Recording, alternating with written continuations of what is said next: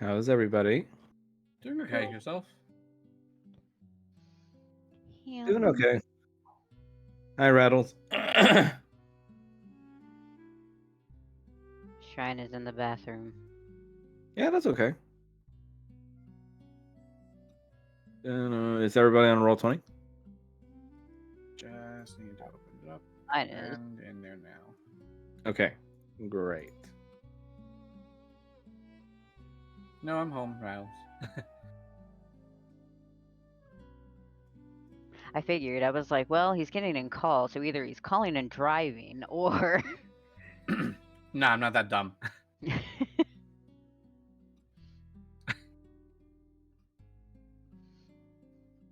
Just trying to find something.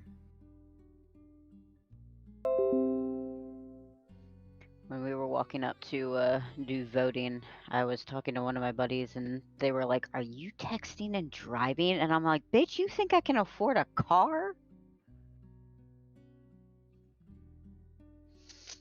Yeah, I did mine's by mail. See, we have the school that we vote at is literally the road right over, so it's like a 3 to 5 minute walk. But Oh, nice. the day of course, because we haven't walked in a while, Shrine's back kept being in pain on the way there, Oh so we wound up no. having to Uber back. And when we were sitting there, because we stopped by the Dunkin' Donuts to pick up something to eat, and she I was like, "Do you want to go home?" And I see about absentee ballots, and of course, because it's the day of election, somebody has to go in person to get the absentee ballots and then bring them back after they're filled out. And I'm like, "Well, never mind. We might as well just go." Nice. You okay? Yeah, just my usual thing. Mm.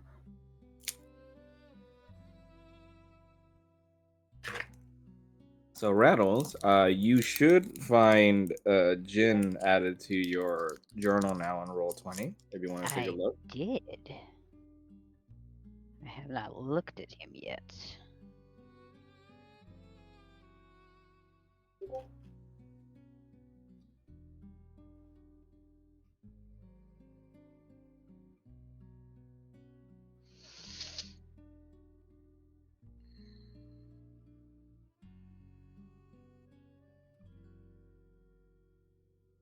Did everybody enjoy their Veterans Day?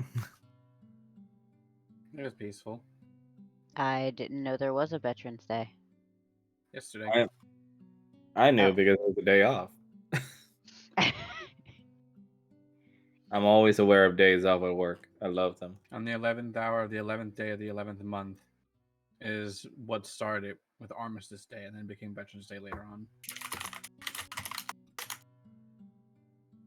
News to me. I just thought it was a Saturday. No, it's always over, November 11th. Hmm.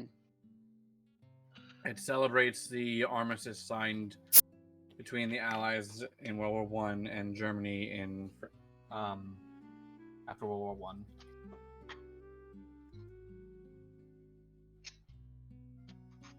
Oh, you want me to change his token, Blaze? Yes, please, if possible. Okay. Give me one sec. Hello. Hi, Shrine. Sorry. Sorry. No worries. It's all good. Had to make sure the small fuzzy child was fed, and I need to make coffee because I am still I'm waking up. tired. Yeah. You gonna be okay? Yeah. All I right. just had to make some coffee. I am. Meanwhile, Here. I have not slept, but it's fine. I'd rather just get rid of the nausea. The sleep can wait. Give me one sec, folks. Just doing something for Blaze. Everyone's on roll 20, right? I am, yes. Okay, good. I'm seeing the four of us in. Yes. Mm-hmm. There it is. Okay. I have so many fucking pictures saved in my D&D folders that I gotta like scroll through them all. Sorry. No, it's okay. Let's see.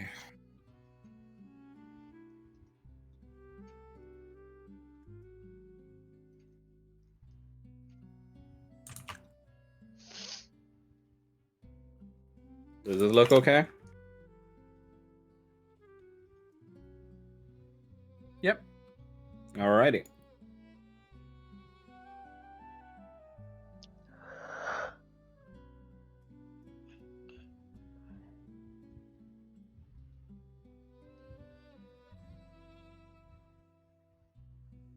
All right. With that done, I think we should be good to start, right?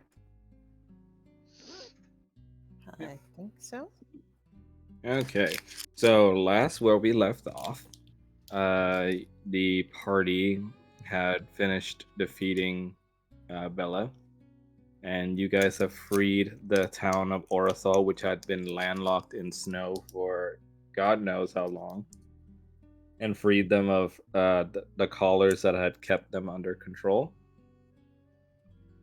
And now you find yourselves spending the last hour or two you have in Orethol after having spent a day of R&R there. If you guys or if your characters had done anything in the meantime in that time, feel free to say so now so that we can go over it. I know that Kanan was talking about wanting to talk to Adalia with his crystal, and Falmouth wanted to talk with Arnie. We mentioned that at the end of last session. Okay. Mel, is that something you want to do? She's dead. She might just be eating a sandwich as usual. Oh, hey. Were you muted? That's so fucking weird. Were you talking this whole time? I'm so sorry. Yeah. Okay. But yes, what would Kanan like to do during his R&R time?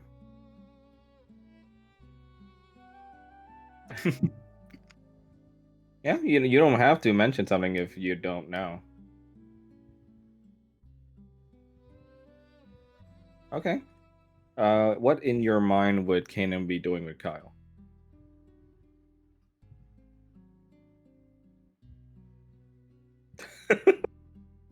In your mind, does he dress like a pauper?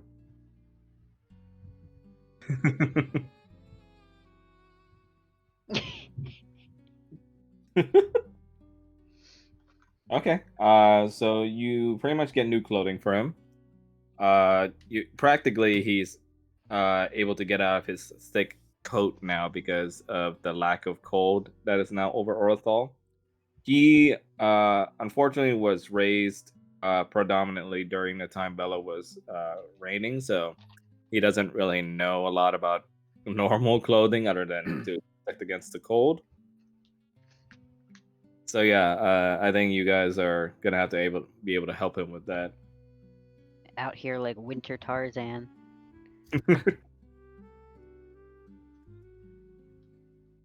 And Blaze, I think you said Falmouth wanted to call Arnie using the stone, right? Mm-hmm. You'd have to discuss it with Kanan because I think Kanan's the one holding it. Yes. So yeah, go ahead if you guys have anything in mind that you want to do in Orthol in this last 1 or 2 hours.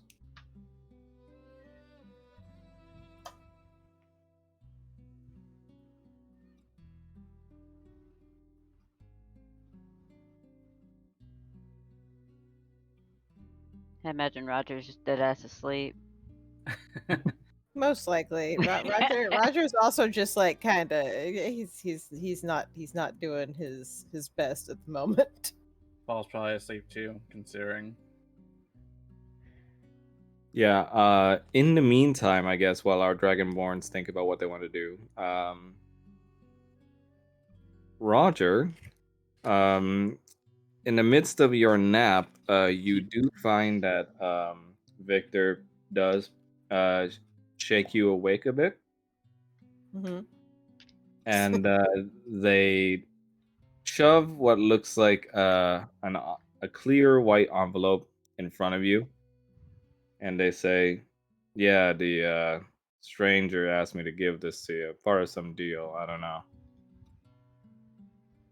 Roger's just gonna stare at this, like, confused.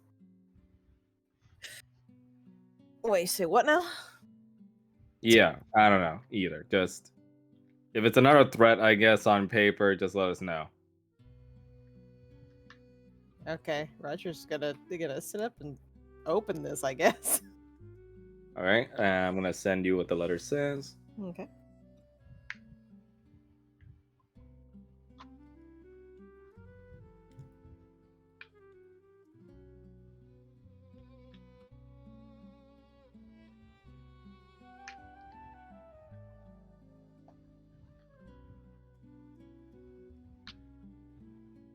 There you Okay. He just falls asleep in the middle of reading it. go. It's happened before.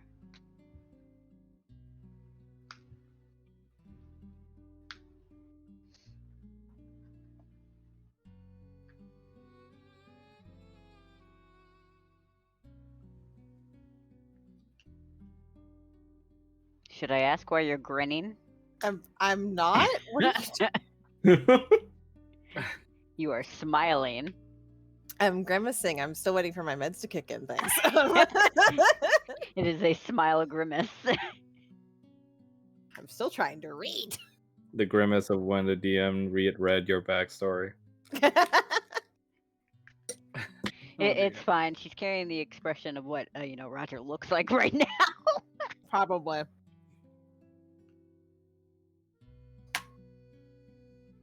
If you want me to share with the rest of the group, I can too. I guess for immersion, just sharing it with you because you're the only one reading it.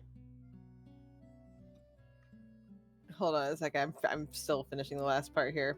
Yeah, no problem.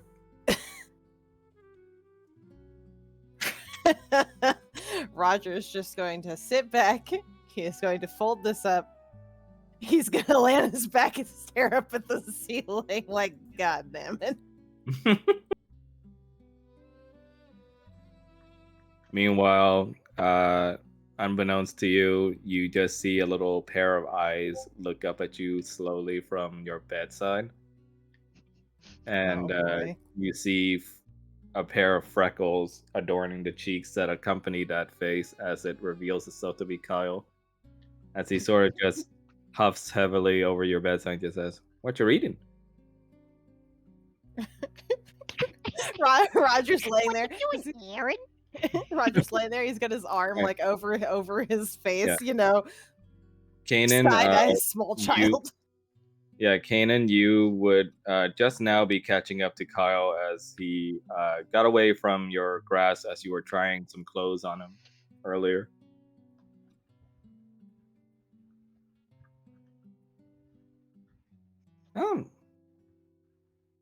I just want to know what he's reading. You look kind of like Dad does when he read some letters.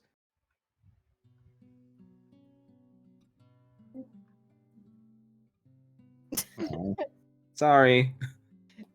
Roger just sits back up, just sort of ruffles the kid's hair. Is just like, it's all right, little man. All right. Just bad news. Oh. Is it like when there's not enough bread anymore and they ran out? Bless this motherfucker's soul. I mean, a little more serious than that, though. I'm pretty sure. Like nods towards Paul. He'd tell me that's blasphemy, but you know. Can I borrow the piece of paper? What you need a piece of paper for? I want to draw what I want to wear. Roger just being like, I'm sure I can find you some paper, right?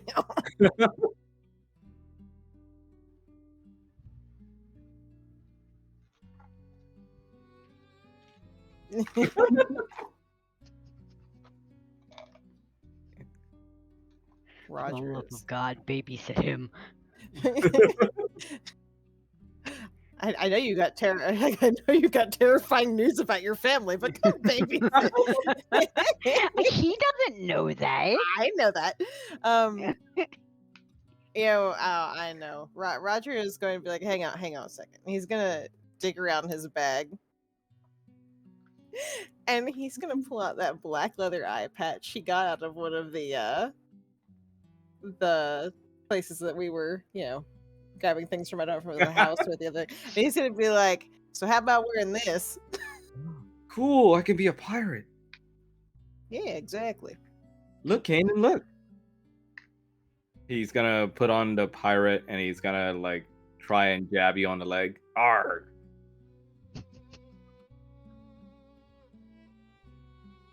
Roger just kind of grins up at him like, what? It's occupying him.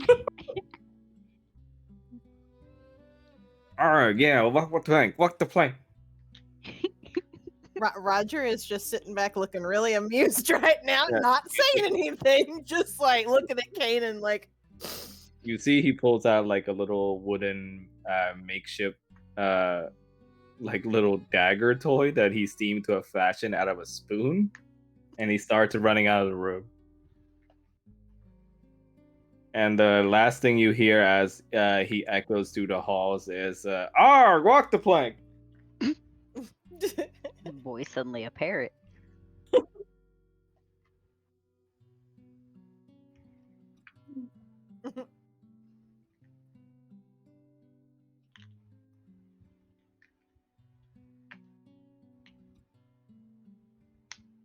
You see,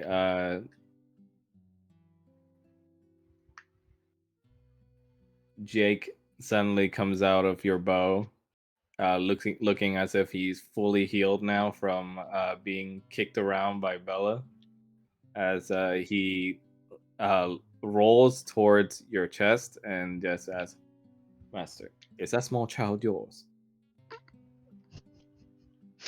No.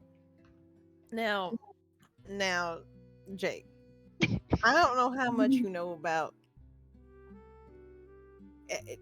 people and reproduction, but does that child look like me? Do I look like your dad? No, master. I suppose not. Just sort of pats him. Glad to see you're feeling better, buddy. As am I, master. We shall continue our bloodbath. Yep, sure will. And he rolls up over your chest this time and just says, "What is that expression you wear on your face, master? Are you all right?" I'm fine. And he's just gonna kind of scoop up and stand up.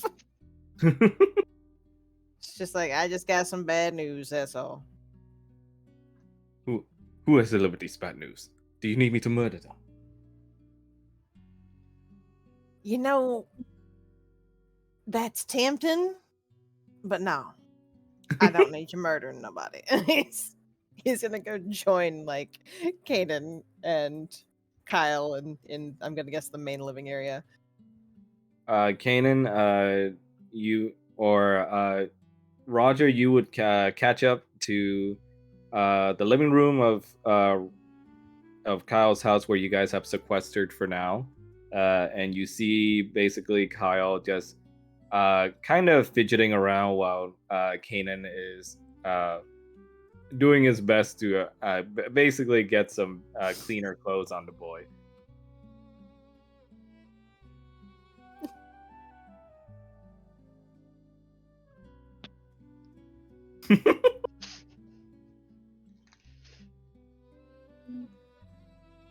Paul, where would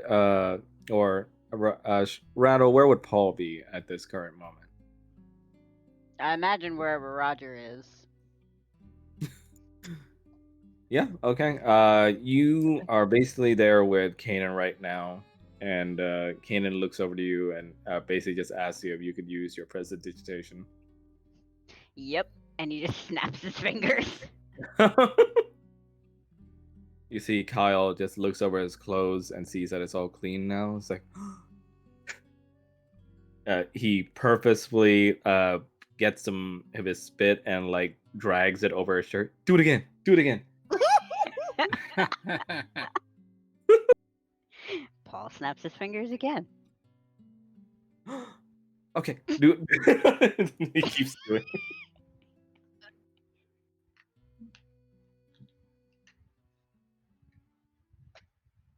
Okay. Paul is gonna look offended and be like, he can absolutely bother Uncle Paul. Roger, meanwhile, was just trying not to laugh at Uncle Paul. Yeah, Paul, you can show me how to do that cool little trick you can do, right? Which one? The you know, he tries to snap his fingers but like can't.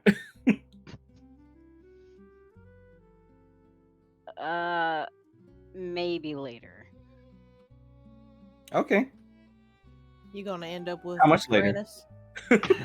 How much later? Paul just kind of glances over at Roger. Next town later. Cool.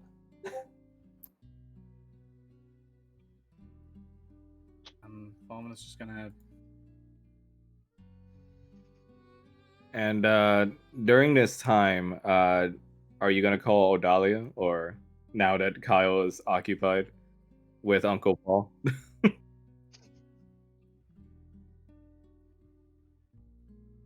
There's snow on the ground still, but it's like all melting. However, there is I mean, like it does use water, so yeah, and there is, however, like a water barrel nearby.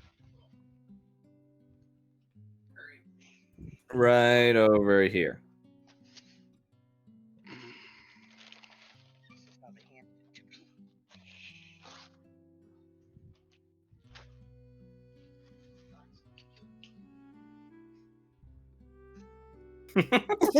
Whoa.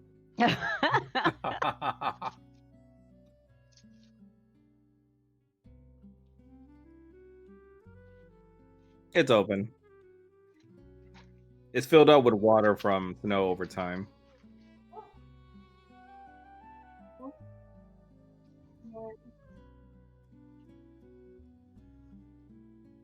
You see the stone drops itself into the barrel, and you see the water do nothing at first, but after a few seconds, the waters begin bubbling as if they were being boiled, and suddenly you see a light blue wave wash over the surface, and ripples breaking out from the center point of the water until you see at last a silhouette image of a Gatorkin until it finally clears up and you at last see Odalia, and she doesn't look too happy.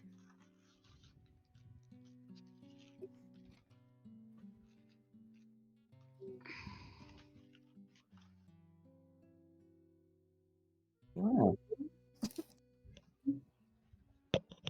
Hello, Alacris. oh.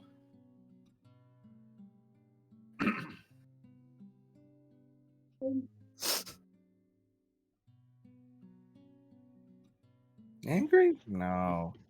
Why would I ever be angry?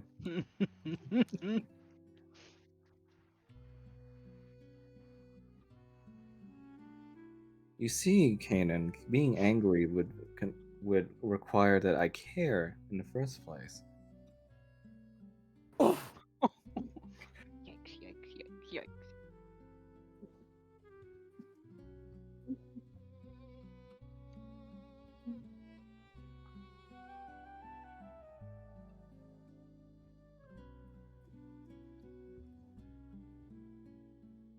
You see, she breathes through her snout and lets out a big sigh, and she says, "The excuses men give.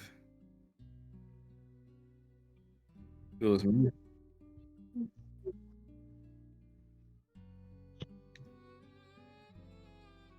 And what proof have you had of these pursuers? I assume since you've deigning to call me now that you've probably dispatched of them.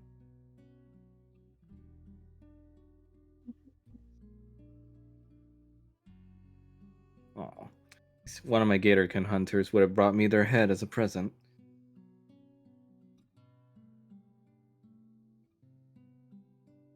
Gee.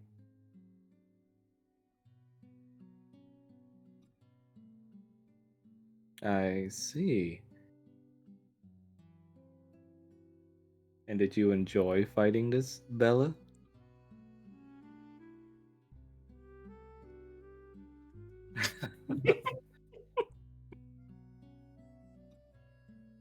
Roll for deception. Oh no.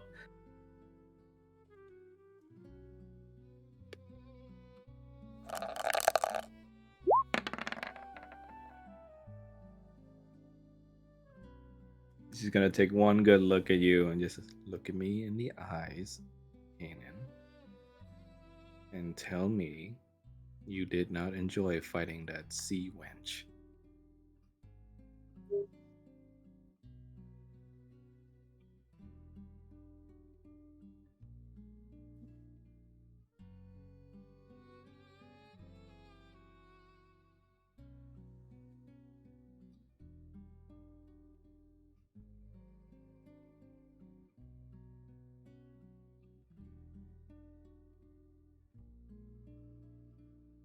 Oh. Oh, okay. She sort of backs off a bit. You see, I was gonna end this call right now. You had told me that you enjoyed fighting her more than you did with me, but I suppose if you killed her, it's for the better. Do what? Do what, my love? And you see, she kind of leans back and like kind of crosses her legs in a way that makes it like very revealing about what she's doing.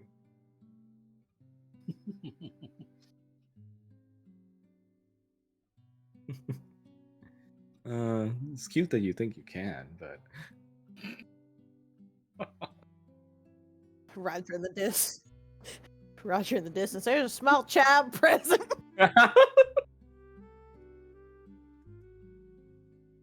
no. Right now, right now, Roger's still back at the house. Kyle? No. Can you fucking imagine? He's busy just completely bombarding Paul and Roger with questions right now. And playing. I'm gonna say, Kanan would be getting a lot of questions otherwise. As you see, Odalia continues, so how did you do it?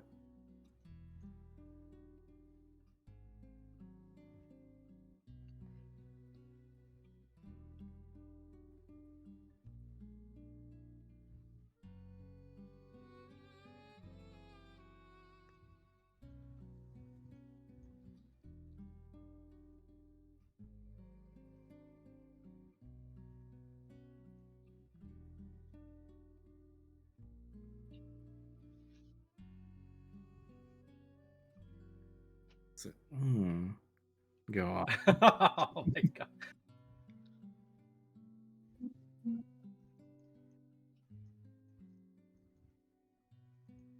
You kind of see Odalia's tongue glide through her fangs as she kind of just sits forward a bit, like in a fashion where you can see her cleavage. Do what? Oh, I see. Well, I guess I'll just end the call then.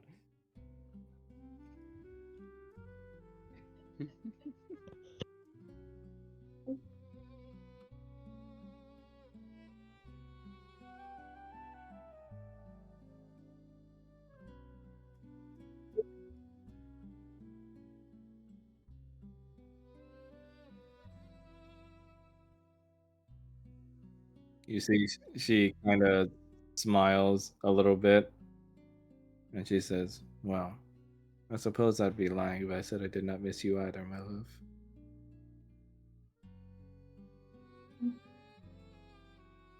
Yeah.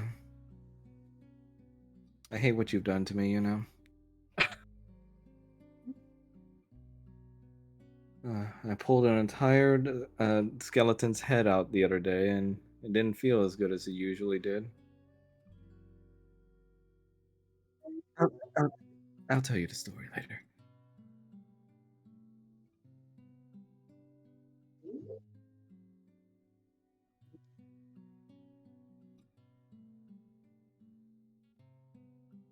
Are you so all of a sudden bothered by my brutality?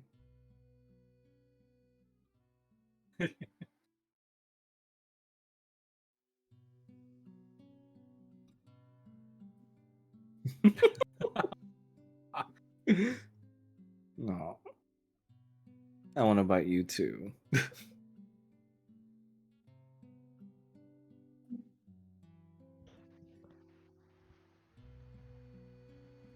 All of a sudden, you just feel like a pair of small hands, like just reach over the barrel. So it's like, what you doing?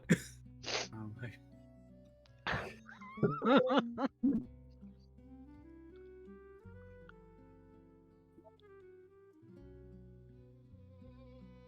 Is that? You hear Odalia says, "Is that a child?" Oh dear.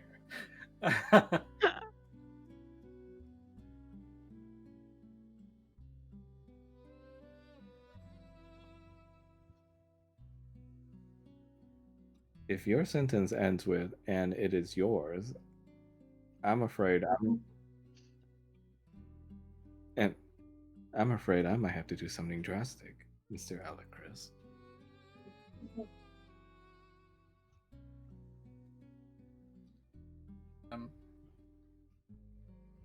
He Says- doesn't know yet that his dad's dead.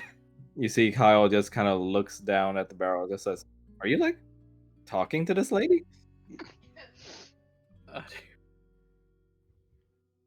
He kind of dips his hand in the water, but cool. Oh, God.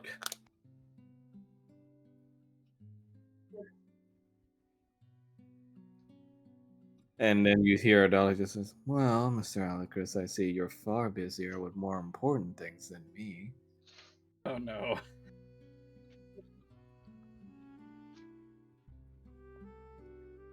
I shall require proof. Oh, Till next time. And you see that she just ends the call and the ripples just stop. but he loves her for it. And Kyle just says, "What?" I I thought I thought he was done gonna go. What's a bitch? She's a bitch? Okay.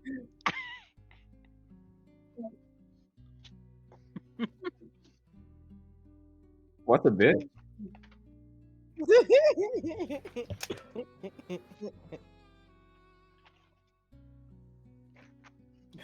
Oh. Okay.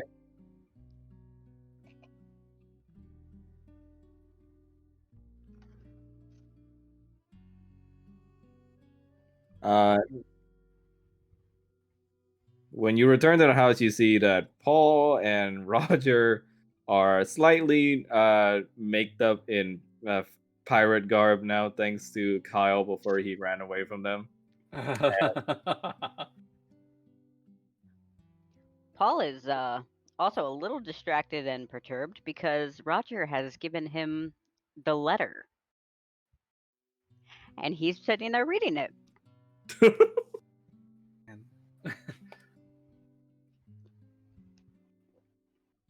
Yep, everything is fine. Just shoves the letter back over to Roger. Roger's just gonna look over at Paul and be like, "Really?" And just be like, "Not particularly." You see Kyle just says, "Hey, if you guys are drawing something cool, I want to see." That's not It fair. is You guys not said you cool. were my crew. Oh no. We ain't And drawing you- anything. I'm just showing him the letter. You see Irina finally get out of bed, and she exits into the living room and rubs her eyes. Morning. Bitch! Oh no. My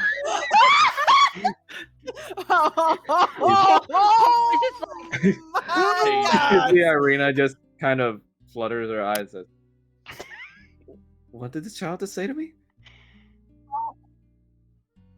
What are you teaching him?" Oh. Oh, that's delightful. Oh, Out of the mouth of the babes. Paul just looks at Roger like, how is that delightful? At the I'm same sorry, you mean to tell time, me that's not delightful? at the same time, Falmouth, you and Victor had just gotten back from getting more wood from the forest, and you're just standing at the door right at the crest of when Kyle bursted out saying what he said.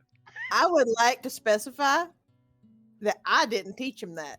Oh, I'm sure it wasn't you.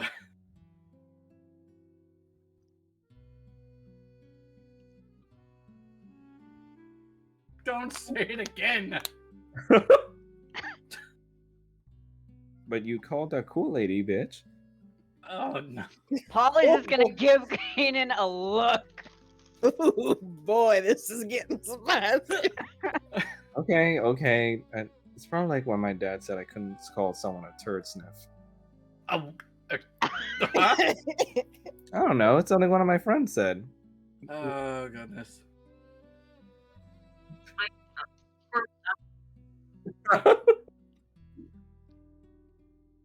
Kyle sees the flames come out, like, oh, cool. And Victor on the wall just says, okay, I don't know what the hell I just stepped into here, but if anyone needs me, I'm going to be going out to get more wood. Yeah. And you see Victor just walk away after putting down some of the logs. And Falmouth, you are now back in the house with the others. Falmouth just sets down the wood that he was carrying in and just looks at Kane and he's like, I don't even need to ask. I'm going to assume that things were interesting between you and Odalia.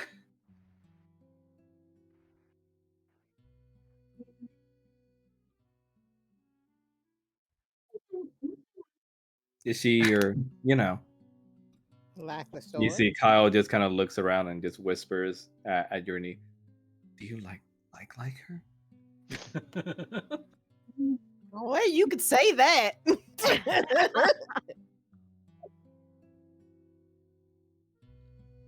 Cool. Is she a dragon like you guys? I've never seen that before.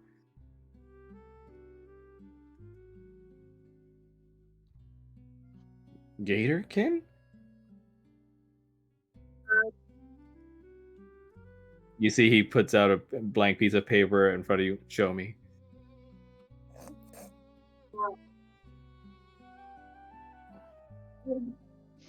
You see Irina looking at this guy's like, you're not actually gonna. It's just a stick figure. With titties. With titties. Oh dear. It says, ooh.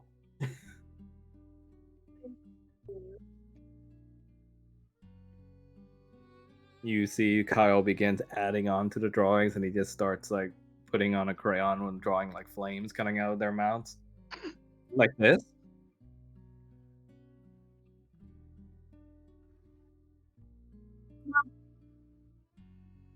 Yeah, I think last time they shot lightning out of their foot, right, Kanan? You see Irina just asked you. He said, cool. Kyle just starts drawing bolts coming out of their legs. Irina just smirks and says, come on.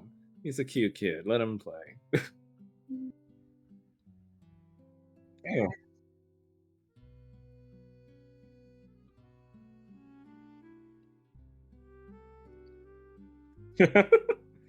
And you see Irina just says, anyways, the kid said you talked to Odalia? How'd you manage that?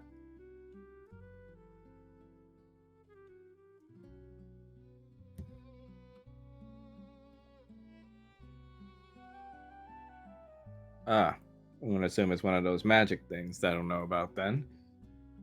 Okay. Falmouth just looks at Kane and he's like, if I may use it to talk to Arno at some point, would that be possible? Since it's for you, I would rather ask first.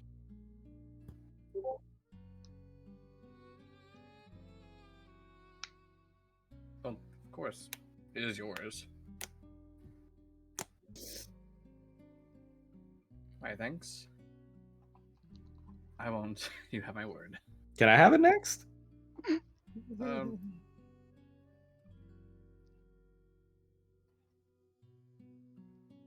I never get anything cool.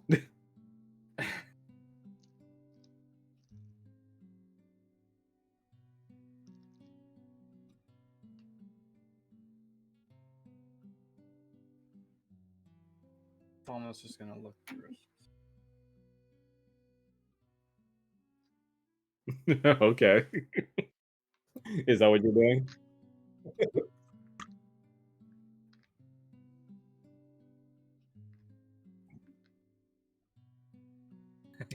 Oh, gimme, gimme.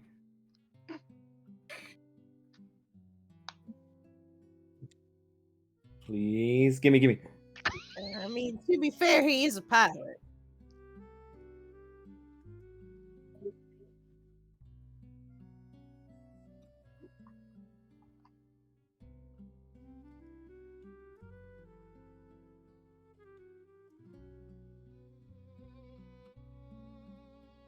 Ooh, cool. Does it explode if I throw it? He he kind of puts it against one of his eyes and like looks through it, like kind of like it's a glass, and he just says, "Awesome! Look, crew, our." He looks to Paul and Roger. Look, crew, our first treasure. Good job, Captain. Woo! We're now rich. And you suddenly hear Paul's or sorry, you suddenly hear Kyle's stomach start rumbling like really loudly. Hey, is there any food?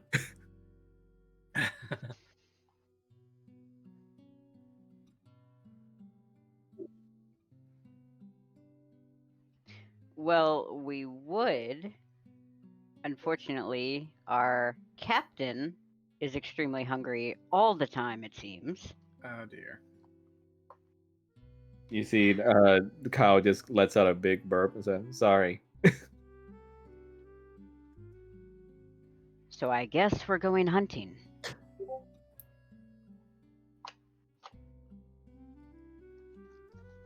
Cool. Can I come with?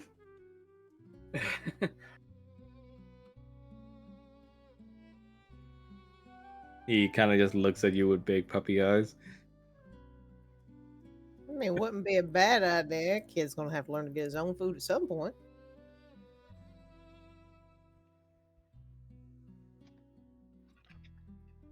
Awesome.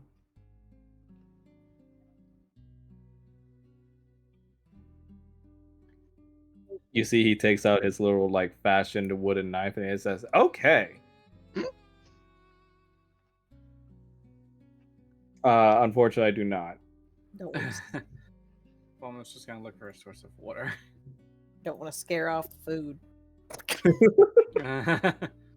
Uh, the source of water you would find outside, while the others are going with Kyle hunting, uh, is in the same barrel of water that Kanan had used.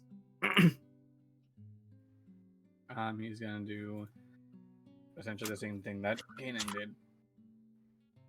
The stone activates again in the water, and eventually, after the process of it rippling and boiling in the water, you see the image of a Gatorkin show up again, but this time it's of Arnie. Their back is turned to you, though, as it looks like they're bandaging someone. Oh, is this a bad time? Ah! I can call back another time. You see, he turns around. You see, he talks a little bit to the Gatorkin before seeing them off.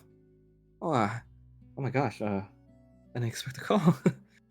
Hello, Mon Amour. Hi. So sorry. You see, he looks like he's kind of shooing away some people. Hi. How are you? I'm well. My apologies, I didn't contact sooner. Things have No, been a no. bit crazy. Oh, I get it. You kind of see visibly, looks like there's like a lot of bags under Arnie's eyes. Yeah. No, I get it. I've been busy too. lots of new work, of course. Ever since you guys left, I guess the chief's been kind of harder about defense perimeter and everything. Still looking in on that problem you guys asked about, right? And uh, don't tell Kanan this, but I think Odalia is kind of mad. Um, from I'm Three? going to guess that it's for the same reason. Okay. He looked Um, there just says three of the people that came in here were all because of Odalia, and I don't think she was going easy on them as she usually did. oh, I know her well, and a lot of these wounds seem really passionate. I'm going to guess that those bags are from you worrying about us. You see, he didn't even notice, and kind of just starts rubbing his hands over his eyes. It's nothing. You know me. It's kind of worry, Dumb Arnie. Can't stop You're not- worrying. You're not dumb.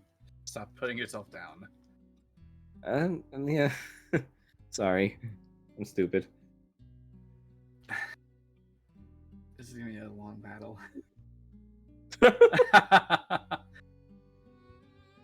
This is gonna be a very. This is probably going to be the hardest battle, having you not put yourself down. And you Did see you Arnie just sort of twiddles with her fingers. Are you okay though? We're well enough. I do have some news for you. The witch who essentially turned against the village is dead. That is adorable, Mel. By the way. Oh my Big god, lies. the curly. That is really adorable.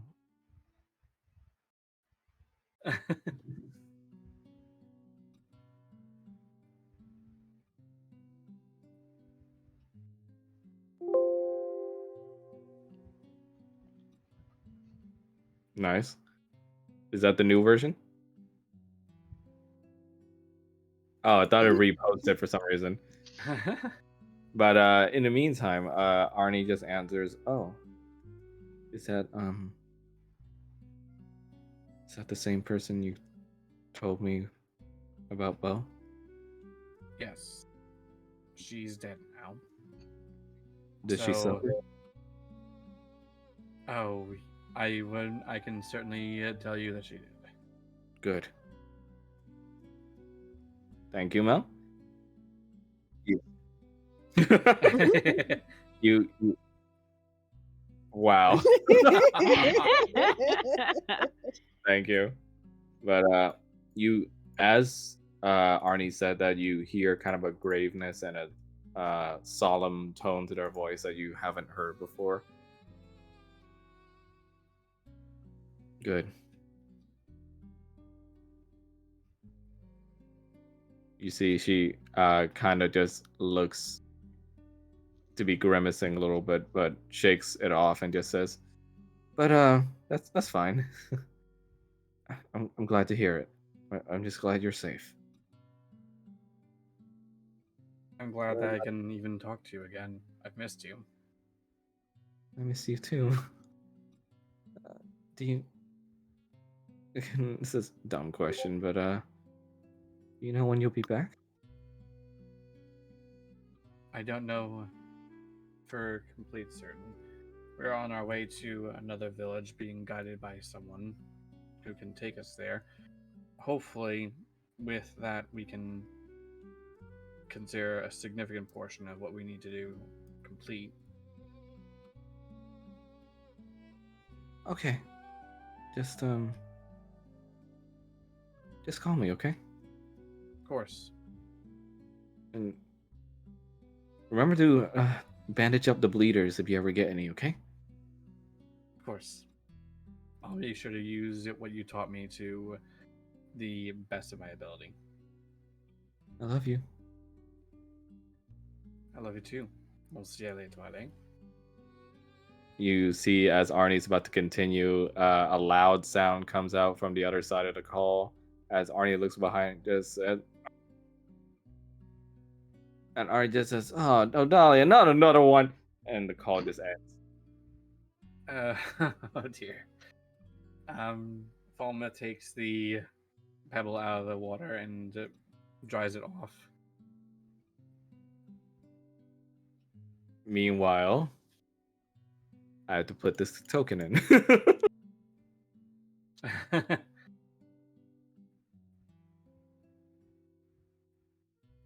Mel, did you see the message I sent? Okay. Okay, just making sure. Yeah. Mm-hmm. You guys okay? Yeah, no, just while they're going out hunting, Roger's sort of like, here.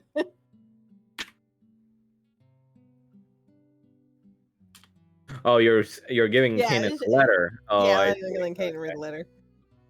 Nice. All right, Kyle is now a token in the game. Perfectly cut scream. Yeah.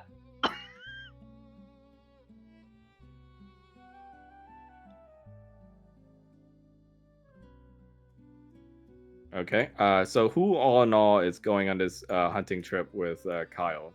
Just Kanan, Paul, and Roger?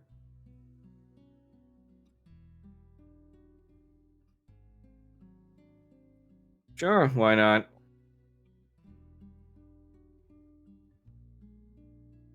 Oh, I got plenty of exercise after I got passed around by that ice golem. Word Oh. choice. Why even apologize? I'm just glad I was able to protect this little guy in this town. You see, she kind of just pets Kyle on the head. You see, Kyle just says, "It was so cool." Her hair went all like, "Bah!" And like she like jumped on top of its head, and like it she like did this cool thing with the knife. And you see, the guy Rain just goes, maybe don't tell them the details, little guy, okay? Kyle's just like, "Oh, okay." But yeah, I'll come along. Why not?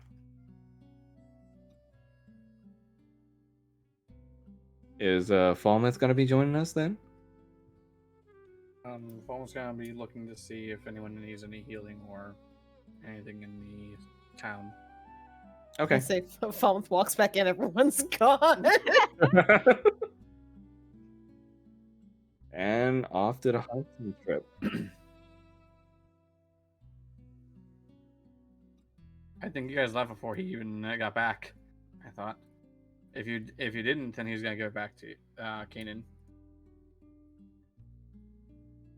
Yeah, I don't think you guys have truly left yet, so you can give it back to him if you want. Yeah, Falma's giving it back to them. Nice, nice. Thank you.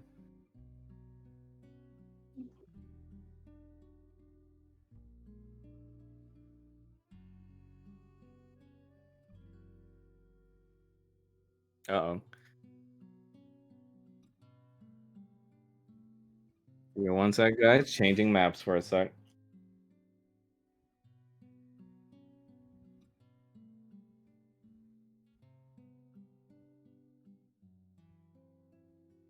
Use Zenny. Huh? Saves a fuck ton of money. Use Zenny. It saves a fuck ton of money if you need to get new glasses. What do you mean you wish? You can do it. It's a website. That's how. No. No. I was dear. kind of thinking that too, to be honest. Like I completely Monster forgot Hunter that's what money? it's called. It's literally Monster Hunter money. Oh my god. Yeah. Yeah. That's where we Pretty get much. ours.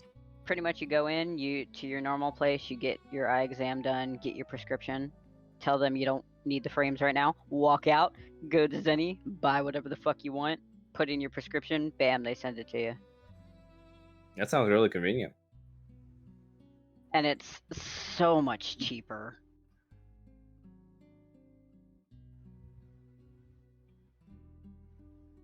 Oh yeah. Fucking if we hadn't found Zenny, our glasses usually cost about $300 each, and that's with our insurance. But yeah, so we found Zenny and have not gone back since because it is Like- just we've accidentally stepped on my glasses like 3 times and I've gotten them all replaced. All 3 pairs of those glasses would have just then paid for 1 pair of the $300 glasses had I just gone to the regular dentist, eye doctor.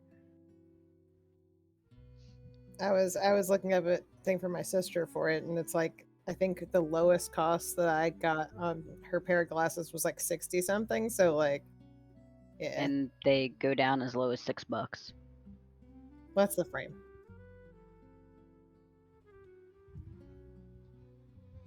You Same. I was like, what's that D word? Doctor. That's what I'm looking for. The teeth are stored in the eyes. That's it. That's the word I was looking for. And feed a podiatrist. I'm about to say, Sorry. I saw The that map- too. The map list is so fucking long that I had to fucking put it one at a time because it wouldn't scroll up all the way when I was dragging it.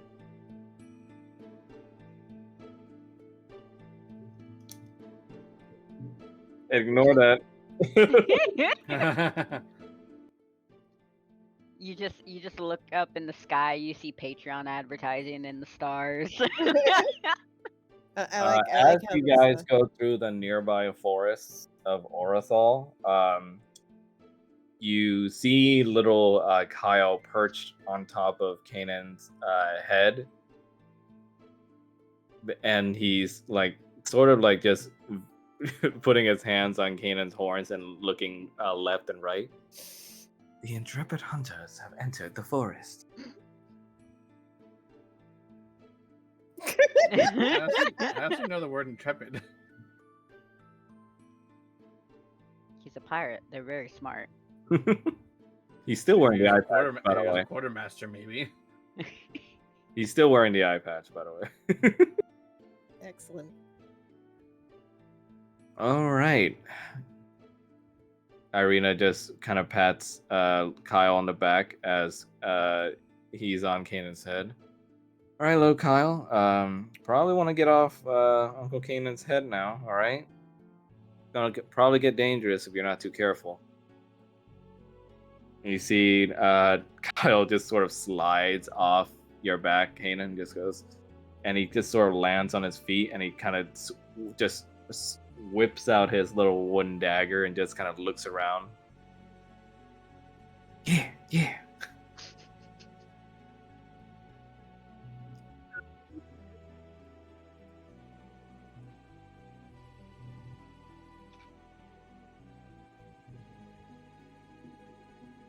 Okay, you can roll for nature.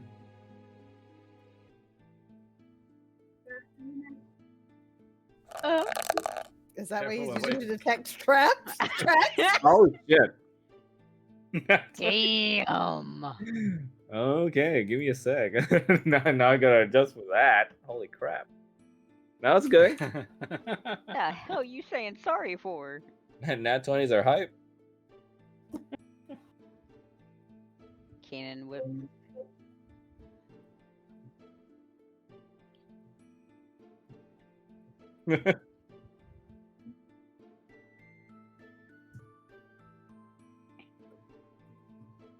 Kanan just whips out his dick and decimates the entire forest. Yep. Nature beat it. You find tracks that look like they came from sets of small hooves, but these tracks, from your experience hunting for your family, look off. Not only do they trod through the mud and dirt, it seems like the mud and dirt are a little bit charred on each step. What do you think?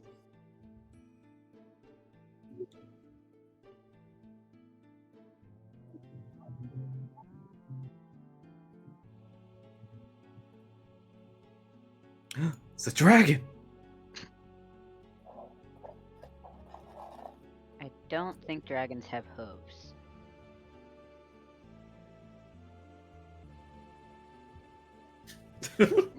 Paul just kind of gives Kanan a look. You don't know what kind of feet you have?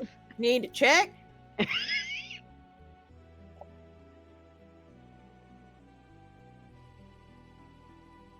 Maybe it's one of those things that has like a lion head and like a goat head. Dad told me about them once. Because Dad knows about Chimera.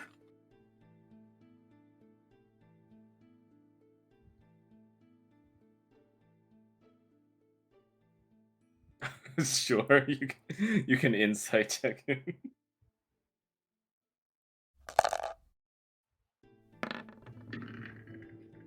Damn. Jesus. These dirty rolls. You match. You notice that with his childish glee and sincerity, the kid doesn't. You know, the kid doesn't know much about monster hunting or like just in general monster, but he's going off of his father's fairy tales to him about epic stories about chimeras that you yourself have read a few times to your own daughter.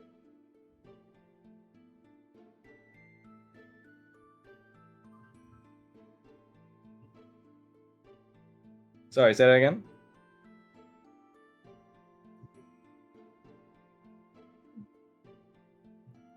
Kyle says, "Yeah, you told me those stories about all the time when I was going to sleep."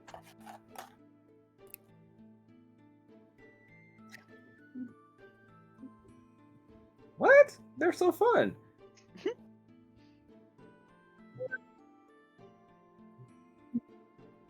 Right? He kind of looks at Roger. Right? I mean, in adventure stories, maybe. I mean, I can't be the only one, right? You see Irina just kind of raise her hand, says, "As an avid book reader, I'm gonna have to agree with the kid. They are pretty cool." You see, you see, Kyle just kind of points at her. See?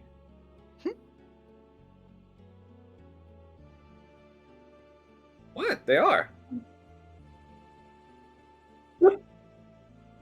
It's healthy for the kid to have an imagination like this. This is not like we're actually gonna meet one out here. Barovia, you got vampires and all that other crap, but I've never seen a chimera before. Right.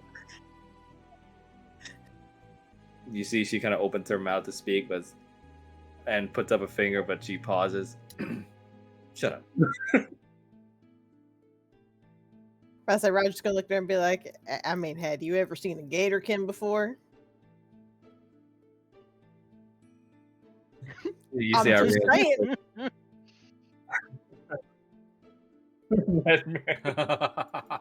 Yeah, Irina just say, all right, you make a good point. Look, I may be a sheltered book learner, but look how small those tracks are. It can't be a chimera. Maybe it's a baby. You see, Kyle just kind of blurts out, It's really tiny. "If it's a baby, can we like keep it?"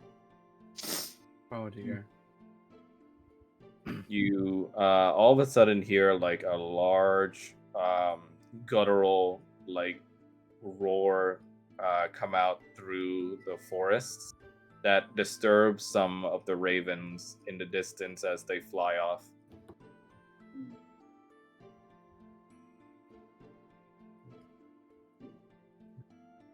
Northwards.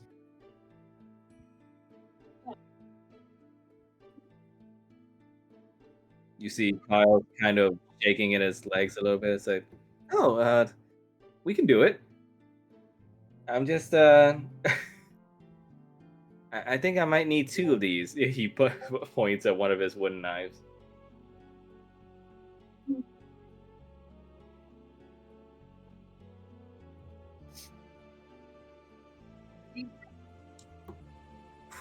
You see, he's kind of you see he's kind of getting the wrong message, and he starts hyperventilating a little bit.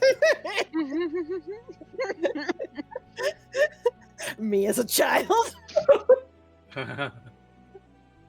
He begins to slow down and matches your pace.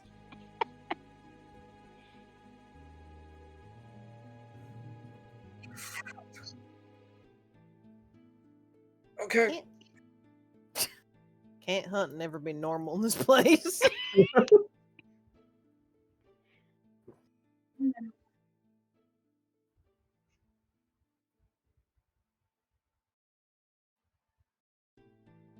Okay. Yeah. Yeah, you guys are probably gonna like do something awesome to it or something, right?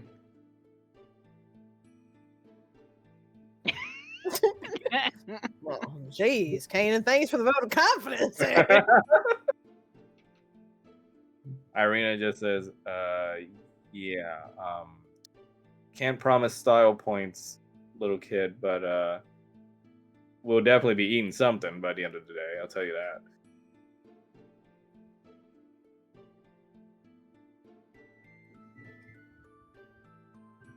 Well, Paul let's is just just gonna shrug and just be like, the bigger it is, the more dinners we have.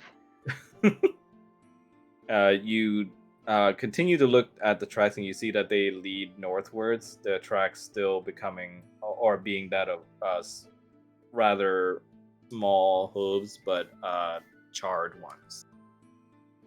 Roger's gonna look at the rest of them for a second and just be like, just so you know, you're lucky there's a kid here because you gave me a lot of openings just now.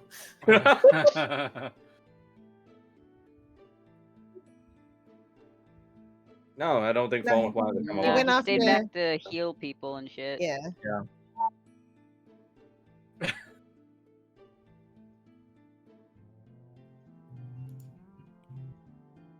You see Irina sticks close to the kid, being watchful as you guys move through the forest. And Kanan, as you enter that place, you see what looks like corpses of nearby game that have been seemingly gored in their midsection by something large.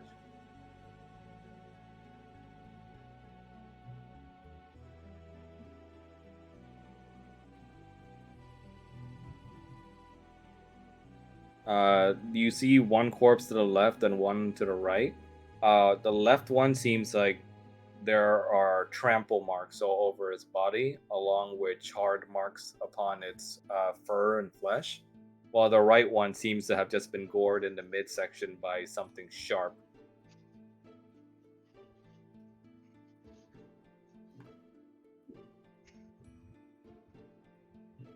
You see, as he's doing this, Kyle just kind of looks over at Roger and just kind of holds his hand and says, "Are you okay?" I'm doing all right. Whenever someone's feeling bad at my house, my dad always says to ask if they're doing okay. You did. Yes, I thought we weren't talking like this around the kids.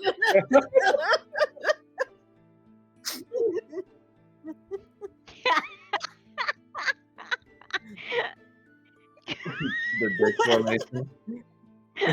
Formation. Well, you see, I didn't point it out because we have a kid.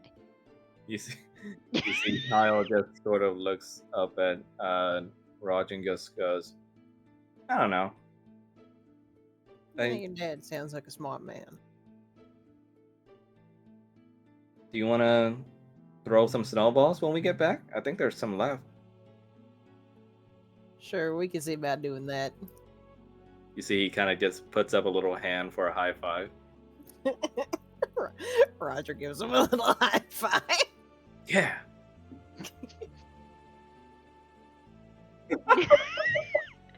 Yep. Irina just sort of shakes her and goes like, "How'd a kid like you get born here in Barovia?"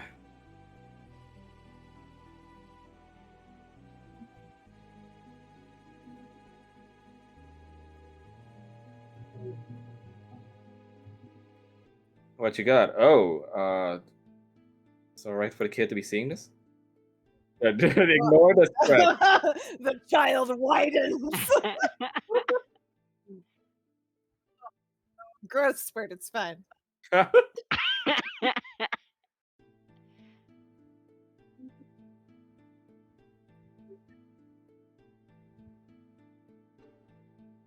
I was about to say. Kyle's nose wrinkles, but he says like, "Oh, gross."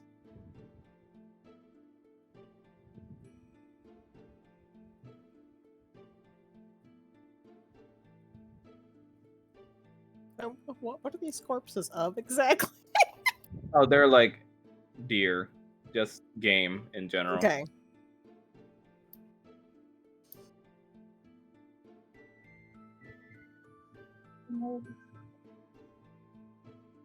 You see Kyle just kind of like steps forward a bit and kind of peeks at them and says, "Looks kind of like the chicken when you put it in a pan." I think Paul's gonna be offended by that. Paul is gonna look over at the kid. No. What?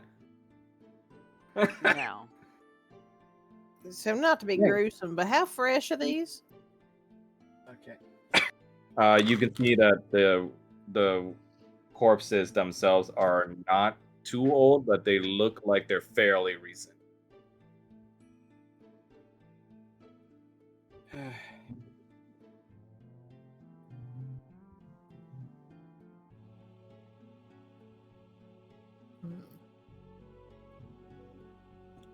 Go ahead and roll for nature.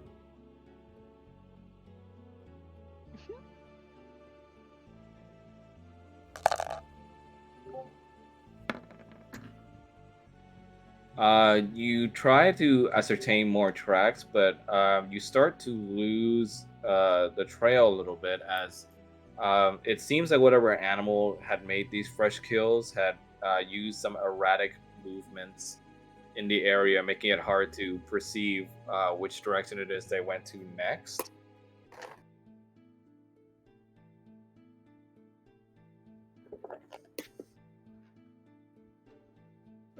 Well, I hate to be that person, but how about we split up?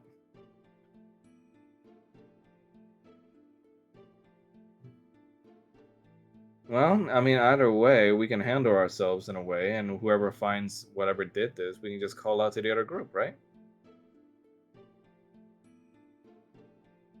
Well, Kyle, who do you want to go with?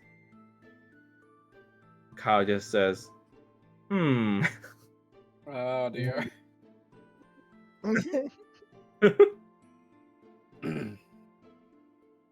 Who wants the great pirate Captain Kyle on their team?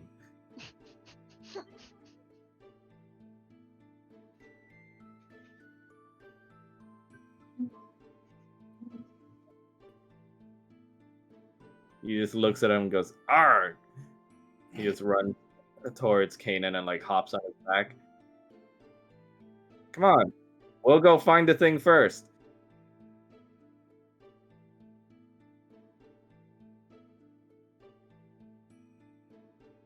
Irina just looks at Roger and pauses. I'm guessing you two are gonna move as a unit. Like always. Yep. All right. Well, I guess I'm going over with Papa over there then.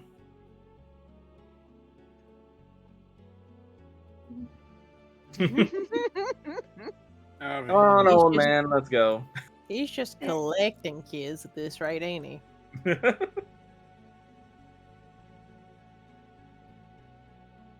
Okay, old man. Oh my god. You see Kyle just goes, "Old man, old man." Oh no.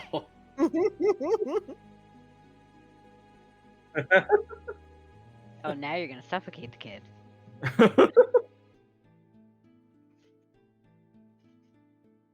You guys start moving to the right, and Paul and Roger will be leaving the left to you guys.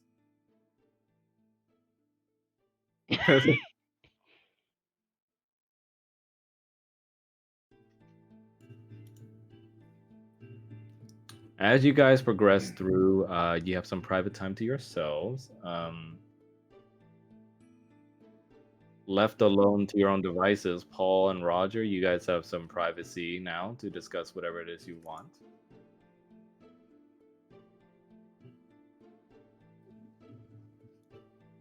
They're totally not.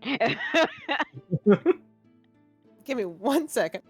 Okay. Paul doesn't even do that on a good day.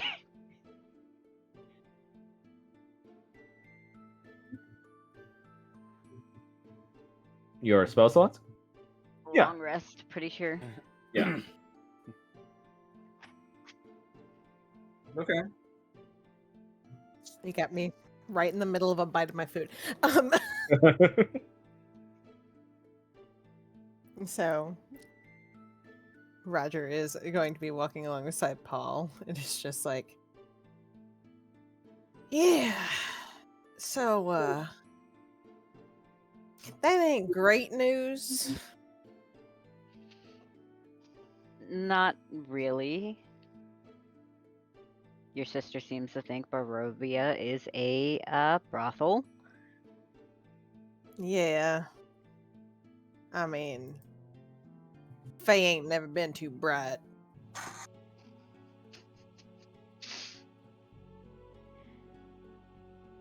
And I imagine you don't have a plan for this.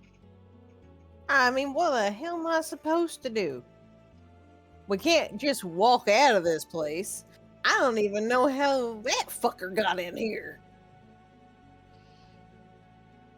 Okay, but he did get in, and you got a letter, which means you should be able to send a letter back. Roger is just gonna stop mid-step. You see, this is why I love you. You're smart. As you guys are traveling through and discussing the letter, you feel a rustling to your left. Oh, Feel or hear? Feel. Oh.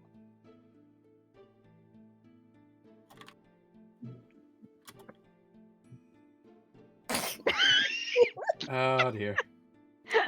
can we do like a check on that? Yeah, you can perception it. Just perception and perception, the whole thing.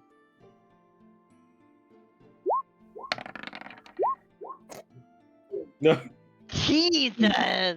Oh, We don't see jack shit!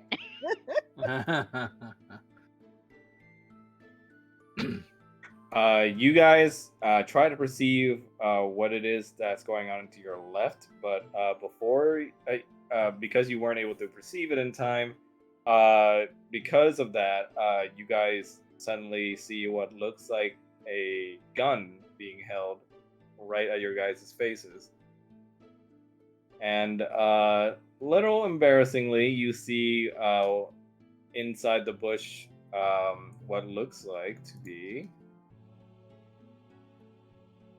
the stranger with his trousers around his ankles, and he's kind of in a really unfavorable position. Yep. And he just he's taking a shit. You see the stranger just kind of looks at who it is that he's playing. For fuck's sake. yeah, that's what I was about to say. We were just talking about you. Oh my god. You know, you have a penchant for being at the wrong time at the wrong time at the wrong place, kid. Yeah, I've been told as much. So, your friend give you the little letter. Yeah, I got a letter. You think you can send one back? No. Am I taking you with it? Nope. As far as I know, this is the only way that's gonna work, kid. The only reason I'm in here is to get your privileged little ass out to your prissy little sister. It's the only reason I'm working for that vampire. as far as I'm concerned, your other friends can do diddly squat. For all I care. I just need to Speaking get of your squat, you want to finish up your business? This is a little bit of an awkward conversation to be having. He just continues pointing the gun at you.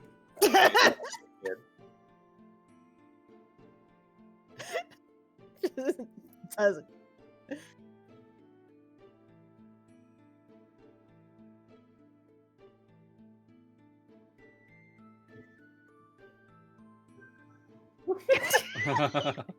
Mel is just on it.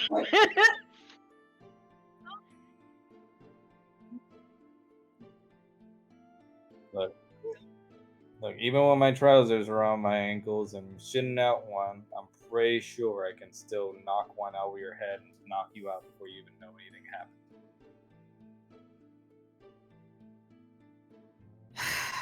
Same for your little boyfriend too.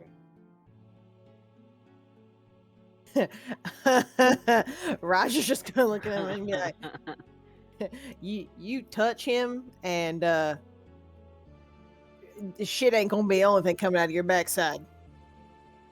Want to say that again, little brat? He kind of Damn right, I fucking will. He kind of just cocks the gun at you. Look, it's nothing personal. I just work for rich people because they pay me. And your family is certainly that. And they want their rich little kid back. As far as that letter said, you could understand why, right?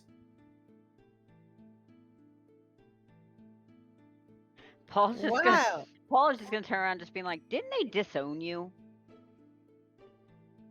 I mean, to a degree. Dear. So they sent him on a wild goose chase.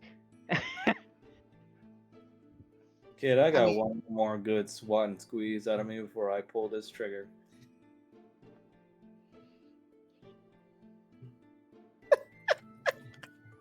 Are you gonna get paid if he's dead? Oh, this won't kill you, but it's still definitely gonna fucking hurt. I mean, given I fucked the ice bitch, it can't be that much worse. You see he lets out a shot. Right against one of your legs. Go ahead and roll for Dex. Okay. Dex save.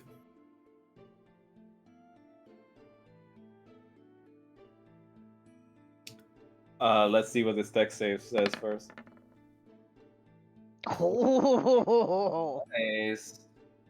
You see he lets out a shot, but through your spry, dexterous movement, you manage to dodge and sidestep it in time, and like kind of tackle Paul to the other way.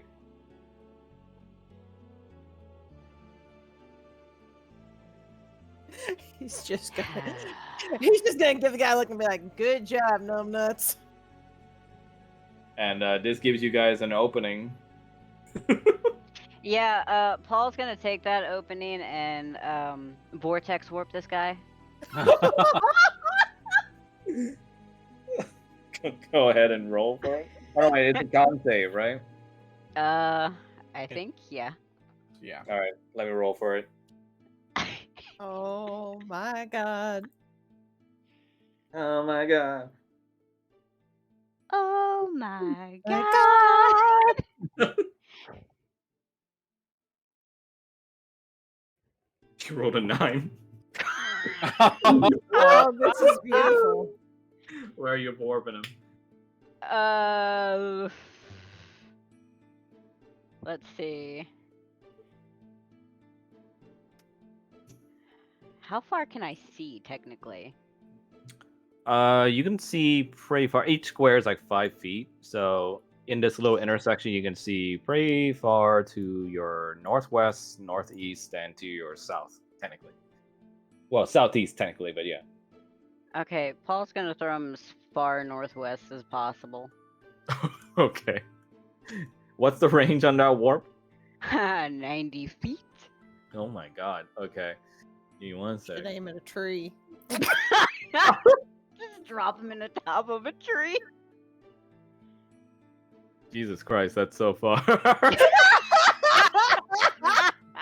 Yeah, you vortex warp him, and the last thing you hear from him as he's being warped, he says, "Son of a-"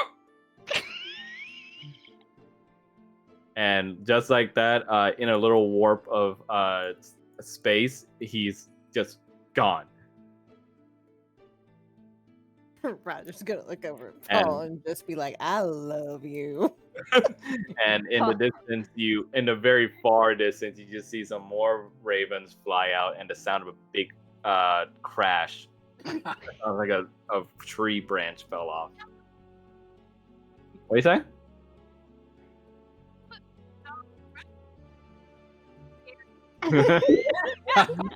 But meanwhile, in group B, you hear a loud gunshot ring out through the forest. One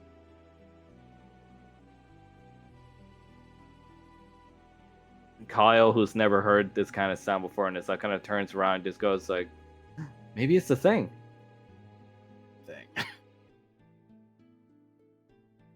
Irina just looks to you and says, I don't like that sound. Sounds familiar. Alright, come on. As you guys are traveling, though, you see and hear what looks like to be, or what sounds like to be, small trotting that gets progressively faster and faster and faster until it becomes so loud and close that you feel the pebbles and the dirt on the ground start to like bounce up and down. And I'm gonna need you to make a dex save, Kanan. Oh dear.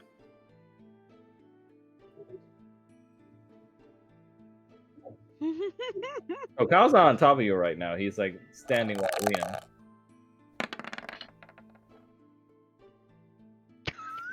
Liam. Suddenly, before you're able to react to oh my god, I accidentally drew something. Hold on. Eraser. I accidentally drew over Kanan. I don't know if you can see it. Yeah, I think I drew. One sec.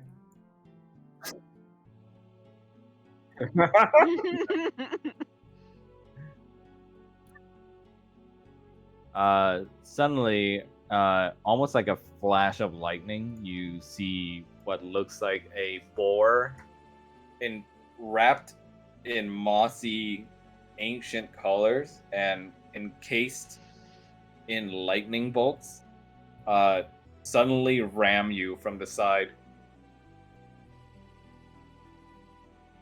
And why don't you go ahead and roll me a 2d8 for damage and also a 1d10 for lightning damage.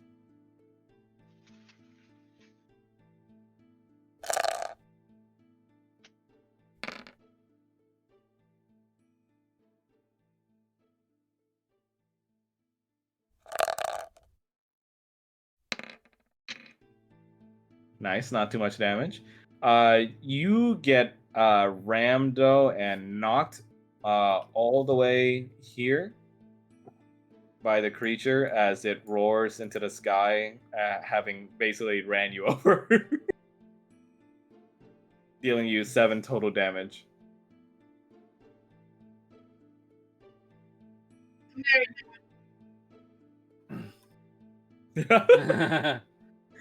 You see Irina starts to draw her blades and puts Kyle behind her, but Kyle just sort of like just peeks out behind her and like just kind of starts wailing the wooden dagger around behind her like he's doing something.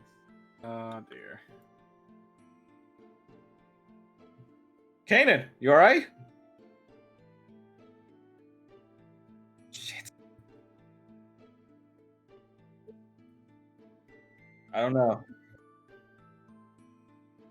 know, but we're gonna need your help.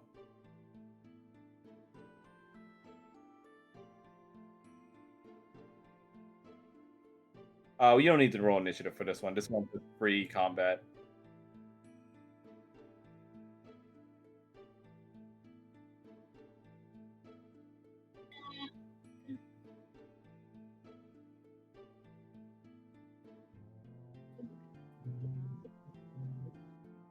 Okay, go ahead. Nine. Go ahead and roll for it.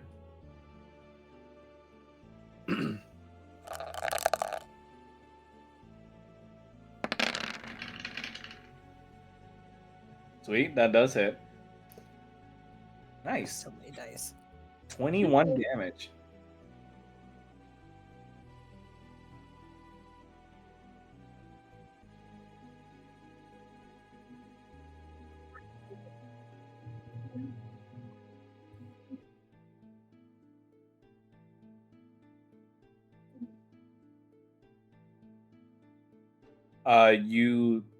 Your guiding bolt shot flies true, and it lights the way forward with a streak of holy energy, and it paints the entire middle section of the boar's head in holy light, and makes it easier for it to spot in the forest. Irina follows up with that and is going to attack the storm boar with her dagger venom.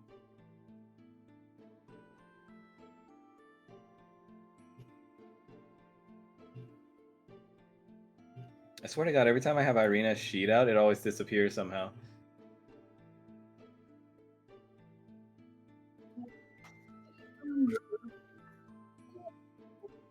What is that?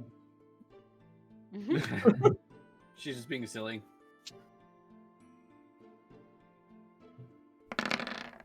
Oh shit! That's Oh. funny. You see, from your help with the guiding bolt, she's able to get a good meaty hit in as she stabs her poisonous snake fang dagger into the creature's eye, causing it a vicious amount of damage, basically 4 piercing and 27 poison damage. And it has to make a con save now. 1 sec, let me minus the creature's health. Yep, made from the snake that you guys killed. And let me check the con save for this storm boa.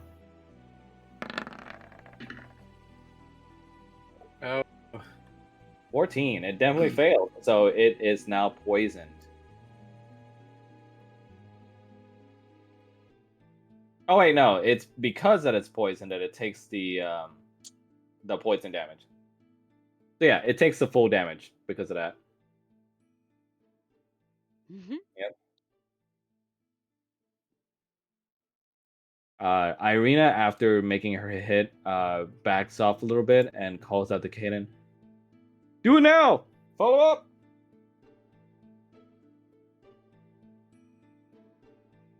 You see Kyle in the back just kind of cheers and like holds up his little wood sword and goes like, yeah!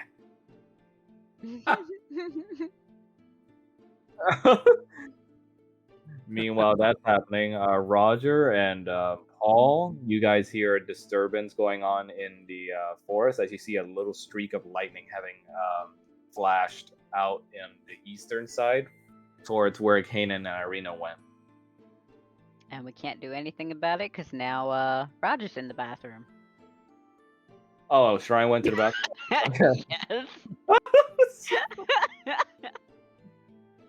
Now that the stranger's done using it.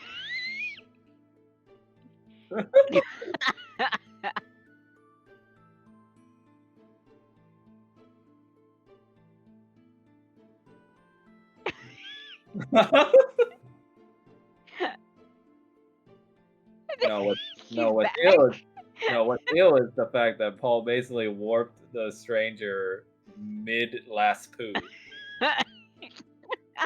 So that probably happened after he teleported. Now you ain't gotta throw me under the bus like that. Welcome back, Shrine. Yes, I'm back. Okay. To reiterate, meanwhile, while Team B is doing their thing, Roger and Paul, you guys sense a disturbance in the eastern half of the forest where Kanan and Irina went. You see a flash of blue lightning suddenly streak out in that direction and then stops before you hear more monstrous roars coming out and the sound of combat breaking out. Well, they either found dinner or they found trouble. Probably both. We should go check on them. Yep. And you guys start heading back towards the east. You guys can keep doing that while Kanan is doing his thing. Kanan, what would you do now?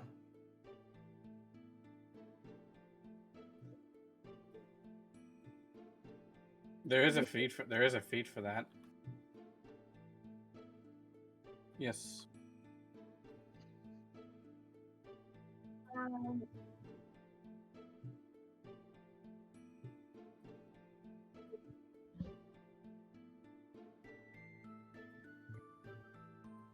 Sacred flame.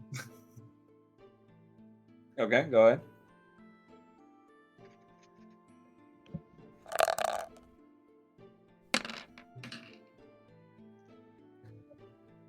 Well, it's a dex save, so it's not an aimed attack. I'll just have to do a dex save. Yeah, it's only got a +1 in dex, so your chances are kind of good. Yep. The storm boar is unable to move fast enough to avoid the sacred flames as it spawns above its head and wreathes it in white holy fire. As it starts to then react by, well, first let me have it take 7 damage. Nice. Oh, it doesn't do any additional effects, right? Okay. The creature's going to respond by kind of dragging its hooves behind it as it prepares to ram you again, Kanan. And it's gonna do a thunder charge. Charge.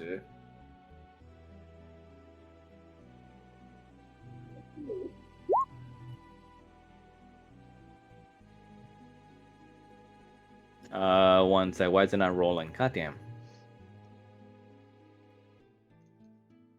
Oh, okay. I see why. Okay, so it's gonna move towards you and it's gonna make a tusk attack.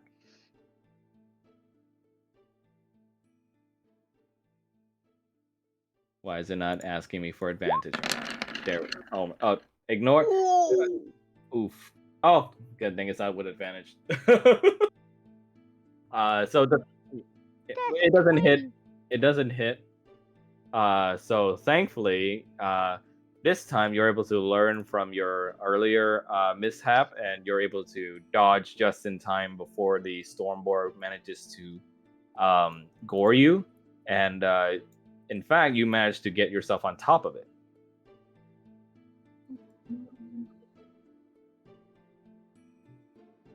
Sure. You want to do that? Okay.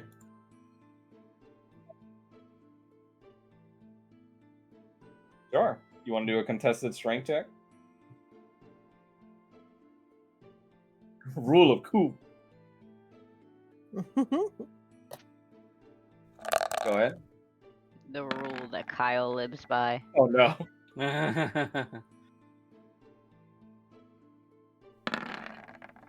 Now see, if that was so low. I don't know.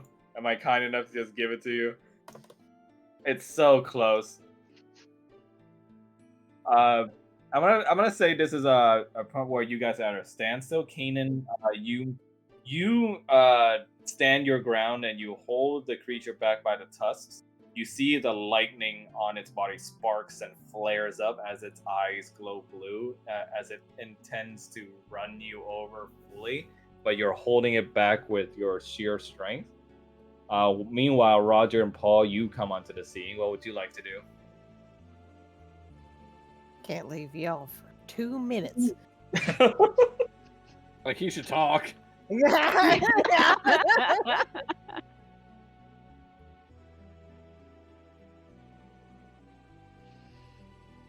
I should also mention, Paul. I should remind you, you can also summon Jin whenever you want. Yep. Yep, You just sure stand. can. Roger's gonna look at Paul. You want to handle this one? What? You don't want to take it out? Why do I always have to do everything?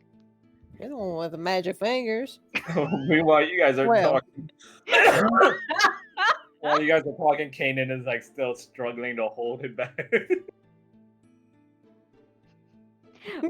Paul's just gonna sigh and just cast magic missiles at this boar.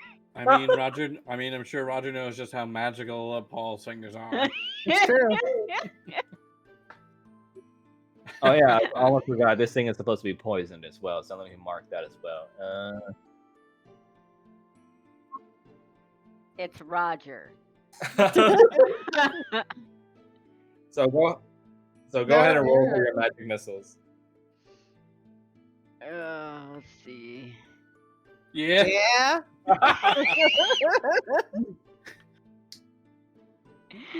Uh,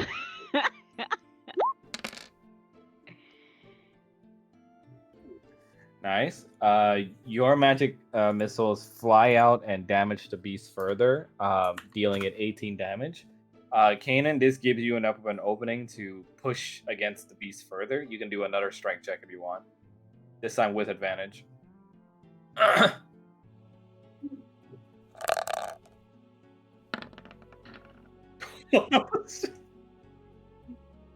Alright, with advantage, yeah. No one. And Yeah. let me roll the storm boars with disadvantage. Oh no. It's always nearly enough, but not close enough.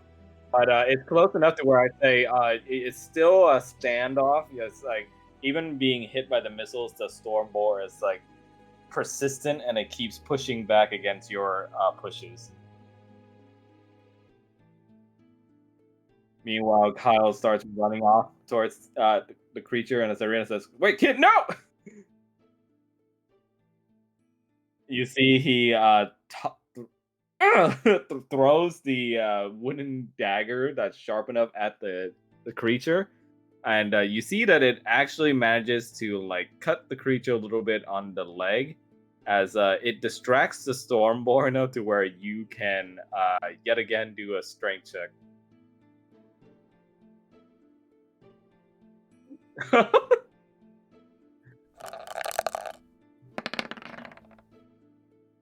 Nice. It's the Stormboar with disadvantage again. Let's see.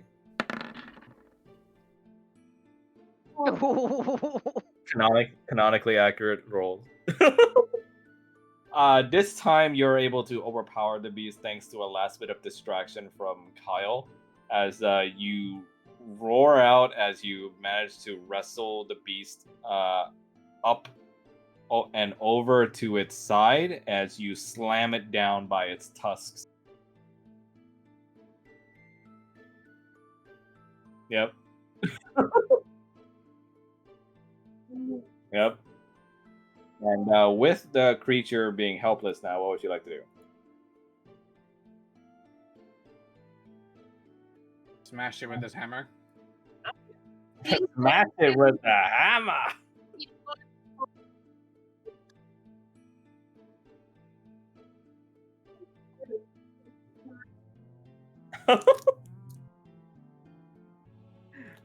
You go ahead and roll for it. Mace attack with advantage.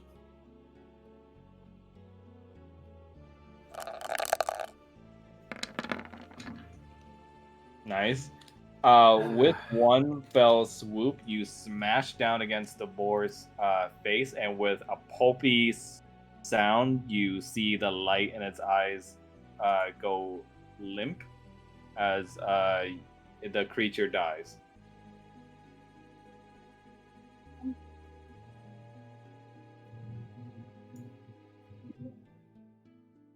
Flex.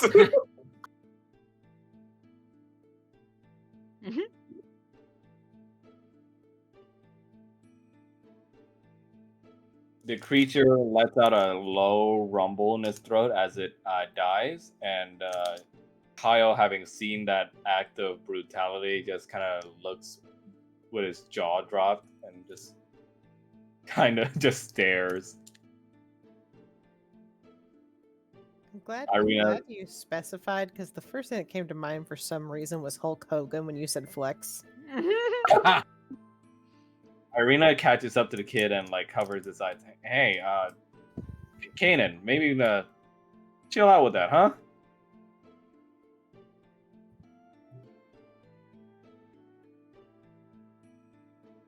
You see Kyle just finally manages to speak. That was awesome. Oh dear.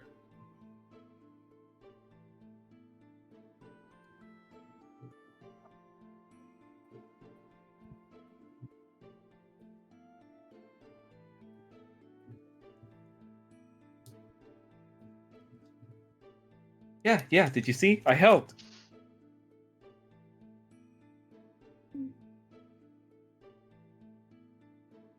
Okay, but I mean, we got him, right?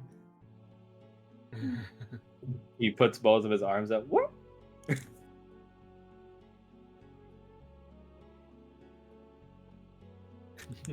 Roger, did you see? I sure did.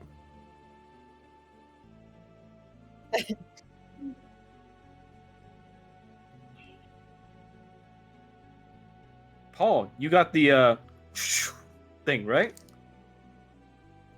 The what? He's know, so the- confused. You know, the where you make the thing go over there.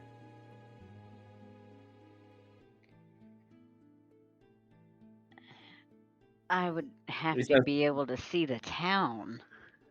Oh, okay. And he kind of just used it.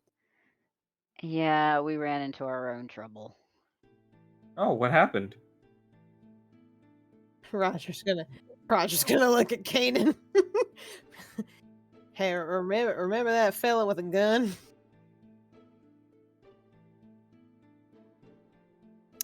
It Uh, was. He was. A gun? Oh, kind of like those things that pirates use. Dear. Yeah, kind of like those. Oh my god! You guys met a pirate? Oh dear. Oh, He was Not a not a pirate. pirate. Irina just sort of pets the kid's head. Best not to ask too many questions, Kyle. But our little friend, is he still around or? Well, He's occupied. yeah. We should probably get the hell out of here then. Yeah, we caught him in the middle of doing some business. If you catch my drift. You hear Kyle says, "Hell?"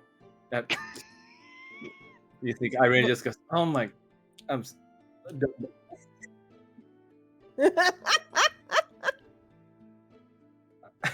Irene just begins trying to like teach Kyle not to repeat what she said. Wow, you guys worked on this more.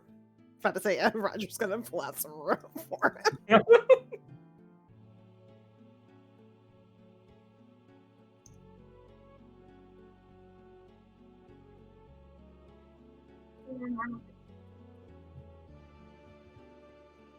Probably all four of the legs would probably be better. Huh.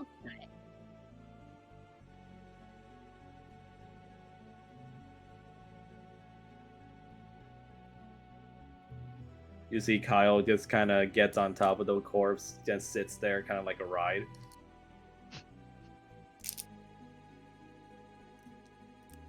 We killed the monster! Woo!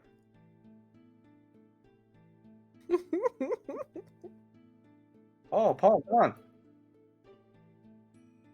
It's We're like our coming. That's our pirate ship. You see Irina kind of climbs on top with the kid too. It just says, "Yep." So steer us forward, Captain Kanan. You see, the car just says, "Hey, I'm Captain." Right. Sorry, navigator or whatever. Roger's just gonna go and help Kaden pull. He's not much, but you know.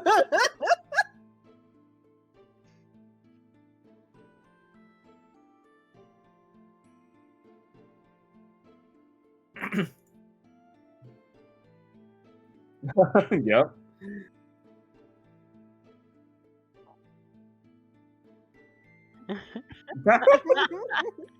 To be fair, it's more like 1.5 people.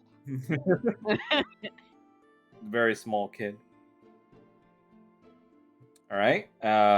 Let me go ahead and do the player thing. Ignore what it is that you see in the next few seconds. Oh, that's interesting. Stares intently at the screen for the next few seconds.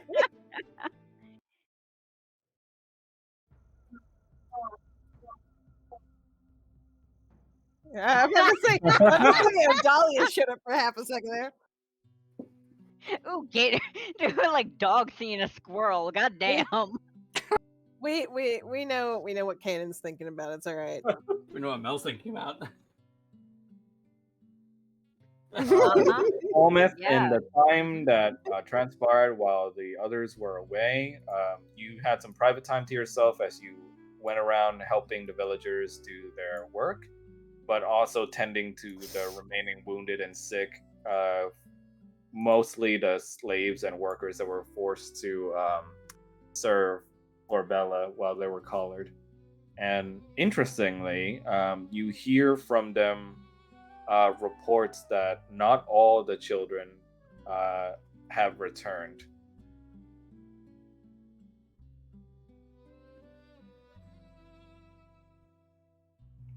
Any ideas on where they might be?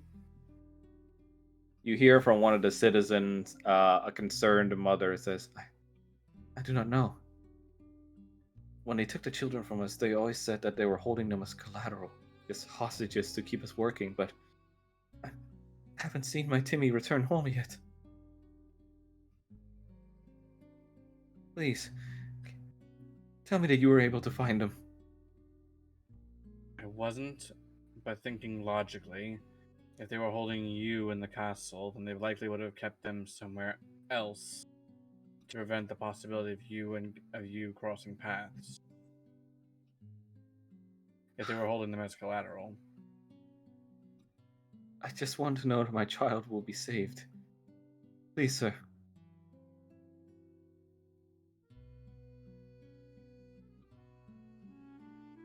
I'll search where I can, but it's going to be hard to tell where they might have been kept. I don't think it would have been the castle, though. The mistress, I'm sorry. Force of habit, but the witch Bella.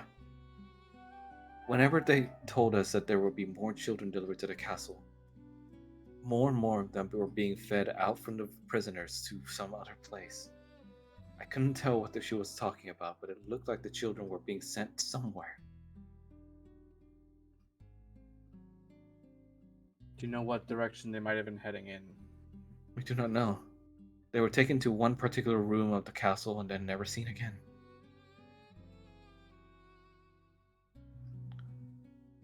That teleportation room might have other locations. It's worth investigating. You see the concerned mother holds your hands and bows her head to you. Thank you, Paladin. Thank you. It has been many years since we've seen a Silver Dragon Order Paladin here, but it is a welcome sight to see one of your order again. He raises a brow, and makes note of the information. What can you? I'm afraid I'm not of that specific order, but I would like to hear more about them.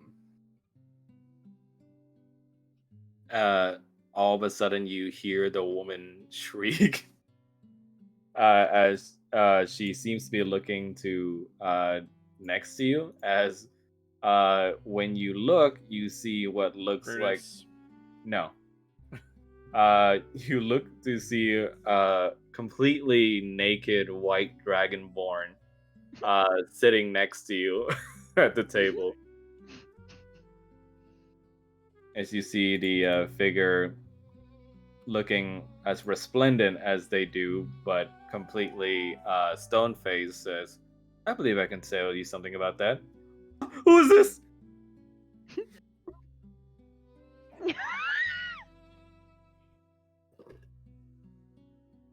Well, No.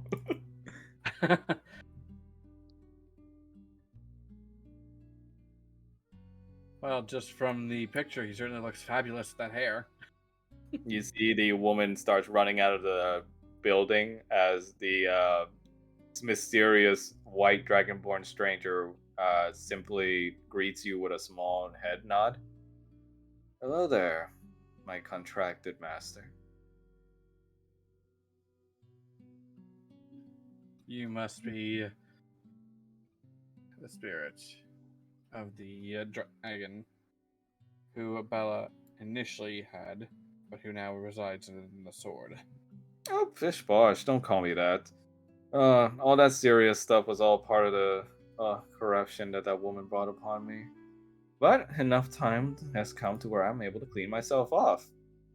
I look good, don't I? You see, he That- kind of just gives you a little shimmering smile with his like fanciful locks and braids.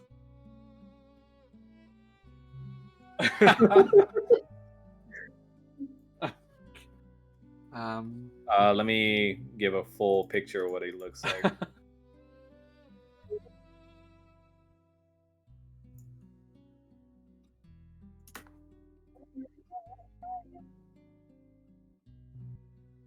Look at that good boy.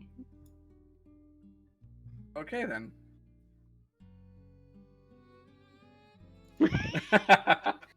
He Well, do it's kind of hard. thick.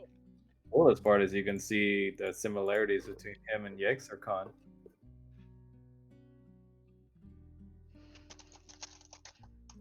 He kind of just closes his eyes and put his arms out and goes like, feels good to feel the free air of the world again. Though you might want to put on some clothes for modesty, at least around other people. Just because I don't think they're quite used to seeing a dragonborn. He sort of squints his eyes at you for a second and looks on. Oh, goodness. I apologize. It's been far too long. Well, he suddenly stands up and you get a complete view of him naked. Well, would you happen to have any spare clothing, my master?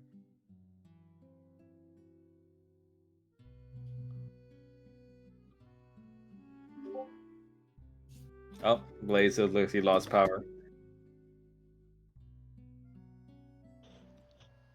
Dragon so hot, he just dud. He done dead. Like how Mel saw this guy and zooms in.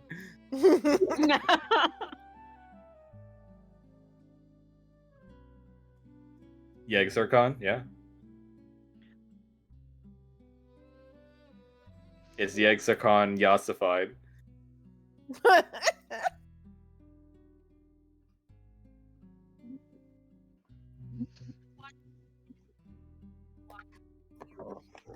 Yep.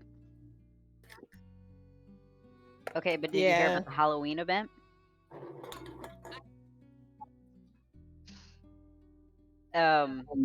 Essentially for Overwatch 2, they released exactly one skin. You don't even get it through the game. You have to watch a Twitch streamer playing Overwatch 2 for 4 hours. Someone did And the math. that's Someone it. did the There's math, nothing yeah. to earn. Someone did the math too, and in order to even gain any of the skins or all the skins in the game, you would have to like spend an ungodly amount of time with the game at all. Yeah, and I think it came to like 24,000 or something dollars in total. Yeah, fuck that. Mm-hmm. Yeah. Well, this is the year, I don't know, you notice, of companies making the worst decisions ever. Mm-hmm. It's true. Well, it's Activision, but it's also partly Blizzard, because remember, Blizzard hasn't exactly been making the smartest decisions lately. It's really sad too because I enjoyed Overwatch and Hmm. I love her. I just love Yep. that she fucking kicked out Junkrat when he was like literally her first cheerer in the crowd. Yep. I kind of like her outfit in the pre-queendom better though. I hope. See, I had hoped that we would have gotten, or in the future, provided they fucking fix whatever trash fire this is. But the old woman and the other dude that she was fighting Oh in yeah. the cinematic, because those two, fuck yeah. Just a heads up, the supposedly the power company said the power won't really be back on until 10:15, so like almost an hour and a half. It's okay. Um, So what we can do I is have no. we can just do theater of the mind for your parts. Would that help? Okay, because all I can do right now is use data on my phone as far as I'll that. still move the token for everyone here to see, but I'll use theater of the mind mostly for you. Okay. But yeah, you see the white dragonborn just kind of stand up in the bear, just kind of has his back turned to you, so you see his full ass as he just says, "Well, this is breezy. Could you direct me to the direction of some clothing?" Not to worry, I do have some spare.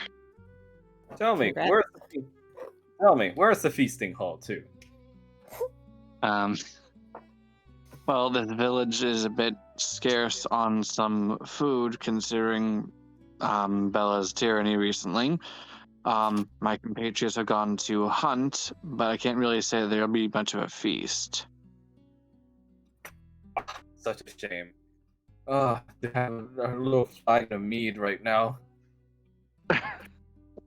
'Twas a glorious battle you and I had. Frankly, you're the first good wielder I've had in ages. I thank you for the compliment.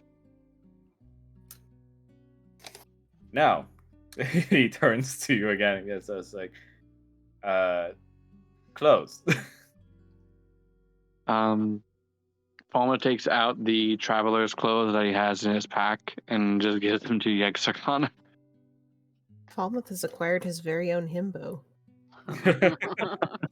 He puts on the clothes, and they're simple traveler's clothes, so he has just a simple tunic shirt along with some slacks for pants. As he sits down and sighs and just kind of just swishes his hair to the side again. Ah, yes. So, how are you enjoying my sword? I've had a good chance to practice with it, not so much in battle, but I've at least gotten a handle of the actual weight and balance. He suddenly pounds the table. Nonsense! Any new weapon should be tested out immediately. What better way to christen a new warrior's weapon than with pure blood of your enemies? There haven't really been any enemies since, at least none that I've encountered yet.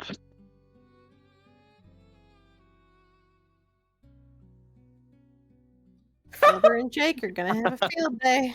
Welcome to Roger's mindset. He sort of stands up from his seat and puts his hands on his hips, and you can see that this guy is pretty built, and he just looks at you and goes like, "Come, we will find our own enemies."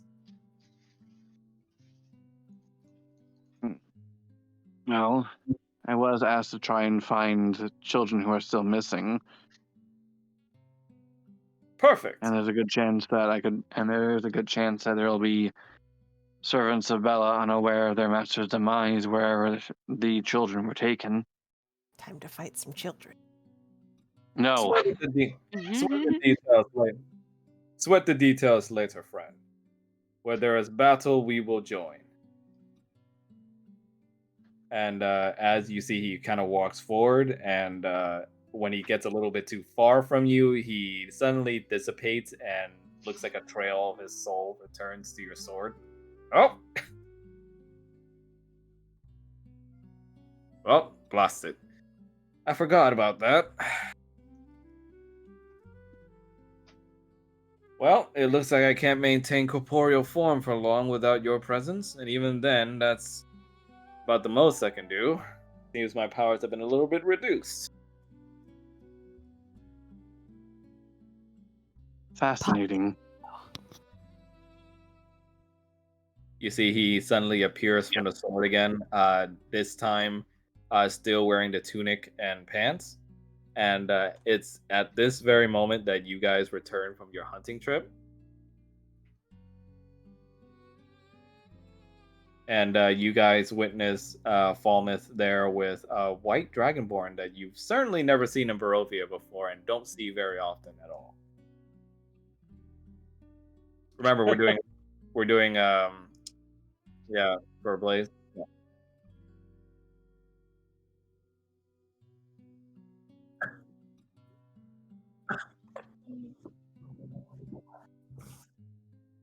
Yexicon. Hark! Are you mine enemies? No, they are not. Shame. It would be all the better to fight against another of our kind.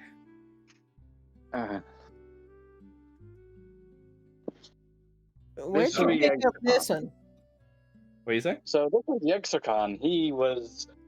Remember the dragon we fought before with Bella that she summoned? So, long story short, the sword that I now have has his soul in it, and from a bond, and now he is able to at least take corporeal form as long as he and the sword are within my presence, but he can't wander too far from me. Wait, Ah. wait. He's the dragon we fought. Ah, that's right. You are the magic slinger that forced the fireball onto mine back. Yeah. Spectacular show of brutality that was. Well done. Sure. But as for my name, I beg you not to use that name, Yexarchon. It is the name I was christened after my soul was transformed by, well, those dark forces, really. My name, well, true name, is Era.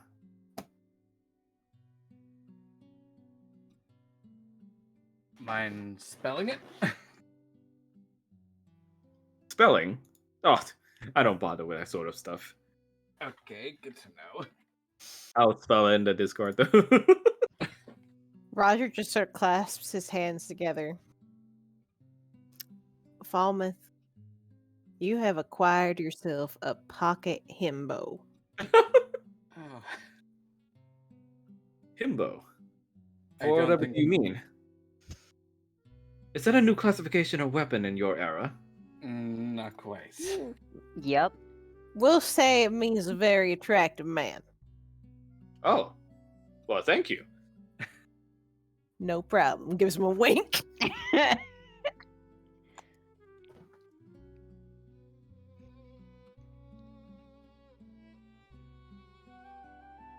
You see Era smells the air.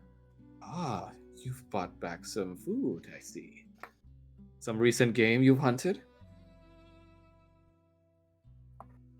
Perfect. We should feast immediately. You see Kyle just kind of looks wide-eyed at Kanan and the white dragonborn and says, "Oh my god, there's more of them."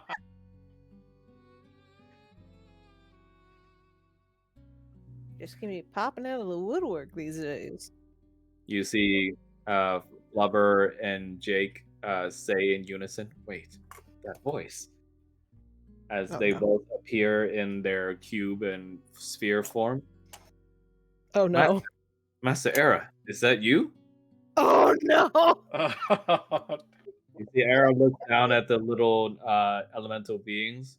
Well, if it isn't these two old souls. I know the souls of the colors of those souls anywhere. But your form seems to have reduced a little. For what would be the reason behind this? And you see they just says, "We have found new masters, Master Era. These new god warriors shall guide the way. Their path is one of conquest and blood and glory." You see Era says, "Yes, glorious indeed. I agree." I told you you ain't gotta call us master. You ain't gotta call us god warriors. It's fine. Oh, but do they not serve you? Well, yeah. We Oh, ask no. if they want to do Yes. stuff. I do notice that they've been giving you new monikers. Very well. You may give me a moniker if you so choose, Master, since these new friends of mine have chosen to do so as well. I believe your true name will do just fine, Very well.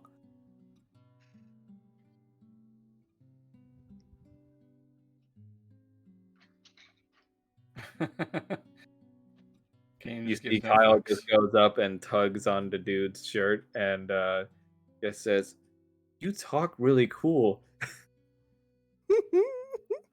It just says, "Why, thank you, small child. Now, tell me, are you a servant of theirs too?"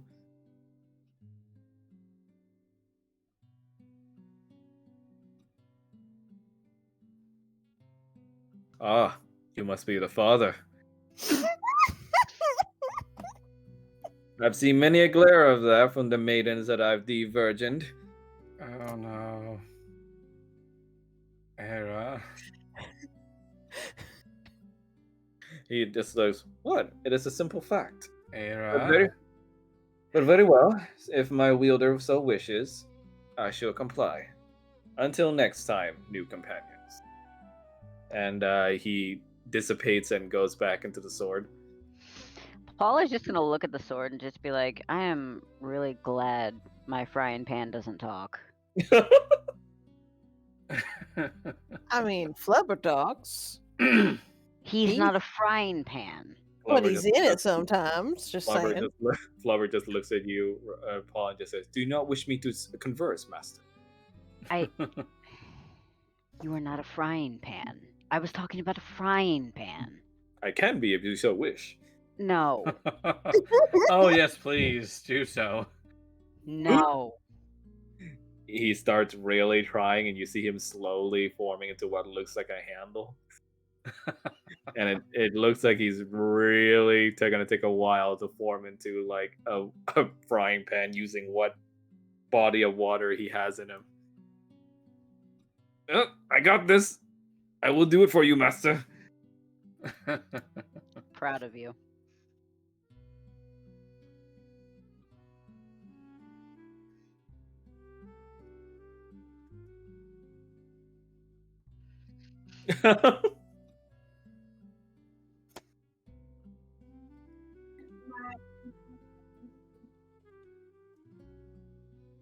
You see Era speaks up on the third. "Oh, we're under attack."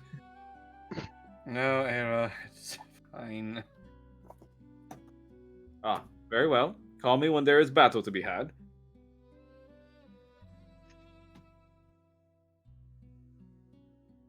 Yep. So Kanan and Paul, you two begin preparing the boar for what looks like to be a rather exquisite meal. Paul, this is one of the few times you get to work with meat from an elemental creature, so you find cooking it, it actually sparks in the pan a little bit more than you expected. Fantastic. I am cooking an It's electrical basically outlet. like frying bacon on like overload. Power strip. Got it. You see Careful. Kyle just kind of Careful, look Era. going Careful, Era out. may. Careful, Era may take that as a suggestion, Paul. Or you could be smart and not. You see Kyle trying to go forward towards the sparks, but and luckily Irina kind of holds him back and says, "No, no, no, no." And in the meantime, you two now have some time to relax for yourselves as Anastasia and her father, or sorry, God, I'm mixing up names now. Sorry, Esmeralda and her mother are off preparing the wagon for travel in the morning.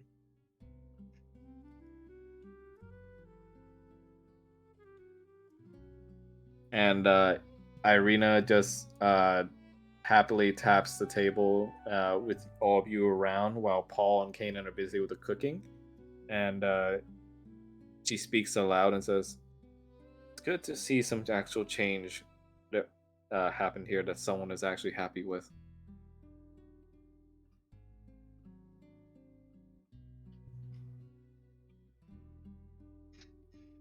And Falmouth, having just been given the letter to read by Roger, just looks at him and he's like, "What a charming sister you have." We can't hear you. Oh yeah, she's fantastic. There you go. You see, Irina just sort of tilts her head and said, "What letter? You all right?" He's just gonna pass it over to her. She spends a good minute or two reading it over and just says, "Oh, charming sister, indeed." That's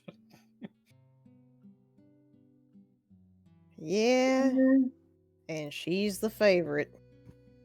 But sounds like she's kind of intent on coming here if that guy can't get his hands on you. I don't see how. Well, if he was able to get here, I dare say there might be a way. And as far as I regret to tell you, it's Strahd. He always finds a way. I mean, if Faye wants to make it into this nightmare hellhole, then she can do so. Though, from what I gather, it seems like there may be a way in, but no way out. Kind of At least sounds so like long you as have a mixed past with her, to be honest. Mixed as being charitable. Is this kind of a sibling rivalry kind of deal? no, some siblings are just cunts. Exactly. He did. Kyle. Kyle just looks at her and says, yeah, I know. I'm not allowed to say cool words. We just need a pop up that says Kyle. Remember that.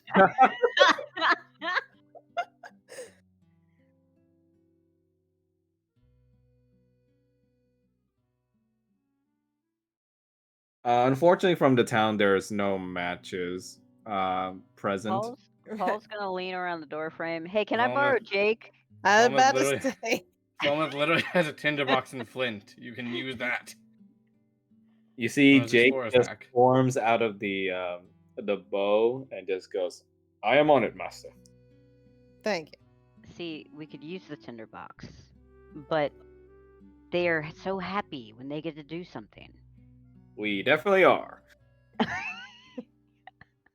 You see, with Jake's help, he jumps on top of the firewood and makes it so that they set a flame slowly at first, but eventually a full fire is had that lights up the stove equipment for the house, along with the general heating for the house from the fireplace. Nice. No. We But you have can fashion swords. your own. But you could try to fashion your own. We have a sword. Get creative. Do you want to use a himbo?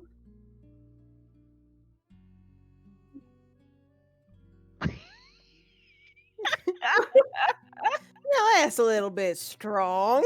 You hear Era says, "Is that about me?"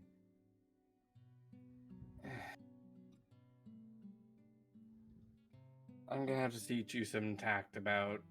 I'm gonna have to teach you some lessons about tact, seeing as how this is a new age with new expectations and new social norms. So long as the battles are still good and the women still beautiful, there's nothing I can't learn. You see what?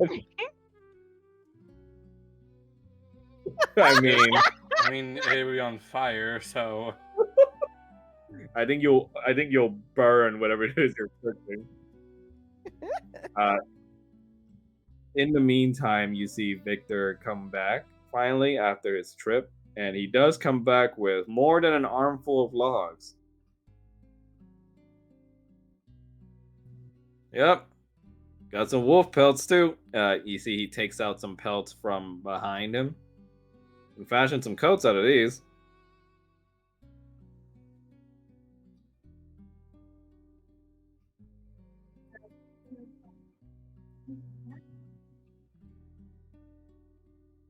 And you see Kyle just kind of looks at you and just says,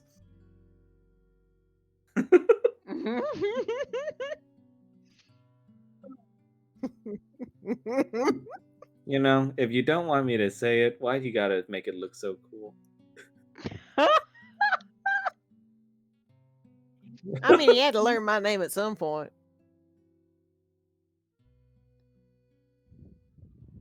You see Victor just takes out one of his silver blades and he says, "Here, just use one of these."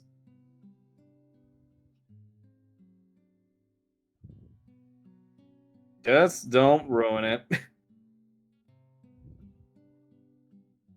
Yeah.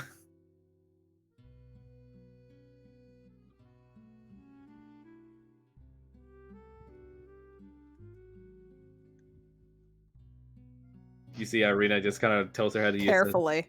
Wait, you didn't think about that before going on with this plan? Paul is doing his best to just ignore the conversation, but is very clearly trying so hard not to laugh. I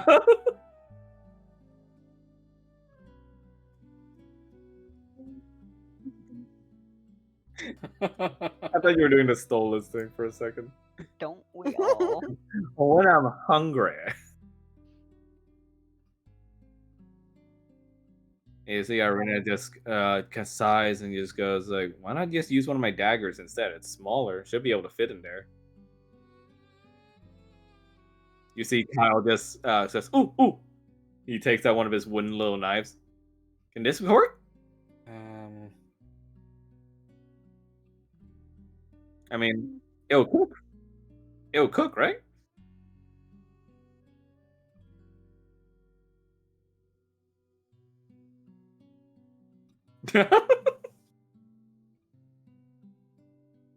After some difficulty, you do manage to work out a system in which you basically use the silver sword like a shish kebab, and you cook the meat over the fire that way.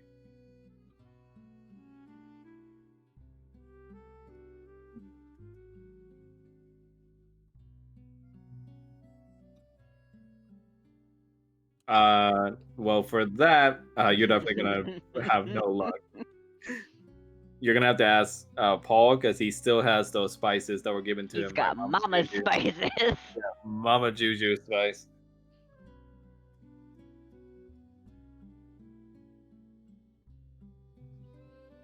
Okay, power's back, and I'm back in now, surprisingly. Okay, Woo! welcome back. There Yeah. we are. Wow, that was fast. We've arrived. We are no longer in limbo. Let's just gotta go outside and try and like talk to Aira to try and catch him up on some things that are okay to do and not okay to do or say. As Falmouth is leaving, Roger's just gonna clap him. So, how corporeal is corporeal anyway? Don't know, but I do know that a woman got frightened when she saw him in the all together. Okay. Roger. Yes, he is. And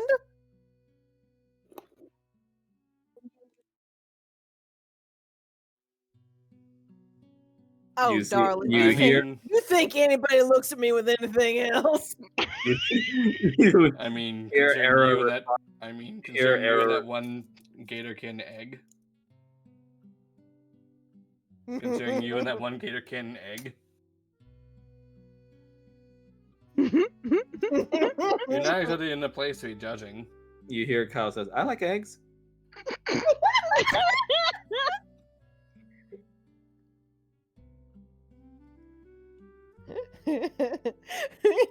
You hear Kyle just says, "I mean, we all know about eggs, right? They're yummy."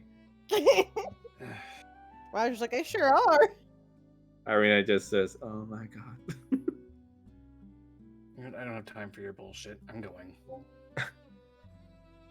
You hear Era just say, "Oh, I do not blame the little imp. I'm glorious." Hey, Ra. Roger looks at Canon and just goes, "He's a himbo. How can you not be interested?"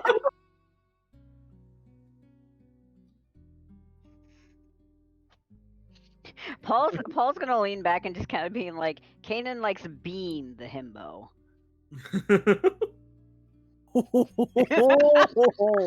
Yeah, as you go on,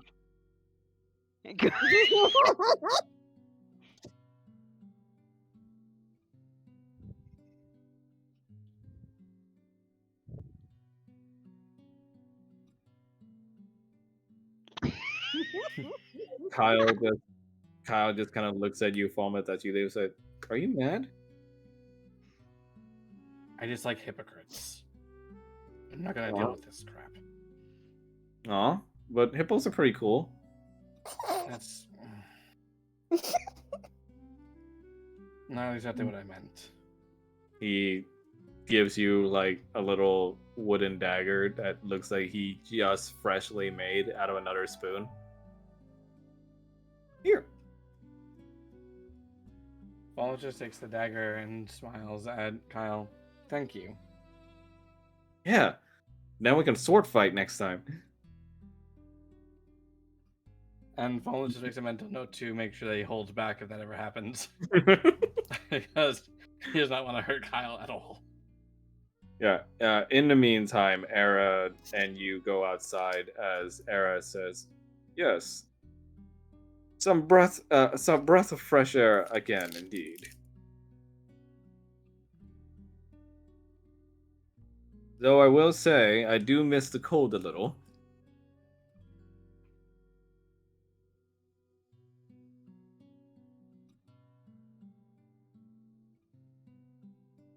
You okay, Blaze? Yeah, just thinking. Okay.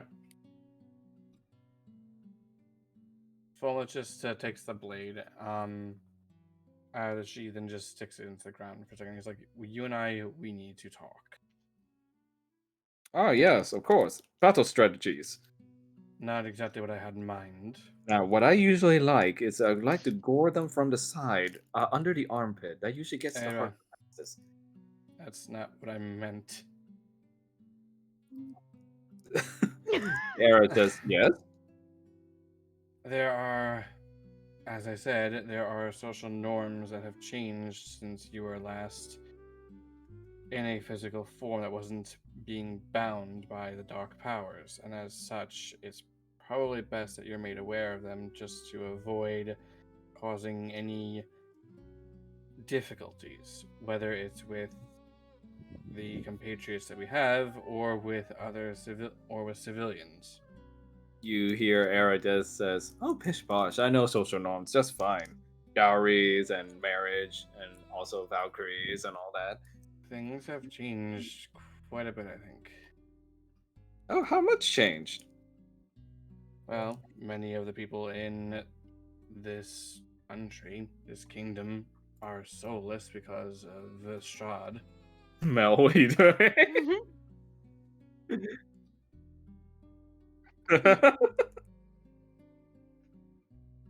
Yeah, he is from that era. That's basically what I'm trying to get at with it. He just says, very well. Tell me about these norms. Well, Are the in women terms- still not beautiful and powerful?" I will not gainsay that, but my point is more that they Of would. course, I am not saying that men are also not beautiful and powerful. My point is that talking about matters of intimacy in public is not exactly acceptable. Why ever not?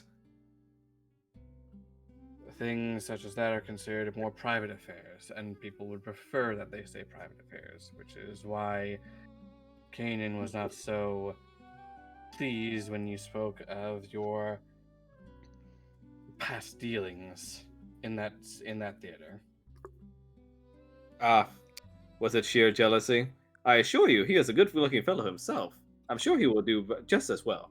No, not a matter of jealousy. It is that there are children about, and they are not exactly, and they are very impressionable, and giving them a bad impression would not be the best. And Kanan is especially looking for Yes. children.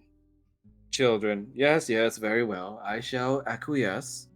Tell me more of these social norms you wish for me to abide with, but I tell you now, the matters of dealing in intimacy should never be private.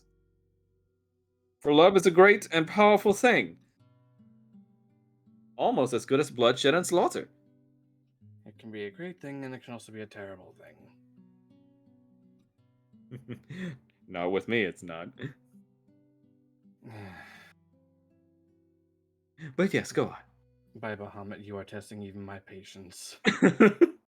on. You spend a good time outside just trying to explain social dealings to Arrow while everyone inside is enjoying the meal. Paul, passively, I'd say you're good enough with cooking now to make a pretty good meal out of this storm boar. You make a pretty good skewered boar steak meal out of this, along with some potatoes and carrots on the side that you were able to gather from the abandoned bakery. And also a simple spice sauce that you were able to make from Mama Juju's ingredients. Simple yet spicy. Yes. You see, as Kyle eats, he gets some sparkles in his eyes, and he begins to tear up again a bit. It's so good.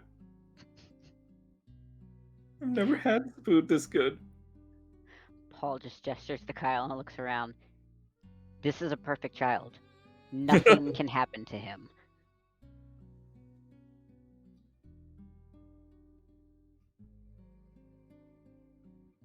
Yeah. You see, Victor just says, "Huh? Just make sure you make sure of that, because I certainly won't." All I'm saying is, it's another thing we got to deal with on this trip.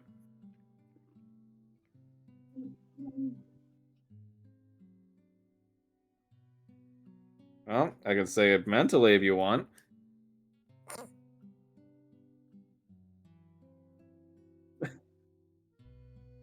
You see Kyle with a full mouth just kind of makes a little X with his index fingers and says, "Hey, no fighting. This is so good." His mouth is still stuffed as he talks to his mouth. This is so good.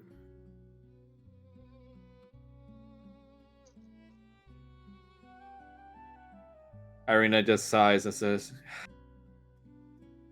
"It's good to feel like this again." And Falmouth walks back inside once he's made an earnest attempt at trying to teach him something. Friends, I have returned. It is time to feast at last Back with my into the sword. master. Back into the sword. He's already in the sword. He's just speaking from the sword.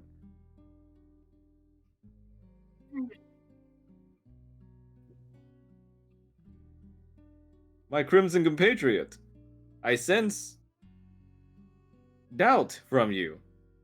May I ask why?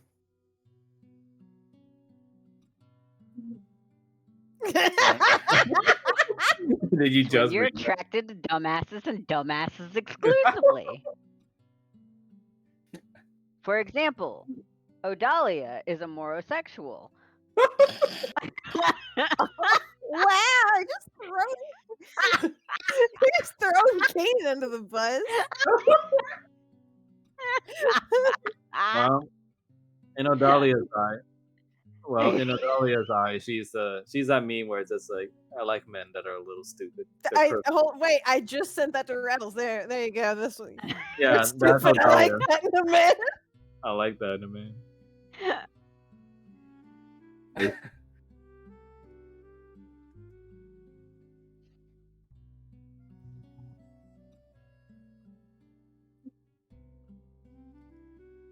You're a terrible liar. You see, Era says, nevertheless, if I have besmirched your honor somehow, I would love a duel with you. No, please, no. Just a sporting one, of course. Or, as I was trying to explain, if you have caused affront to someone, the thing you do is to apologize. Yes, very well. As my wielder mentions, I apologize for the way I acted before, my crimson friend.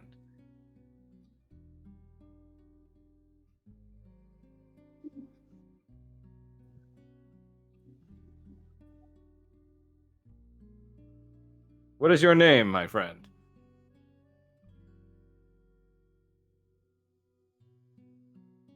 Glorious indeed. I am Era, as you already know. He's a work in progress.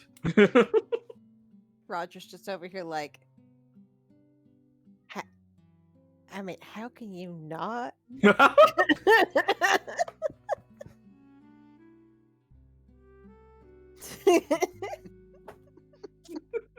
It's just like, he's a himbo. He's attractive. What? He likes guys who are smaller than him, I think. You see Kyle just looks over to Cannon. Am I a himbo?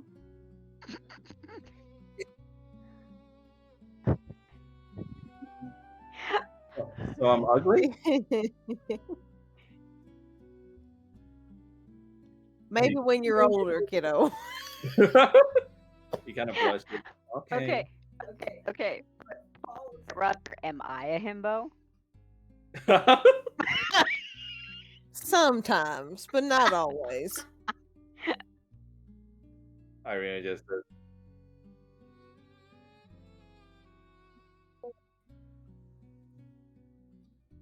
little bloody and violent from what I heard. You see Irina just sort of like wiggles her eyebrows.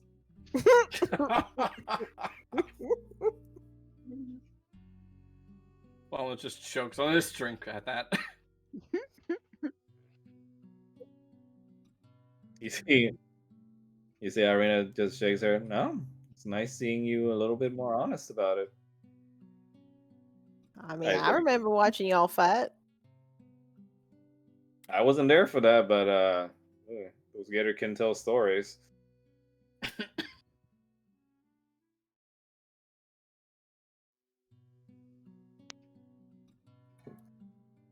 You see Kyle just kind of looks up from eating, and he just takes a spoonful in his mouth and just kind of wonders internally to himself what brutality means. Kyle's gonna write his own dictionary by the end of this.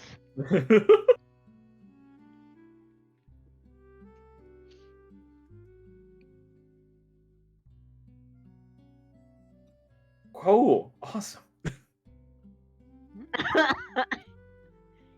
You see, Irina just sort of tilts her head. I'm not sure you should be teaching the kid that about that being a criteria. I mean, why not? Era just agrees. I agree. Why not? The Valkyries of my time were glorious and powerful, just as you described with your previous spouse.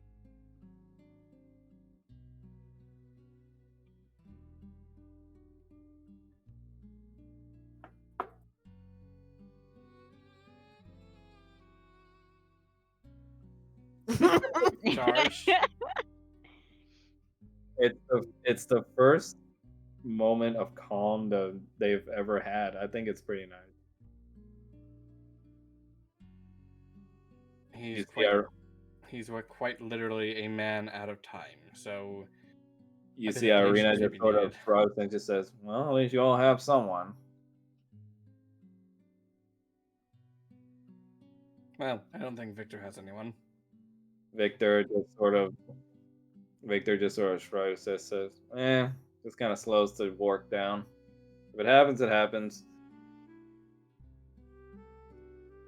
You see, Irina just sort of looks at Victor and goes like, "Don't you ever wonder what it'd be like to be with someone? Someone who understands you, at least?" You see, Victor just says, yeah. Big fat chance on that second part." See, Irina just nods, but just kind of gives him a smile and just says, "I don't know. If you drop the whole Victor freaking charismatic, pragmatic act once in a while, you might find that you might, get somewhere." You see, Victor just sort of solemnly just stays quiet at her response. You see, Kyle and then just finishes his food and lets out a big burp. Sorry.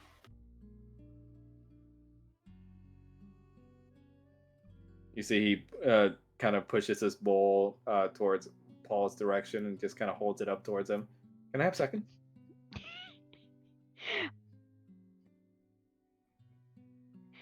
Paul's gonna give him more and be like, "You're actually on number 4."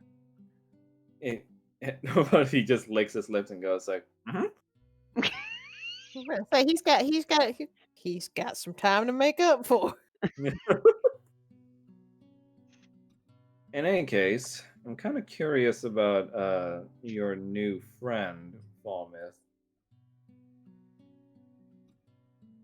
You mentioned stuff like Valkyries and feasting halls. Just how old are you?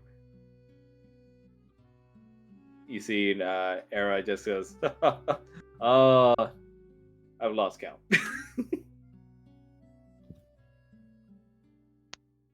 As I said, he's literally a man out of time. There is no shame in our age, our crimson friend. In fact, it makes us distinguished, I'd say.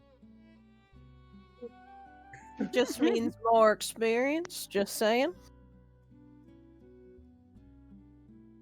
You see, he pops out from the sword and just kind of leans against Falmouth. Indeed. Just look at me. Am I not glorious even in my old age? The whole table is silent.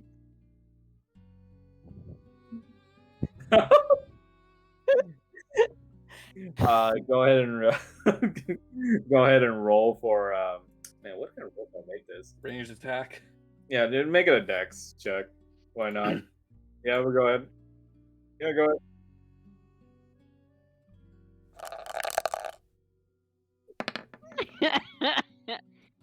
There you go. You throw the piece of meat and it hits his cheek and with a wet slap sound, and some sauces fling over his face, but he just says, "Oh, thank you." He just kind of slides meat off his face and just kind of nibbles at it. Delectable indeed. Are you the chef? He looks over to Paul. "Oh, we would have loved to have you in our feasting halls of Eld." I can't say I wouldn't mind. Tell me. Tell me, are you a Genasi, an elemental being? No. False Ah. human. Human. He's He kind of squints his eyes. Ah, I apologize. Your fanciful hair threw me off a little bit.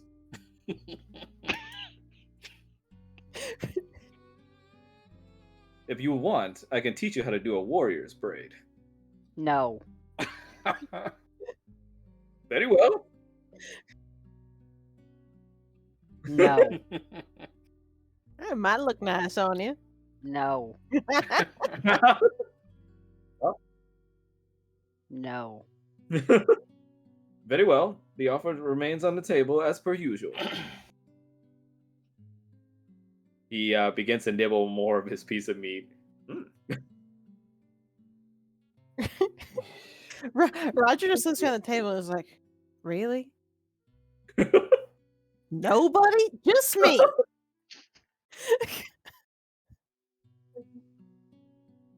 Gesture to Era.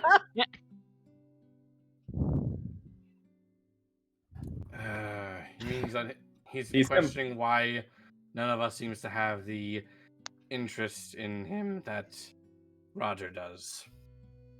I mean, he already knows why I don't. I mean, I know. Yeah.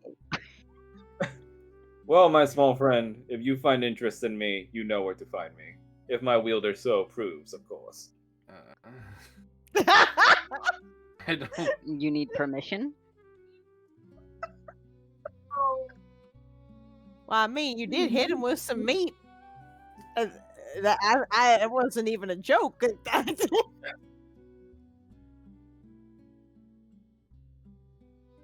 Yes, I can confirm that he still has everything needed. Why can you confirm that? Because when he first appeared, he was as bare as a newborn babe. Yes, quite naked, actually. And I missed it. Oh, do not worry. I often sleep in the bear. So if you wish to see it again, there is another. Falmouth is having the worst time.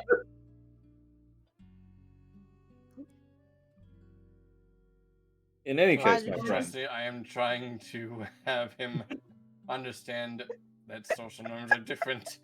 You But see with him Kyle being just man kind at of. time, literally, it's going to take some time and patience. You see I'm Kyle just so sorry in continues advance. looking towards Era and just goes, "You are so cool." Oh, goodness gracious. Yes, cool indeed.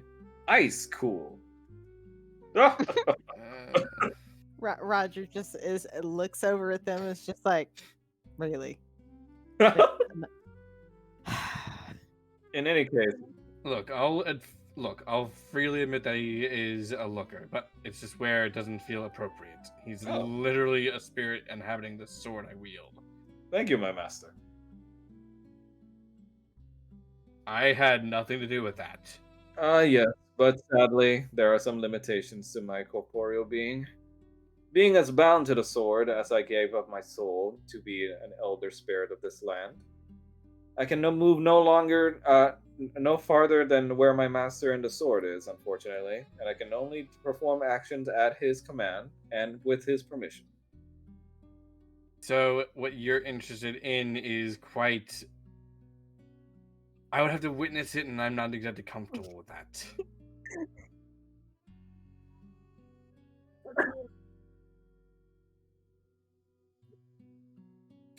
Yes.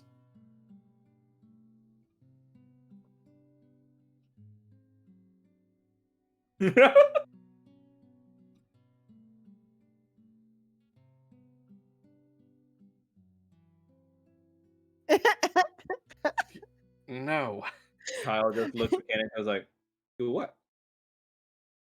Oh, we're gonna fight? Oh, he's saying he's asking if they want to duel. That's what he's asking. Oh, cool. Can I watch?" No, no. Keep eating. Don't listen to them. Irina, Irina just takes Kyle closer and just covers his ears. Here, kid. Here. Much better.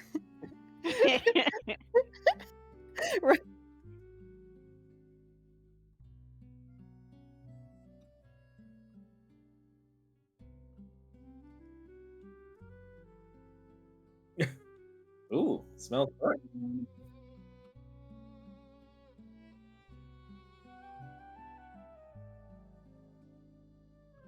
You see, Kyle just kind of looks over to you, Paul, with his ears still plugged, but he just smiles and says, "Thank you, Paul."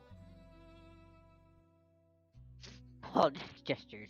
I love him. And meanwhile, Era just finishes this little piece of meat and just looks at you all and goes like, "Well, my friends, shall you endeavor to find the rest of the elder spirits as well?" The rest of the what? I'm sorry, there's more you? I mean, we've already found 3, so I would assume yes.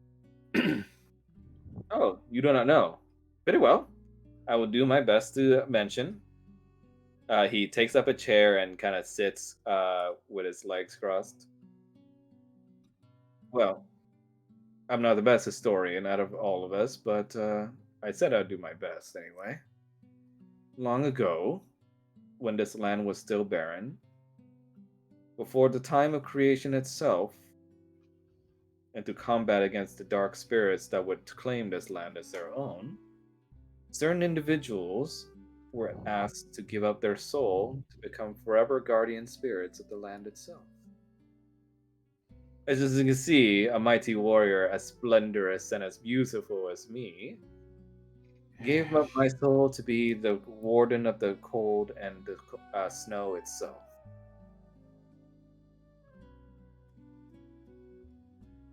And, well, to give the long and short of it, I eventually got my soul captured, and I was given to that blasted woman to be used as simply her source of power. No contract, just simply her taking what she wanted. Until you freed me, of course, my wielder.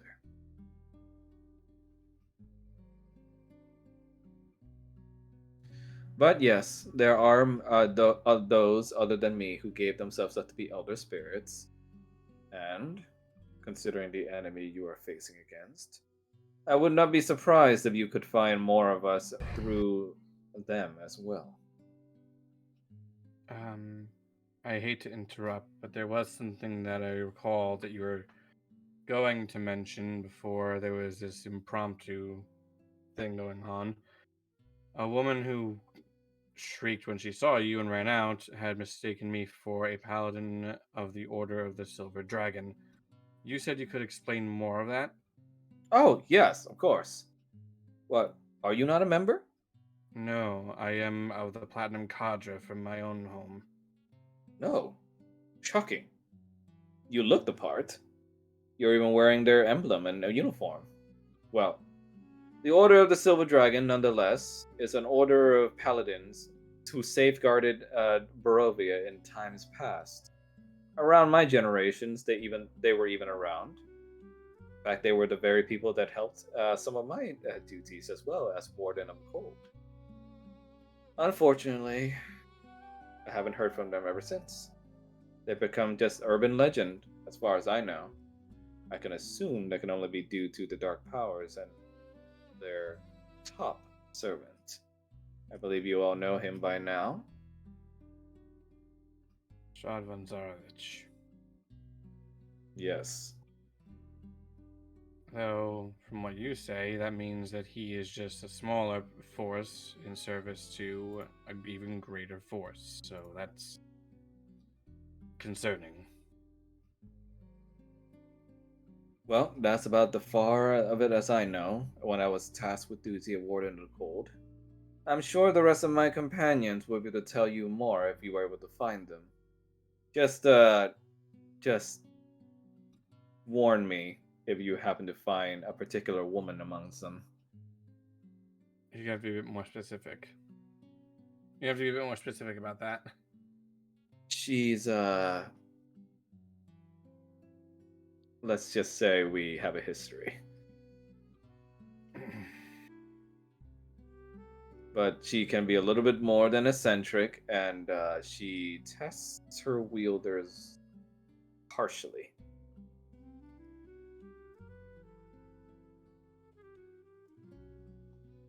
What? Anywho, is there any more of this delicious meat morsel? Falmouth just looks at Paul. I'm going to be honest, I don't even need to consume food, but it tastes so good that I actually want some. High compliments. Paul just gestures to Kyle. I would, but we'd have to hunt another boar. Kyle just slams the table. Yes, yes, yes. Oh dear. Irina just crosses her arms. Might not be a good idea. We gotta leave in the morning, if you remember. Yeah. Kyle just says, "Aw," but yeah, you tripped. Where are we going exactly?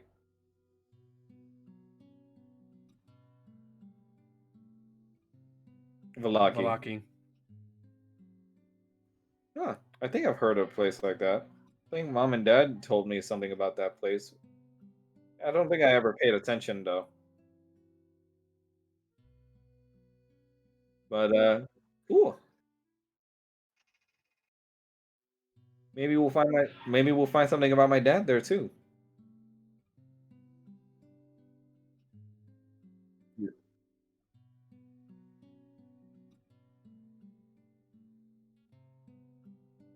You see Irina just kind of silently look at you and just kind of quietly mouths the words like, "Didn't tell him."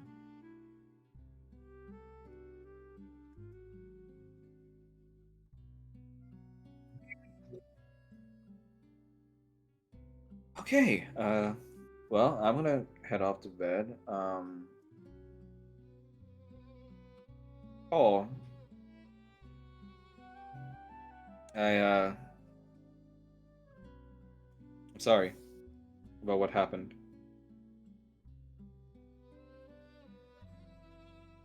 Just wanted to say that.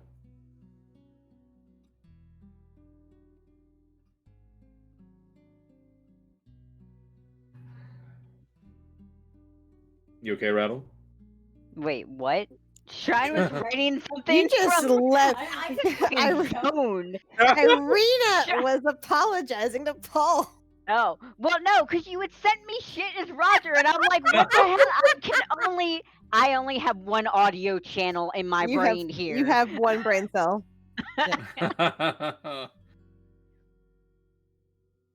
What'd she say? She You see, Irina apologized. just looks at you and just kind of rubs the back of her neck and says, about what happened, I'm sorry. I mean, so long as it doesn't happen again, preferably. I hope not. But, I wouldn't mind if you could teach me how to cook sometime. If, that's okay. That'll depend on you. That's a really tall order. Even Roger can tell you once I start talking, I will not stop. It's You true. see, you see Kyle just sort of looks at Paul and just goes like, that sounds pretty cool. Can I watch? Paul's just like, I will teach you everything. Awesome. You see Irina smile and goes like, all right, well, I guess I'll be the little sous chef to my head chef Kyle over there, right? See, Kyle just sort of gives her like a fist bump in the air. All right. Night, everybody.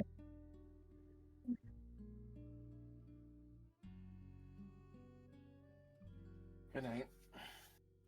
You see. Ooh, you okay? You see Era returns to the sword and goes like, very well. To retirement then, warrior. You can just call me Falmouth. That's perfectly fine.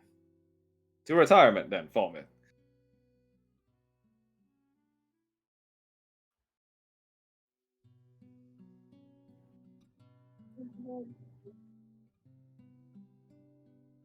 Cool. And he's gonna like just jump on your back as you're going off to bed. But as you're trying to sleep though, he's just gonna like not be able to sleep. It's the kid going to Disneyland effect.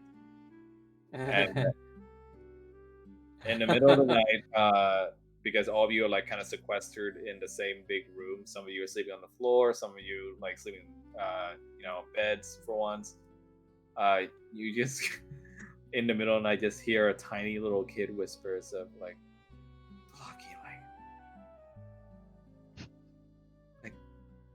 when you eat peppers, does it hurt?"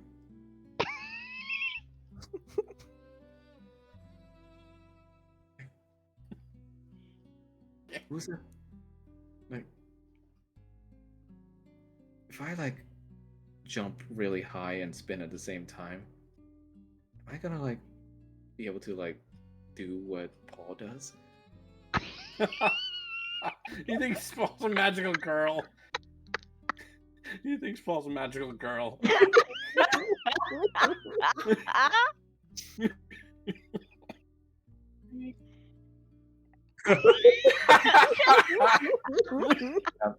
And throughout the night, you guys will get decent sleep, but not the best thanks to that. And in the morning, you already see Kyle, bright and bushy-tailed, just kind of running around the house.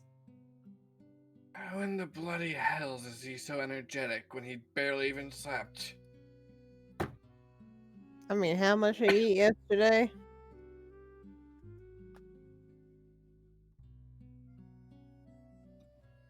You see Kyle just constantly chant, "Trip, trip, trip, trip."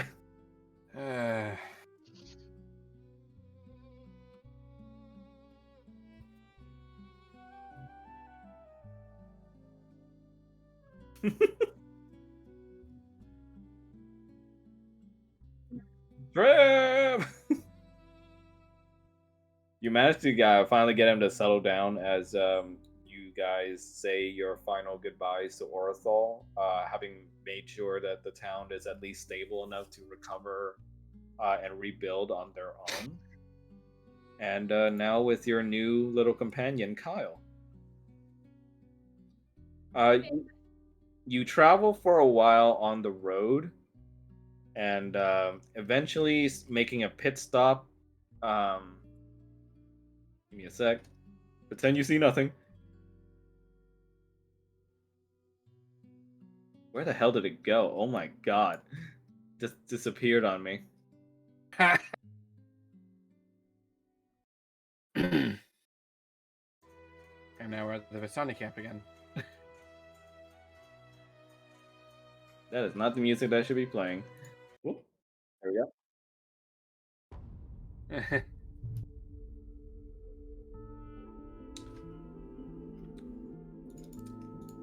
On the way over, Kyle was excited the whole time, just bouncing up and down the wagon with Esmeralda pleading and yelling for the kid to stop doing that. And Kyle got even more excited once Jin, your blink fox, appeared itself. Oh dear.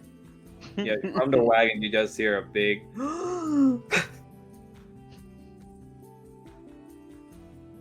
Is this like your dog? Not a dog. You see, More of a fox. you see Jin kind of licks up against Kyle's face as he kind of giggles and just says, "Cool." You see rubbing when this Kyle fox's face. when Kyle hugs the fox teleports both Kyle and him out of the wagon a bit, and Kyle just sort of looks around and just goes, "Ooh, that made me a little woozy."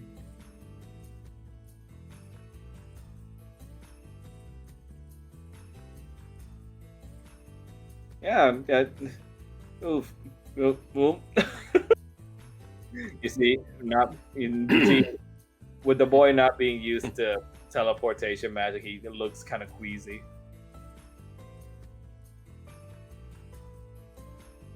No, you guys have set up camp, essentially.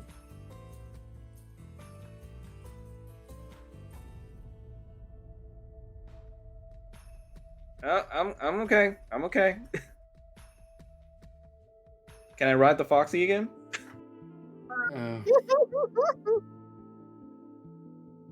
Oh, can I do it? I mean, who's gonna stop you? Yay!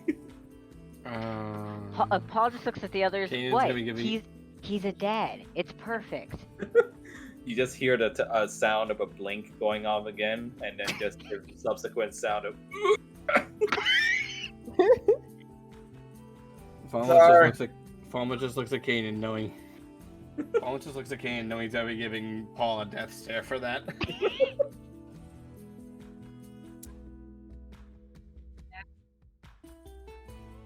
Sorry.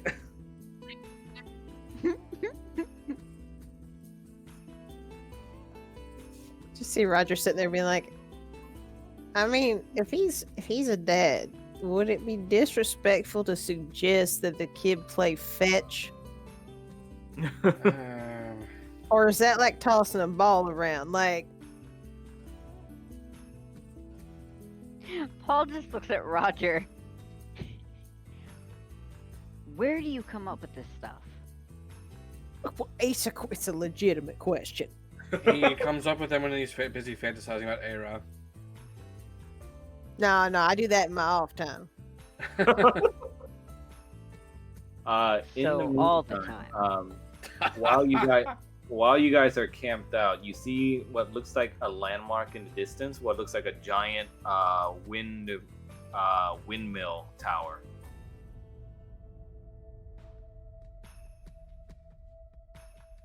Yeah. Yeah, everyone's took a long rest. Yep. I'm gonna show a picture of what the windmill looks like. Did it show? Did it show? Yep. Okay, thank God. Okay, it's a blueprint, but that's basically what it looks like. Just a general shape. And as you guys are relaxing out here, Esmeralda and her mother are busy with preparations, just knitting more clothing and also preparing some cured meats as usual for the road, and making sure the oxes guiding the wagon are well fed. You guys hear the sound of something approaching. Go ahead and roll for perception.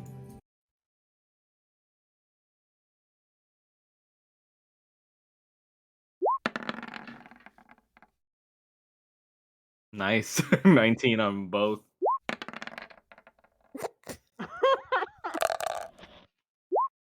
Too busy distracted by the himbo. It's fine. By arrow. Paul, you'd be able to be. You were the first one to sense that something is off.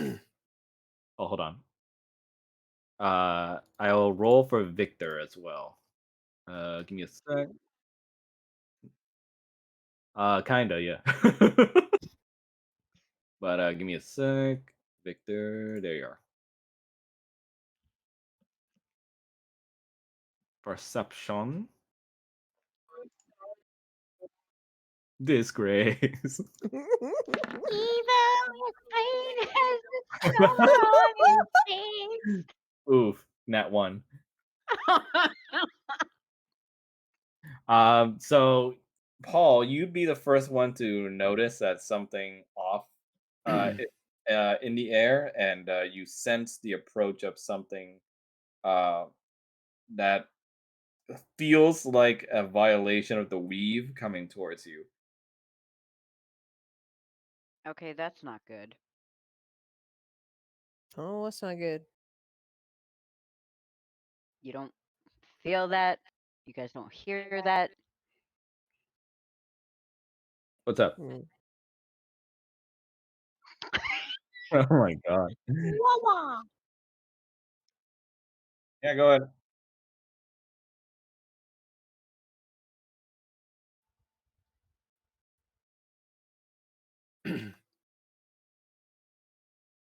Kyle is so adorable. He is. So when do you plan on killing him? We've got this menagerie going on. Yeah, I'm like, okay, so is everybody? When is Kanan getting a pet, or is We're- Kyle supposed to be the pet? We're becoming a caravan. Well- That's fine. Well, the minute I do anything to this kid, you're all gonna hate me forever. Oh yeah, oh absolutely. We'll all just rage quit. Just exit the fucking DM.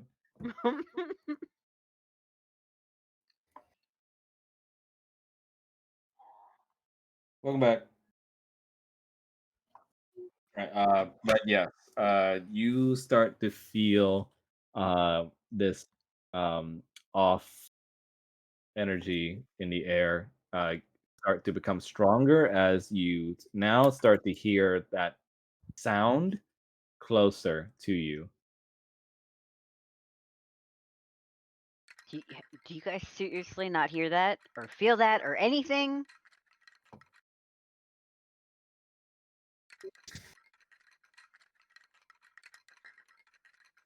I am not going crazy.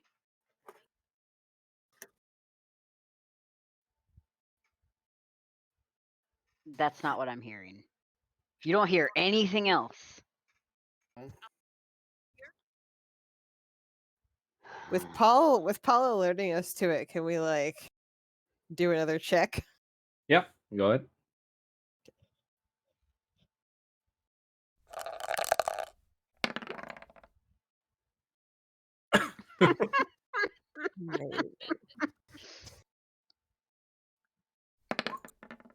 Roger's the himbo today. Again? man, Literally the same as last time. All right.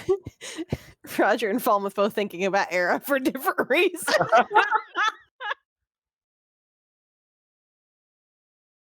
Fallen Himbo. mainly wanting to keep him from inciting anyone to kill him. Himbo too beautiful. Yep. That's not what Fallen was thinking about. And you hear the sound again approaching closer and closer, kind of like rattling against the ground and the gravel.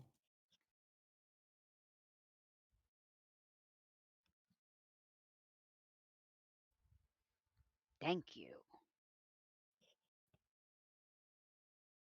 You see over here towards the north what looks like to be a pair of empty eyes looking at you from the darkness.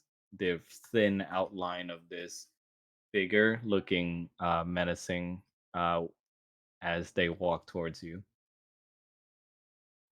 Well, I don't need to hear something to see that. North.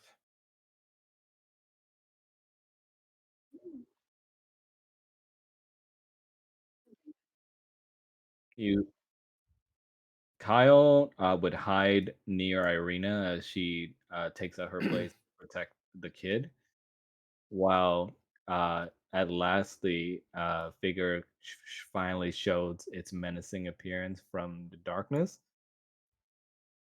Hello there, dear friends. How do you do? Oh no. My name is Klex, Duke Klex, if you will.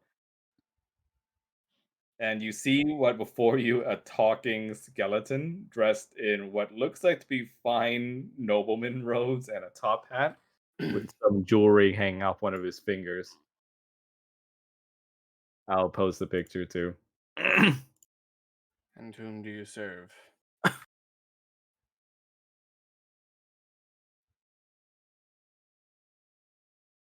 You can set it yourself if it's something wrong. It should be more. It says 75 for me. Same. So 75 for me. Yeah. Try refreshing. I mean, that's okay. Irina and Falmouth just don't have any numbers at all. I should have 88. Yeah, for me, Irina and Falmouth don't have numbers. Yeah, I think that's just roll 20 being weird. Yeah, that's just roll 20 being weird. If you need to, just refresh. Maybe you two need to refresh since I'm seeing my HP as 88.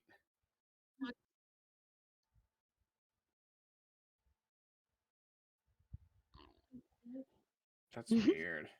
Disgrace. I don't see Irina's, but I see everyone else's. Yeah, even refreshing it doesn't fix it. Amazing. That's great. Uh-oh. That's okay. Wonderful. Okay, you guys don't need to know HP for this part. As We Duke hope. Flax bows to you as you can see even more that his head is literally just nothing but a skeletal head. But he's still talking to you as he politely takes off his top hat and bows courteously and says, Why, nothing to be of help, of course. Whom do you serve? Well, myself, my friend. Nothing but an entrepreneur trying to make his way in the world. X it out. Paul's Paul's gonna glance around and be like, "Am I the only one who doesn't who is noticing the problem here?" Roger's just gonna look at him and be like, "Have you seen where we're at?" Right? Yes, everything so far has had skin. Not entirely. I'm about to say I'd argue against Ah, that. yeah. Ah, right. My condition. It- I apologize if my complexion has left you rather bone dry, but don't worry. Don't let it get under your skin.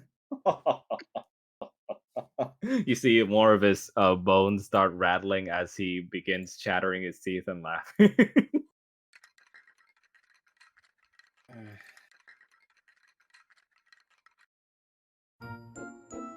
Whoa. He puts his hands up. I wish for no violence, friend. Only to serve and sell my wares. He bows his head again to you courteously. Ah, but after viewing what I have, you might change your mind. He snaps his fingers, and you hear the sound of galloping coming towards you. And in the distance, you would see a rather odd sight. It's a wagon made primarily of bones for the wheels. But the top part of the wagon is like a fancy nobleman's wagon. Looks like it's been reworked from some spare parts. And instead of horses, it looks like other skeletons are dragging the vehicle forward. Hmm. Again, we've had to deal with a vampire. We've had to deal with Naga and them creating a god incarnate, more or less, out of Bo. This really isn't that much of a stretch.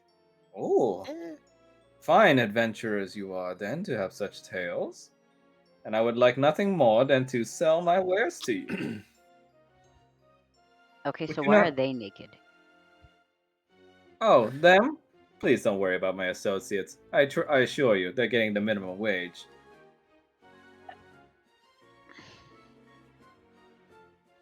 I don't think But, that's the question.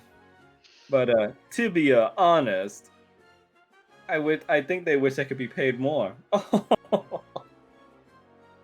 He begins laughing more, and more of his bones starts rattling. Oh no, no! Come on now. Would you at least not have a look at my wares?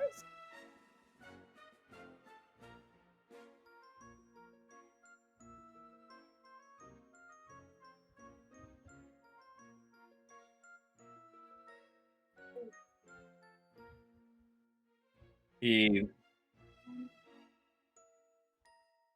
he rattles his teeth some more and goes like, come, come have a look."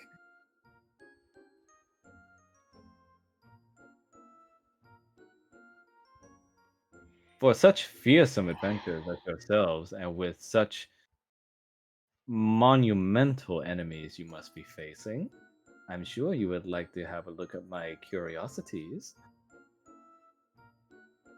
Anyone have detect magic to determine if anything?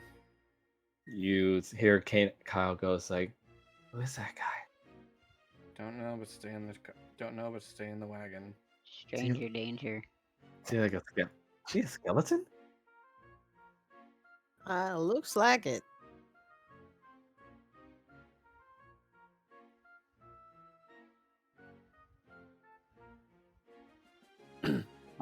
You approach the cart, and all of a sudden, the side of it bursts open. But instead, instead, it just reveals what looks like to be a very, very gaudy, like neon lit sign that says Duke's Emporium of Wonders.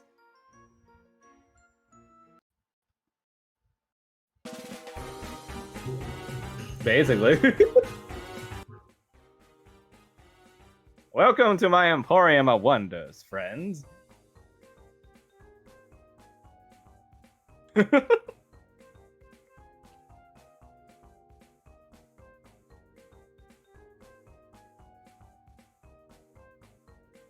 And you see, like in his gaudy set of wares, he has a lot of strange items that you can't particularly tell what they're good for.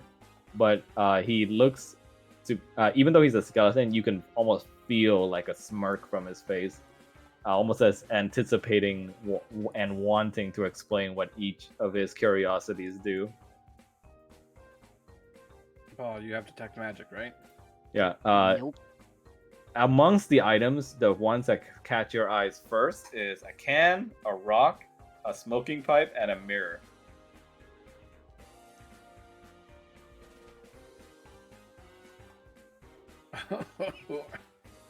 Oh, don't let the deceive you, my friend. Come. You're free to touch them.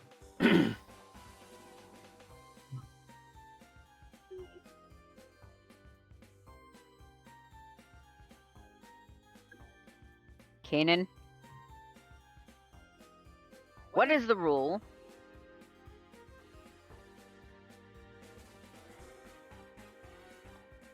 You touch the mirror and you don't feel anything out of the ordinary. What else do you want to do with the mirror? Why, look into it, my friend. All right. He looks into the mirror and shows and angles it so that you can see it. The mirror shows him, except with extravagant hair flowing from the sides, a rather fanciful jeweled suit, and also piles and piles of gold behind him. You see it? He chuckles and rattles his bones again and says, "Let me explain, friend. This mirror shows you everything that people see you as. And trust me, once you're able to see that, you won't be missing your own reflection."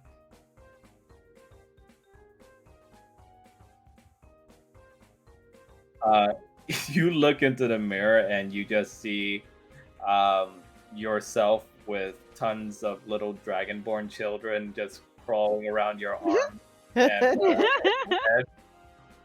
And also just a Odalia with an apron in the background.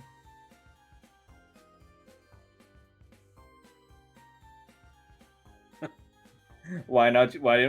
Well, now that I've proven that my curiosities have their curiosities, why don't the rest of your friends have a look as well?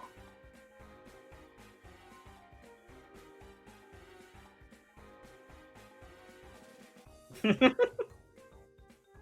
was nice meeting you, sir. Roger's gonna be like, "What the hell? You seen a mirror that railed you that bad?"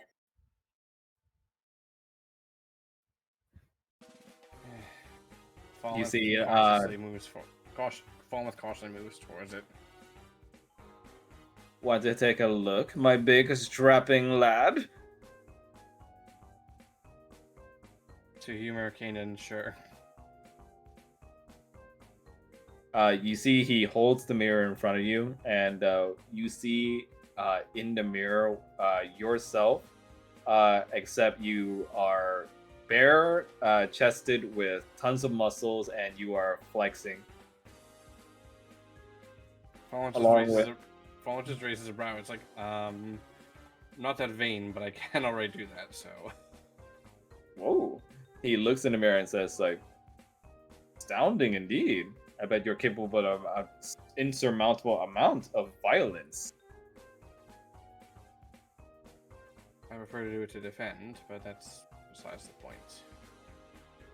And who knows, perhaps the image in this mirror will change over time, huh? Huh? Would you like to purchase it, my friend? No, thank you. Ah, very well. Well, anything else you'd like to peruse? He And, looks what else there is. As you look now, he does have more items than just the ones that immediately catch your focus. You see what looks like a bow, a ball in the cup, and also a bell. And also what looks like a shield, a utensil set, and also a little book. That got Gain's attention.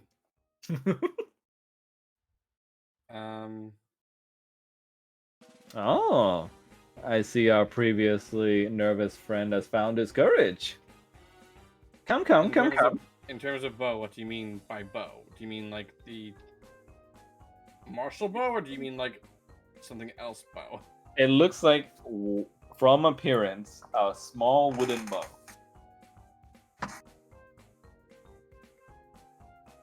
Like a crossbow. Just a short regular bow. hand-drawn bow. I guess Falmouth just gives a closer look to it. He says, now that's a pretty fun one.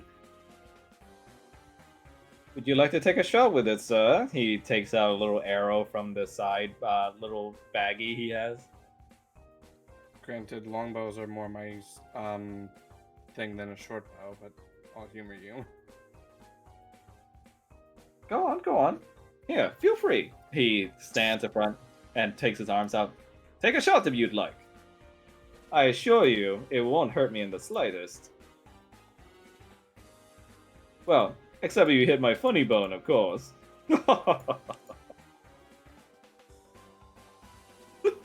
Falmouth just takes the bow and he aims at a distant tree instead. When you shoot it, you see that as it flies out, the arrow just starts doing a bunch of twirls and like flips in the air, and eventually when it even gets near the tree, it starts to kind of just curl upwards and instead flies up into the air and lands back on the ground. Okay, so this is useless. Well, I'd say that worked out splendidly. Wouldn't you? No. Let me explain, my friend. This bow is a bow that will hit your shot no matter what. Well, except that you'd have to be completely, shall we say, enamored with liquor in order to use it. No thanks. Yes, So you have to be drunk to make the bow sober. exactly. Isn't that fun? That sounds really counterproductive. That sounds like something. That sounds like something Roger would be amused by. Oh yeah, this is hilarious. I'm loving this. Here, you can have the bow then. Oh, yes. I assure you, my skeleton jokes are often very humorous.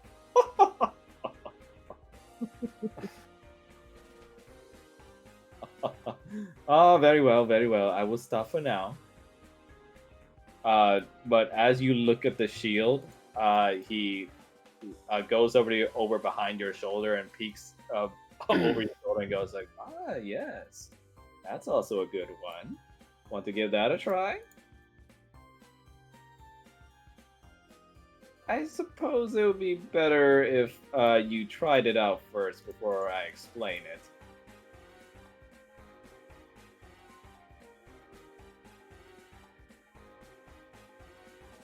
Give me 1 second. What do I have for this?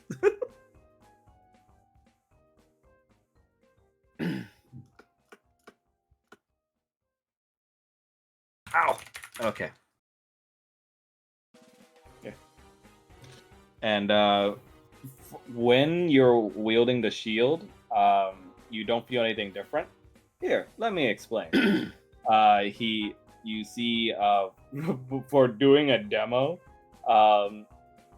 you see Klax just puts his hand towards the shield, almost kind of like a light punch. And you see his hand goes completely through the shield and lightly taps your chest. All right, you see that?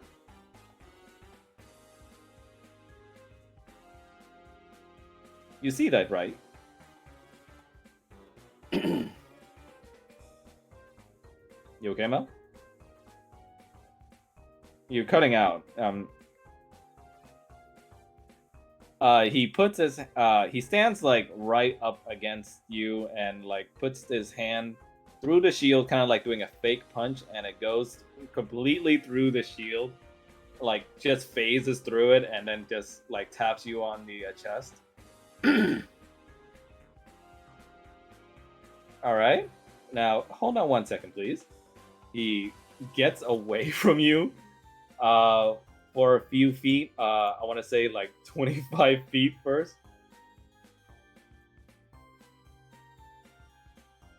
Right, that's 25, right?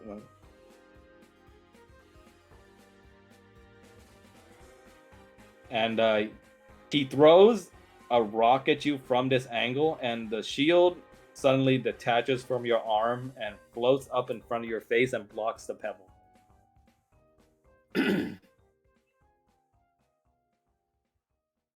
Fun, right? Of course, the shield will do naught for you in close combat, but it will automatically defend against you against any ranged intruders. I'm sure there are many times on your journey that might be useful. Hmm? I'm about to say that does sound pretty useful.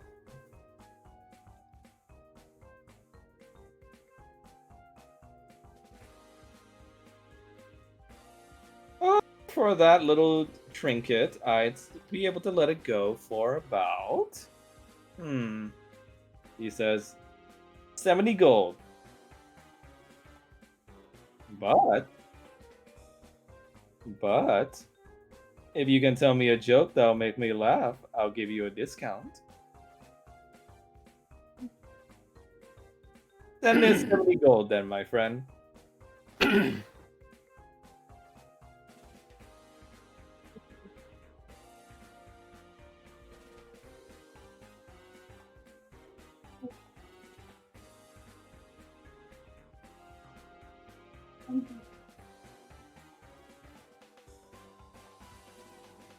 Thank you very much. He takes the gold and like just puts it into his mouth and consumes it. Delectable indeed. I would not worry about it, my friend. Trust me. You don't want to know what's in here.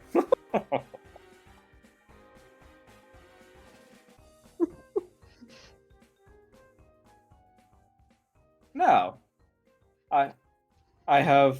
He suddenly tugs on the display a bit, and like a crap ton of stuff pours out onto the table. a lot of wares. Now, please take your fill. Have a look around. I literally have all of a lifetime.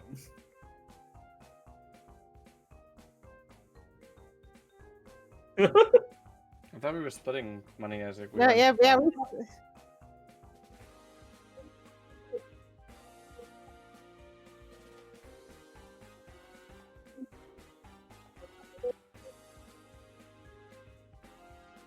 God.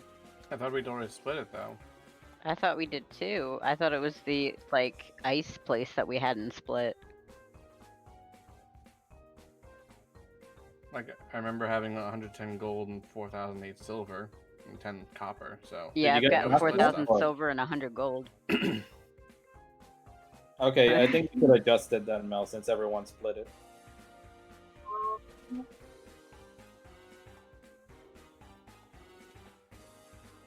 So it was 70 gold. That was the cost of the shield. As for the split, that was up between you guys. Do you need me to go back and explain to you how much gold it was, or? Okay. You there. Good man. He points towards you, Paul. You look like a gentleman who appreciates the cleaner stuff in life, yes? He takes Uh-huh. he takes out a little handkerchief from the pile and like kind of twirls it in your position. A favor from your favorite merchant, yes? Sure. Here you go. He like immediately like from his pocket he has a little like flower thing that squirts out water and he squirts some dirty looking water on your shirt. Here you go. Thanks. He hands you the handkerchief. Try it. Paul just sighs and takes it and wipes at the spill. You see that it cleans up the spill, and the spill for some reason did not transfer onto the handkerchief.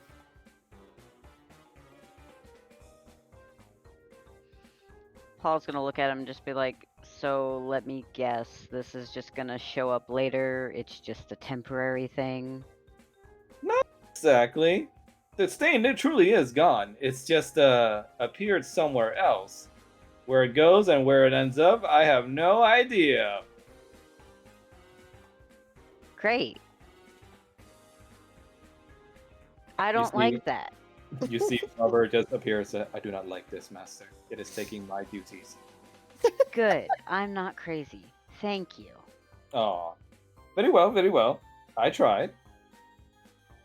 Now, please, continue looking. And you see from the pile, you can just keep looking for things if you guys want to take like a perception check to see what you see. Paul's gonna look at him and be like, but what are those? And gesture to the utensil set. Let me see what I wrote for those. He looks at the utensil set and says, "Ah, yes, those." He takes the utensil set, which is like neatly set in like a wooden little ornate box, and displays it to you.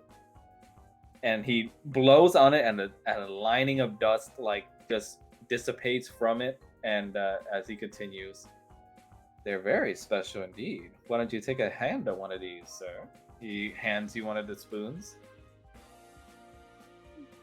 Paul cautiously takes it.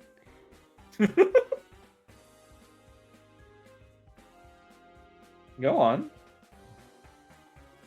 What do you want me to do with it? Is it gonna bend on itself? Well, you know how to use a spoon, right? He kind of motions like spooning something. Yes. Phrasing. Well, go ahead. Paul sighs and makes the motion as though he's got a bowl of cereal. You spoon in the air, and all of a sudden, the spoon on it appears what looks like a gravel of like red dirt. Okay, this doesn't look edible. Huh. He goes over and like puts one of his skeletal fingers in the red dirt and puts it into his mouth. I think this is. Yep. I think that's habanero. Yep. Ooh. It's a good thing I'm skeletal. Paul's gonna look at him skeptically and then look at Flubber. How daring are you? What do you mean, master? Do you want to try it?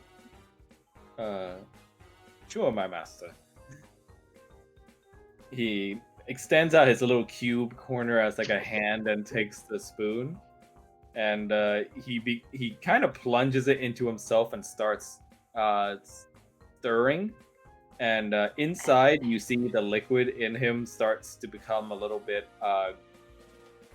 dark orange, yellowish hue, and you smell what seems to be Earl Grey tea. Oh, seems like your little companion got a bit lucky there. But yes, to explain, the spoon will grab, when you spoon it, will grab on whatever objects it can spoon from space itself.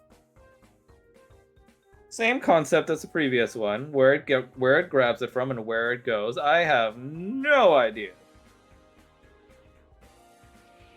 And what about the other ones? Well, you know how to use the other utensils, correct? He's kind of gives you a smirk. Paul just kind of looks at the fork and knives and is like, I don't know if I want to try that. Oh, trust me. You should try the straw. That's real fun. Paul's gonna grab the spoon from Flubber, put it back into the box, and just slightly push the box back towards him. No, thank you. Ah, very well, fine. You hear Flubber say, Master, I feel calmer. I'm glad one of us does. Almost Oh dear. soothing. Almost as if I can see the truth of the universe.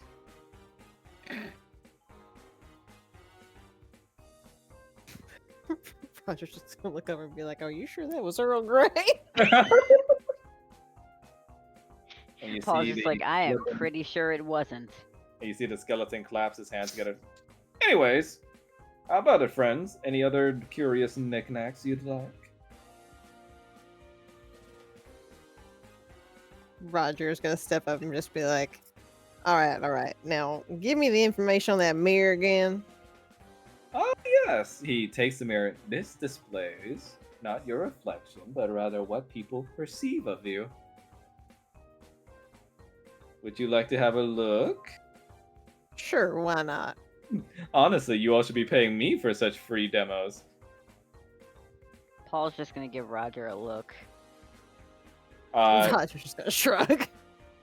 In the mirror, you would see yourself with a various menagerie of sexual partners on a bedding behind you, and they all seem to be rather expectant of you and looking lustfully at you from behind.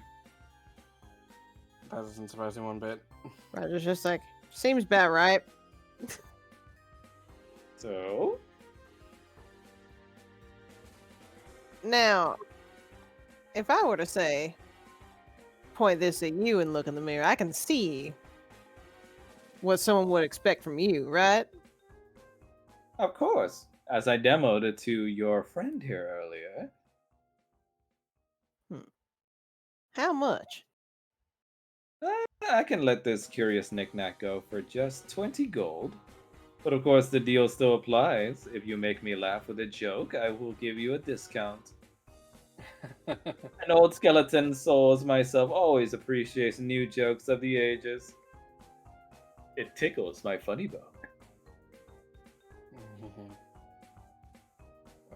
Never mind that funny bone is a nerve, not a bone.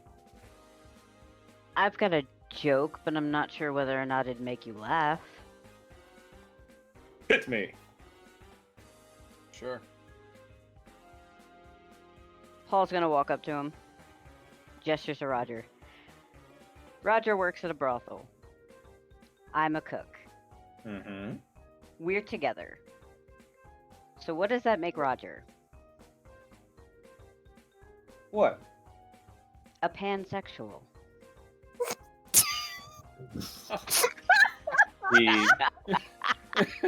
He kind of stares at you blankly for a second, looking rather displeased.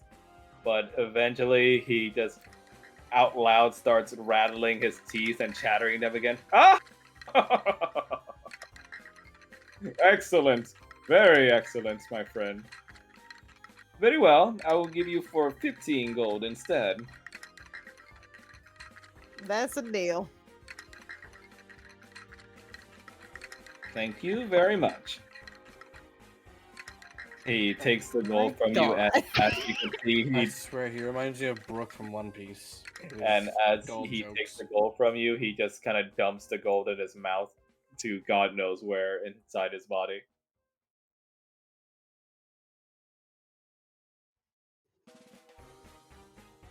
This man just opened a closet. Are you asking me or are you asking him? You're gonna have to ask him what each item does because he has a lot of weird crap, and that's the thing with him. That's the thing with him. He has curious knickknacks, and a lot of it is either cursed items or weird items. We can roll perception for it, right? Yep.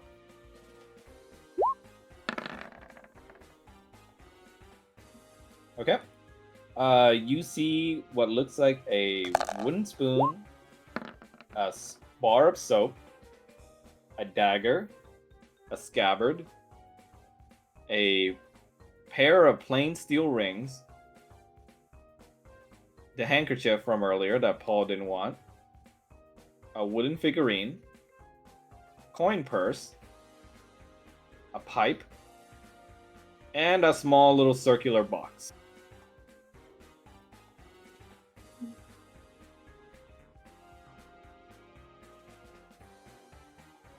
Ooh. In need of a sense of direction in your life?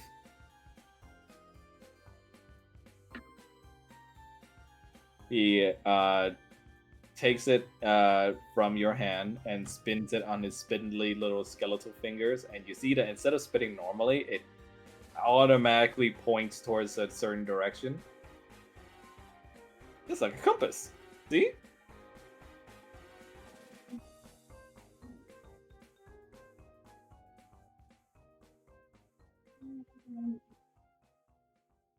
Or you can pretend that it's to show the most handsomest man alive. He spins it again and just angles it to where it looks like it's pointing at him. Oh, you're too kind.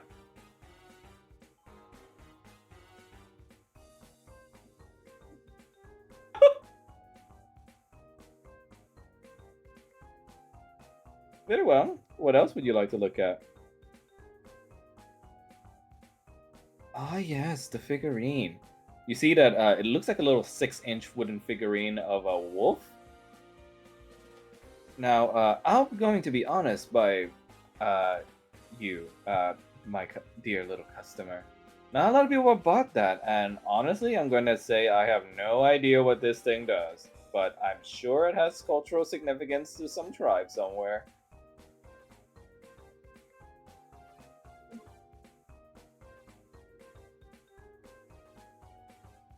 A useless thing to me could be a treasure of the world to someone else, of course.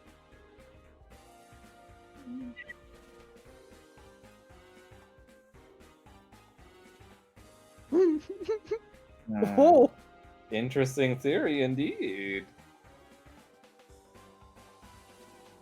How about a joke then?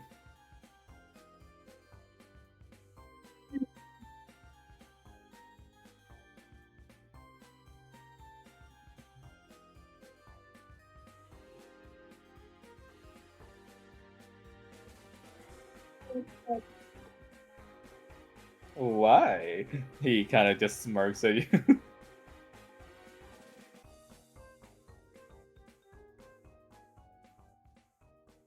Ah! He Oh God, begins he really is chattering his Brooke. teeth again. Excellent, excellent. Very well. You may take it. Oh God, he really is Brooke.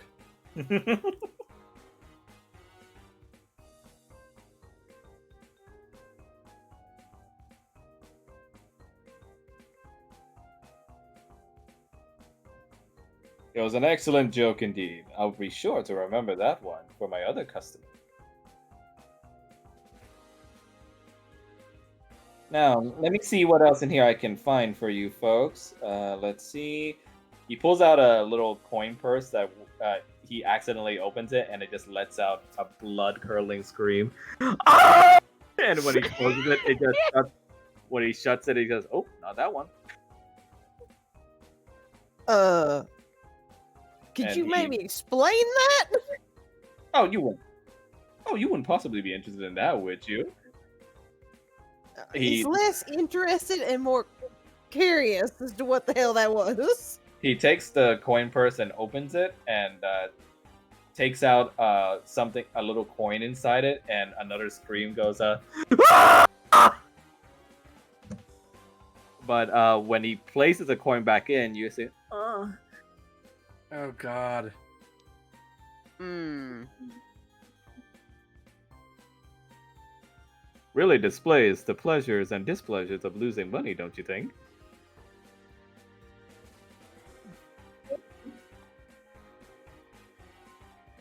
Ah, All of a Don't- sudden, you feel a little hand beside you, Roger, and it just says, "Ooh, can I get that?" Oh no. Hmm. I'm just gonna tell you right now, kiddo, you ain't gonna want that. Aw. Ah, a young soul indeed. No. No.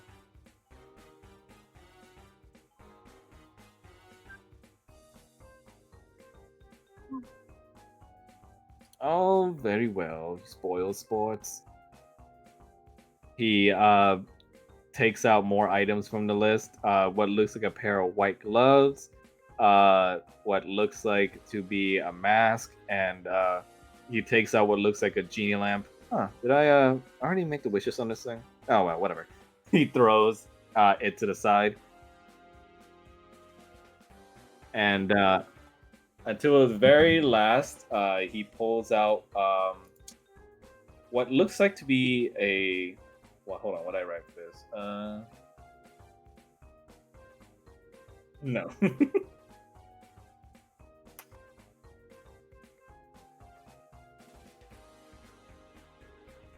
Where is it?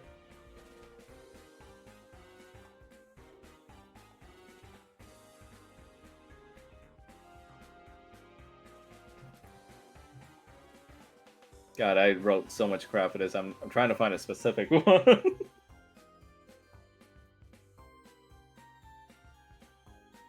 Yep. I had to write so many like troll items for this guy.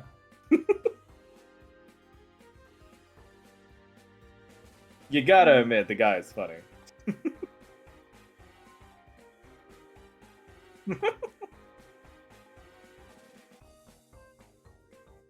And he takes out what looks to be a pen, a feather quilt pen, and shows it to you. Ah, this one might interest you all.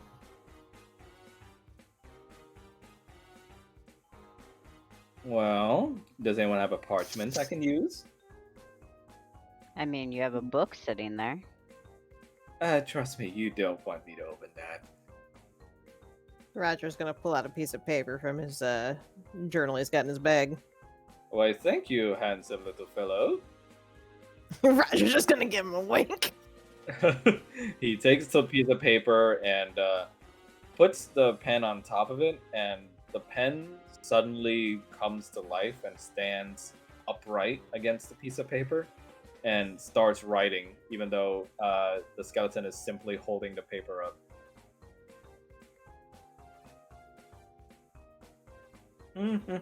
He continues humming as the pen continues to write until it stops, and you see that on the piece of paper he shows it to you, and it writes what looks like a little yeah, what do they call it?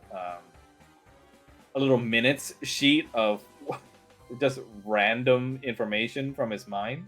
It says, "Man, these customers are swell." That was a really funny bone joke. I bet I made them really laugh with that. And it says like, "God, I hope I didn't make the third wish on that genie lamp yet."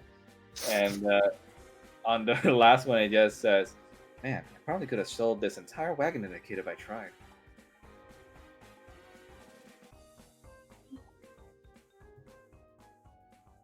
Oh.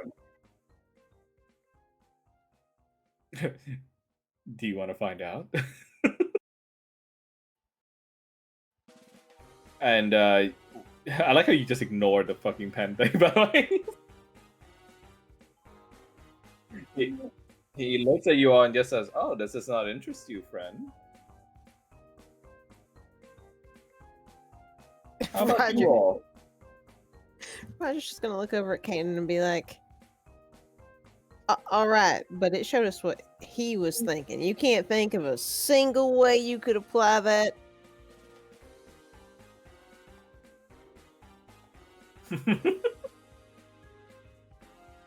But yes, very well. You were mentioning the little genie lamp I found, yes? Where I put it. You see that he has a lot of crap on the ground now that he like threw to the side and he kind of digs through it and he says, "Ah, there it is. Woo!" He takes it over to you and you see that it's kind of an old looking silver genie lamp. Yes. Ah, keen eye you have. I suspect you want the wishes caught inside, yeah?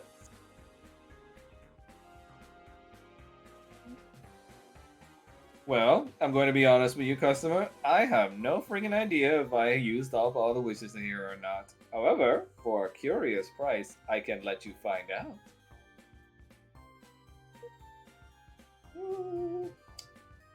How much gold do you have on you?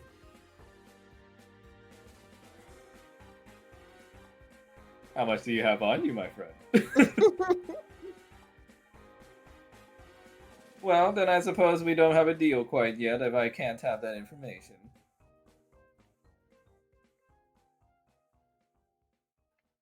I apologize, but I must show myself the respect that an upstanding merchant must have.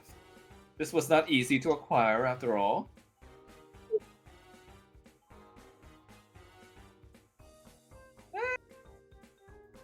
I actually do not know. To be honest, I'm quite tempted right now to rub on it right now and find out just how many wishes I have left, but I'm afraid doing that might spoil things.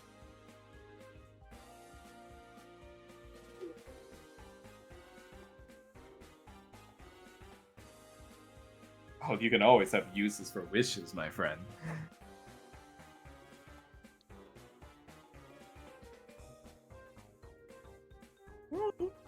True. How's about this? Let's make a wager.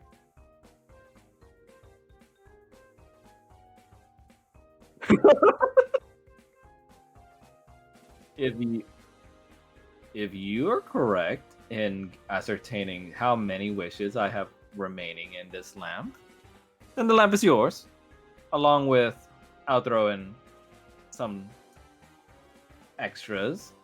Let's say the curious little man can have his 2 free items from my pile.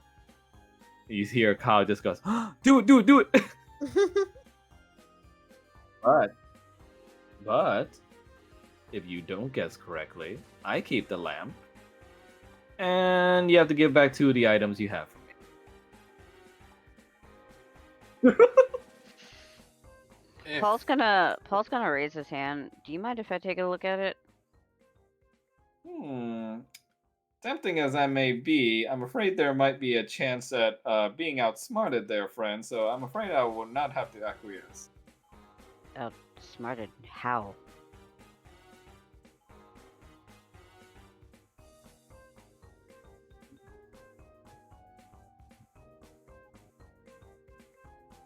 No, not at all. I say we just walk away.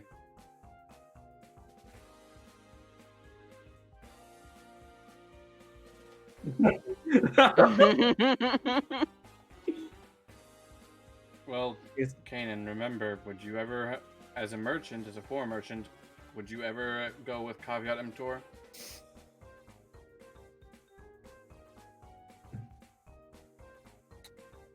Very well. What would you like to inspect about this lamp? You see, he's still holding on to it, but he's letting you inspect it a little bit. Paul holds his hand out.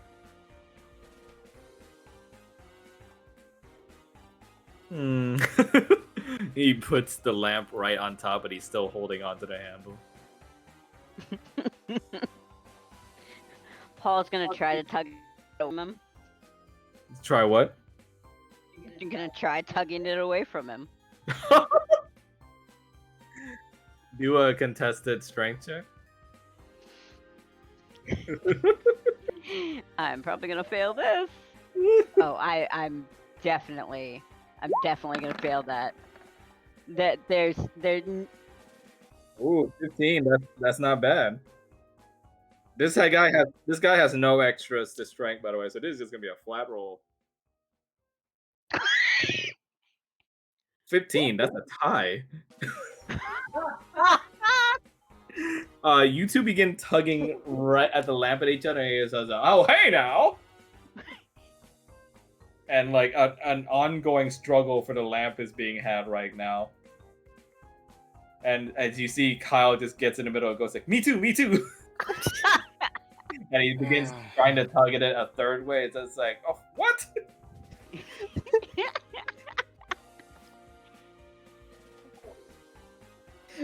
Roger's just staying out of it and is just looking at what's in the shop. Paul's just like, can I just see it? It's a bloody lamp. And eventually, with this combined strength, you guys manage to rip it away from him. He goes like, "Ugh, rude customers you are." I mean, we're Merchant not your trying- customers yet. We haven't bought anything. Well, one of us did. And a merchant trying to swindle people out isn't exactly very gracious either. Swindle? How dare you, sir? All my curiosities are legitimate. For better or for worse, really. Paul's gonna inspect this lamp. Can he do a Arcana check? Yep.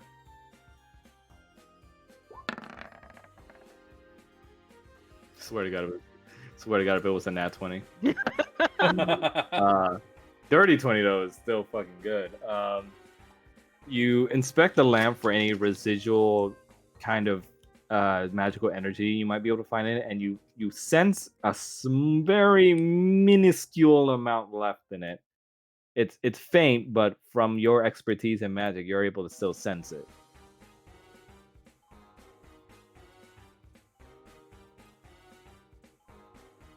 I mean, why would you want it?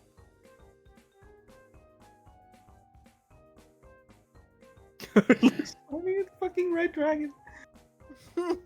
You want it because it looks shiny?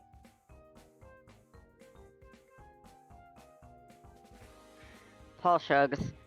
I mean, it's not a problem. He's gonna rub the lamp and go, I wish Kanan would get this lamp for free.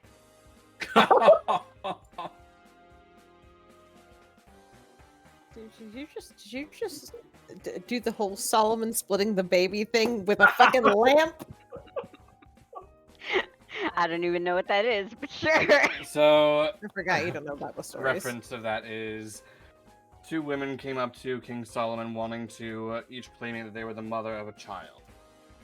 Solomon said that since both of them are contesting it, what will be done is that they will cut the child in half and give each of the claiming mothers the child. One was accepting of this deal, the other refused and said, "Give her the child, just don't bring it any harm." The one who was ultimately willing to give up the child was given custody of the child because Solomon reasoned that only a true mother would ever want to keep the child safe rather than keep part of it. That's great. Okay, well, you, let's see. God, how do I want to do this? I'm gonna need all of you fuckers to roll me a combined Arcana check. Great, cool, alright. Mm-hmm.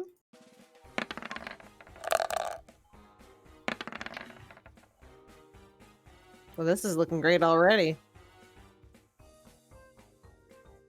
Come on, Falmouth. You rub on the lamp, and a little bit of smoke comes out the nozzle, and it just goes. And you see Clax kind of just reels back in terror for a bit, and he says, "Oh, I guess it's okay." And then suddenly the lamp just explodes, knocking everyone back.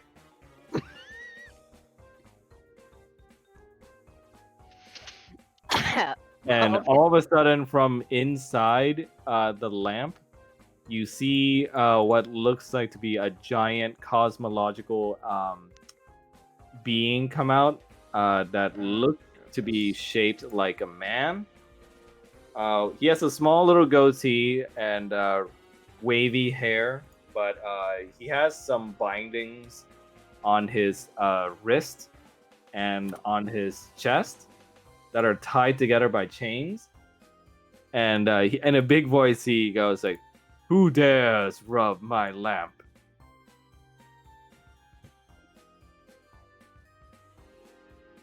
Paul's gonna raise his hand. Yeah, that'd be me. Do you Oh, hold on. You're not the bony. You see the genie just kind of, all the smoke and magic just sort of dissipates for a while, revealing just a normal looking spirit, and he looks behind him. Flax, did you lose the fucking lamp? No. No one by that name here. You see Klax has already hidden himself behind the cart. Ugh. Fine. Alright, let me get a good look at you. You see, upon closer inspection, the genie inside looks to be rather handsome looking gentleman, though his eyes... What do you say? And his eyes basically belie a feeling of jadedness from years of service. It was like, oh god. Alright. Blue-haired guy, I guess. What do you want? But before you start, I have some ground rules. First, you can't ask for unlimited wishes. Hold That's up. stupid. I don't. I'm not the one who wants the wishes. Oh? You're the one who rubbed it. Please don't tell me you're doing a generosity comes before everything thing. Oh god. Another Samaritan. Alright. Who is it? Points over at Kanan. Another red dragon. Alright. I swear to God, if you keep me around in your living room for a couple of centuries again, I will scream. Again? He just sighs. Alright. I have some ground rules. As I said before I was so rudely interrupted. You can't ask for unlimited wishes. That's stupid, and I will slap you for it. 2, I can't bring anyone back from the dead, but I think we both knew that. Standard. 3rd, I can't make anyone fall in love with you. Sorry, but I don't deal with that crap. And last and 4th, I'm gonna guess you want to leave this place.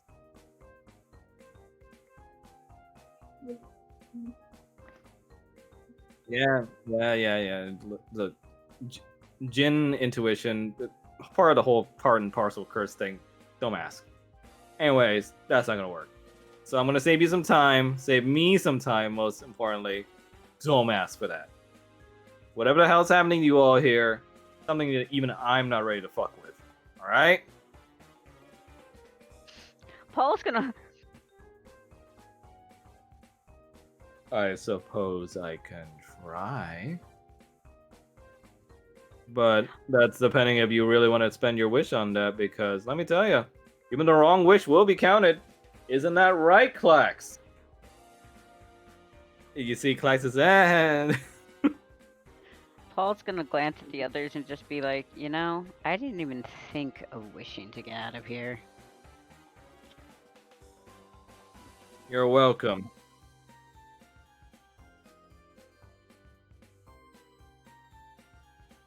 I Choose mean- wisely, Into the lamp. because if you didn't listen to my rules and you try to ask for something dumb, I will make you pay for it. Yeah, that's nice. I mean, I would have just used them as a tea kettle, so feel free.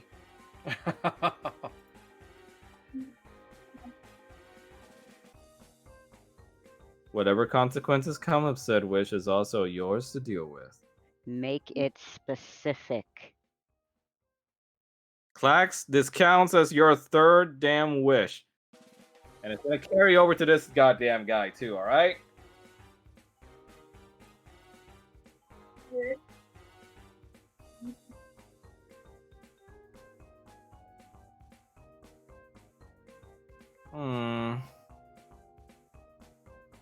All right. He stares deeply into your eyes. All right. Let me see what I can do. He slaps his hands together. You see he like starts rubbing it furiously together, and you see some sparks of magic comes out of it. All right, stop staring. It's nothing. It's nothing special. Come on. And after the sparks come out, he blows into his hands a bit, and from it, you see what appears in front of you, a book.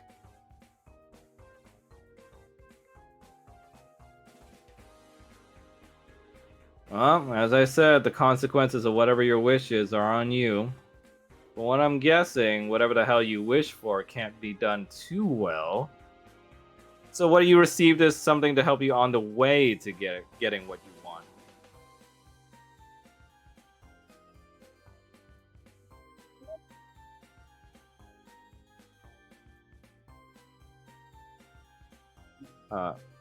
When you look on the book itself, you realize that the book's title says The Tome of Strahd.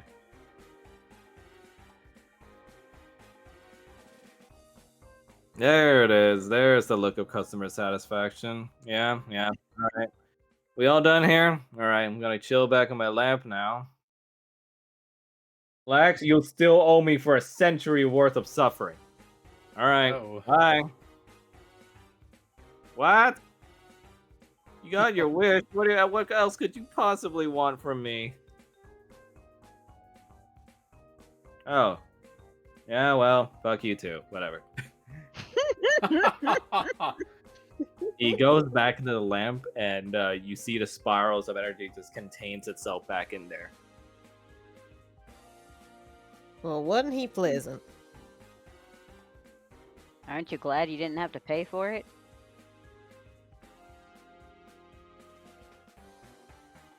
You see Klax looks behind from the wagon. Is he gone? Yeah, he's gone. Well, aside from that little mishap, I'm willing to overlook everything as you are my favorite customers. Paul's gonna squint at him. Were you scared of him? What? No. Just he kind of just keeps eyeing the lamp and like tries to sidestep it. No, not at all. So you're scared of it. Oh, well, I mean, who's not a little bit intimidated by a being of cosmological power, right? So why wouldn't you sell it for free? Well, a merchant has to make his ways in the world, and little gold helps him get there, now doesn't it? That and, well, little part of my condition, of course. Paul nods and gestures to the rest of the caravan. Yeah, you got a lot of ways to go about it. Yeah, part of the whole curse thing, I'm afraid. You see Kyle all this time has just been kind of staring wide-eyed at everything, and his jaw is still slack to the point where he's drooling. What happened? You guys do this every day? No. No. No, this is new. God, I never want to go home. What's this mask you got over here, sir? Oh, this? Oh, why don't you put it on? Roger's gonna look at it for a minute, look at the others, shrugs and puts it on. Paul's just gonna clasp his hands together and sigh. What? You use the spoons. I don't want to hear from you. Let me see what I wrote for the mask. Oh my god.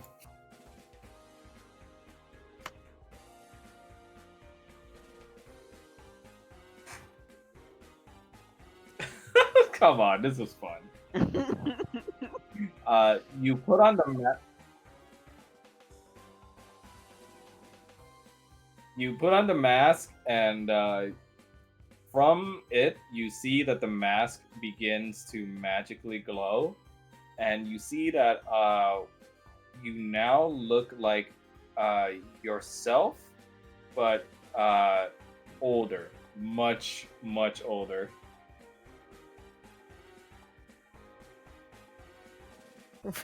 Roger takes it off, just like, what the hell is this?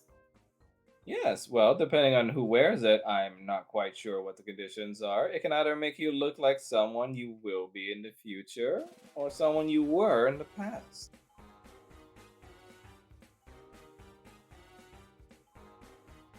Curious little thing, isn't it? Doesn't work on me, I'm afraid. The lack of flesh will do that.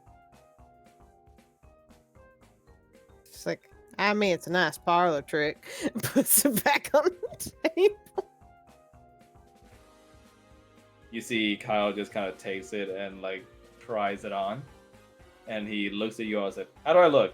And you see, he actually looks like a very distinguished gentleman in the future. Okay. But are we seeing? All right. Hold on. I gotta ask a question here. Okay, he puts on the mask. And it's like we see a distinguished gentleman. All right, so it's a mask. Do we see him as an adult, or do we see his face as an adult on this child's body? The latter. Oh, The mask is showing you what his face will look like in the future, but he's still a child, so it's literally adult face on child body. That's weird. What do I look like? Do I look cool? All right. So He You takes look he takes the mirror that cool, was on he takes the mirror that Roger had and starts looking at it, and just goes like, "Why do I look like a baby?" Uh,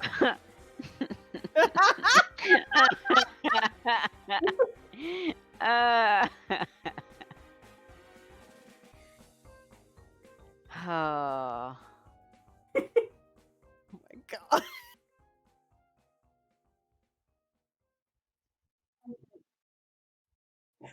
He takes it off, aw, but it's so cool.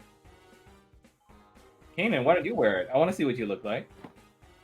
It could make you look younger. Kanan just visibly shudders. Puts it on. He just looks the same.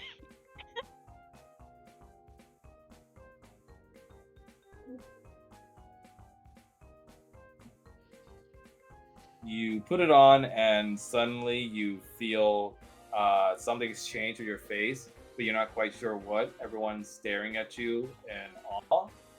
And what you don't realize is that the mask makes you look like you were back in your fighter days. And you look very demure, but you got that broody thing going on.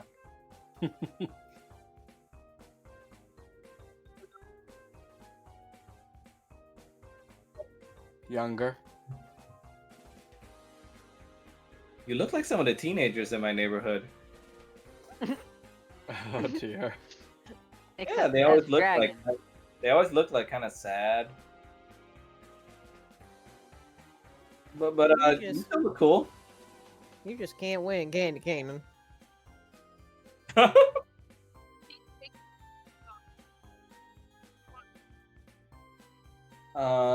He looks kind of nervously around everybody. Is it okay? He looks at you and just says like 50 gold.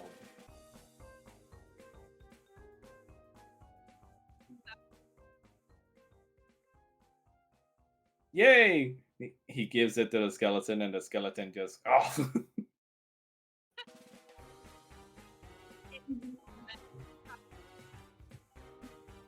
He puts it on, and you see the older face on a small body again. Woo! He runs towards our arena. Hey kid, what are you? What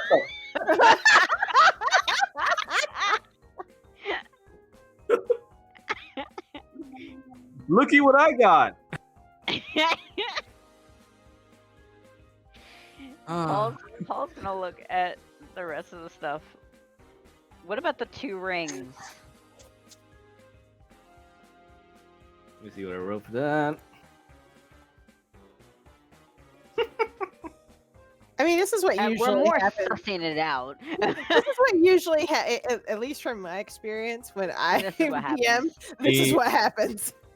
So when you take the rings up, you see Clax just delicately puts it on your finger. You know, some people say this would be a proposal. I He's don't. taken. That's just a simple joke. He puts the rings on first your thumb and the other on your middle finger. Now, if you would, try snapping those fingers. Paul looks between him and his hands.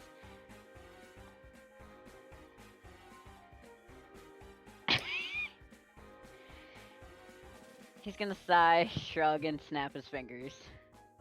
When you snap, it looks like you produced a flame, a spurt from your fingertips, from the snap, and it just dissipates when the snap is over. Does it again. You do it again, but this time you see that you're able to hold the flame kind of like a lighter. Now, isn't that the coolest thing you've ever seen?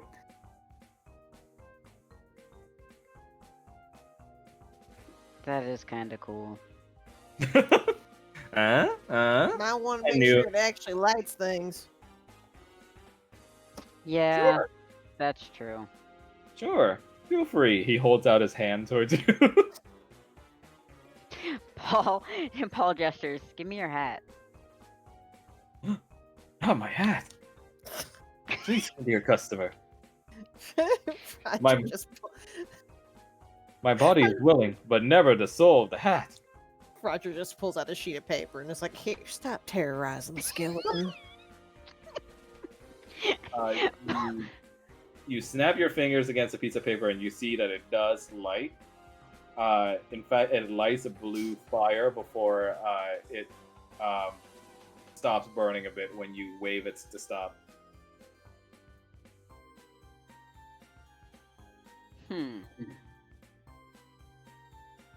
How much? I can let this go for a simple price of 25 gold. The dreams of pyromaniacs everywhere can be yours for just 25 gold.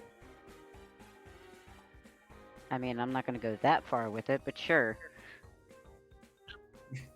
I don't judge any of my customers for what they may do. But yes, just a simple 25 gold. He passes him 25 gold. Oh, guys, remember whatever you're buying, remember to add it to your inventory. Yep. Yeah. Just you can name it whatever you want at this point. He doesn't care, but I guess if you want a default name, it was Curious Shield.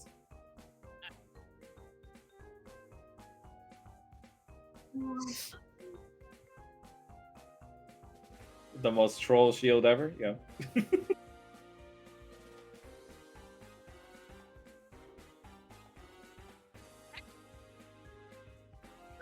No, that was a joke. But yeah, he hands you the rings, Paul, and takes your gold from you and licks them up in his hand and consumes them. I swear they have a different taste every time. Paul just looks at him. What do you mean a different taste? You wouldn't understand. Or unless he reaches into his mouth and pulls out a coin. You're like, oh. No, I would rather hear your experience. Oh, okay. Well, trust me. As far as gastronomic exploration goes, the skeleton does all he can. I can't taste or enjoy any of the regular foods my beloved customers can. However, eating coins, I've learned, has a very distinct minerally taste every time I taste it. It's quite excellent.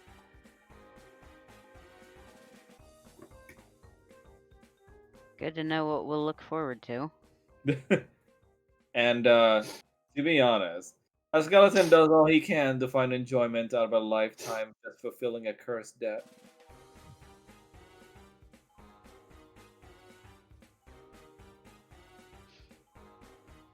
So what's the curse exactly? Well, I'm a little bit embarrassed, but I'd say in my entrepreneurial youth days, I had a certain encounter of the astrological nature and was subsequently met with negotiation, which involved putting my soul into debt and leaving my condition as you see. And I have to pay back a certain amount of gold in order to cure this. And the only way to do that is by consuming it. So when you eat enough gold, you turn back or do you die? I would sure hope so. The waking thought of not succeeding in this or having it all be a lie haunts my every dreams. But it's okay. I look optimistically. You see, you see that if he had eyes, it would certainly twitch right now. But You are a sad, strange little man. and yet, an even better merchant. What's this circular box over here?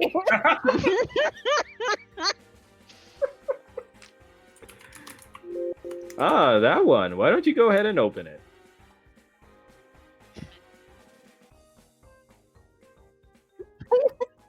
That screams it's just sewing supplies. Roger opens it. When you open it, you just hear. Just closes it. The screams finally close when you finally stop when you close it. What can I say? A lot of these just involve screams. Hey now. Because of me, you were able to grant one wish of yours. I'd say that deserves not being bashed in my skeletal face.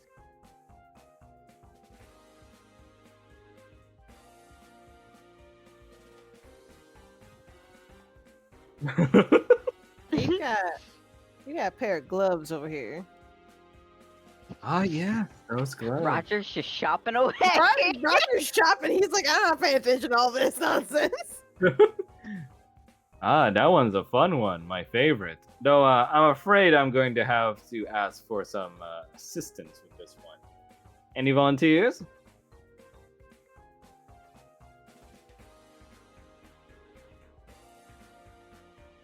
Oh, no. Not to wear the gloves, but to be on the other end. Huh? You'll see. Anyone? I assure. Paul. If they're not gonna fit on Kane, they're not gonna fit on my hands. No. Paul- Remember, Paul my just friend, and sighs. not to wear the gloves, but on to be on the other end of it. Paul just sighs. Sure, why not? Now, put on those fancy little gloves. He does so. No, he's telling Roger. Okay, so Roger puts the gloves on.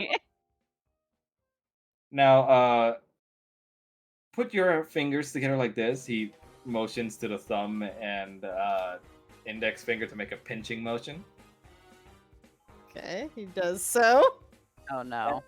And glide it over his face like so. He guides your hand over to Paul's face, and when he glides it over, you pinch his nose right off. Except Paul, you wouldn't be able to feel anything. Got your nose. Oh my really? god. All right, let's put that back.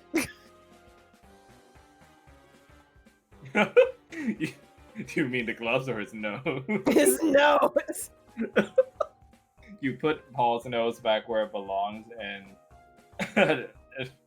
Clank just says, "Oh, it never gets old when customers try that one." Oh, he's just gonna take the gloves off and set them down. Not for me, not for me.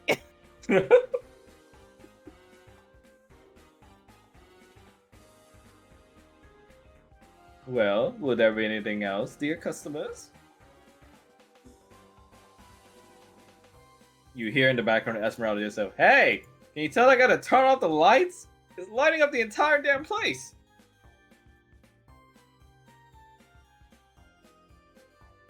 Ah, very well, very well.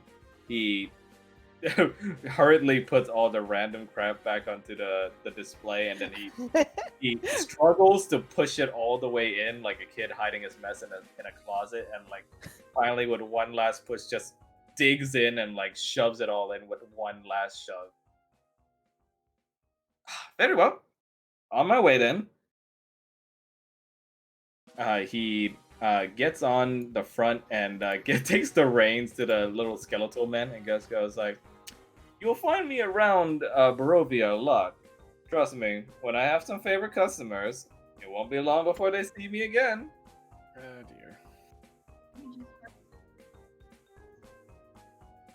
dear. Oh, my friend. All my crafts are useful one way or another. Especially if you're up against Strahd, are you not? Well, see ya! Roger's just gonna look over and just be like, I mean, is anybody in this place not up against Strahd? All of a sudden, you see the Your cart stalker. just fly right off into the distance. I mean, your stalker isn't. No, that's true. Do you all want to explain to me what the hell you were doing talking to a skeleton?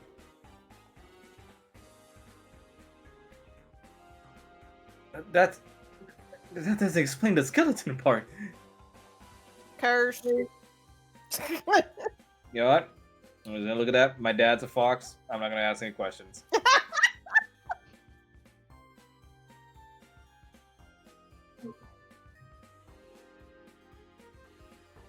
And Forma just like, Still hold the book in your hands, Kanan,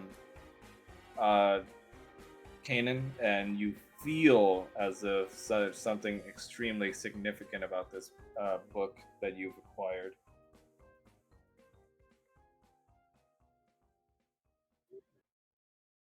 You see that the bindings look like they're made out of flesh, and it looks like they're bound heavily closed, waiting for a moment to when they can open. Though, as a cleric, you do sense heavy, heavy necrotic energy coming from this, as if someone's trying really, really hard to make sure no one ever opens this.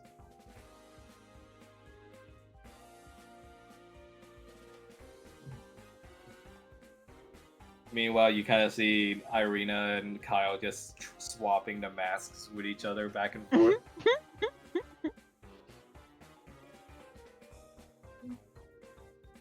Roger goes over and is like, "Hey, Irina, take a look at this." Holds up the mirror. When you hold up the mirror to Irina, though, she kind of looks horrified by what she sees in the mirror and kind of just looks away. What is that? Roger's just like, "What? It's supposed to show you what people see you as." Like he's gonna walk around to be like on her side of things. It's nothing. Just don't show that around me, all right? All right. You see, she kind of just hurriedly goes back towards the wagon.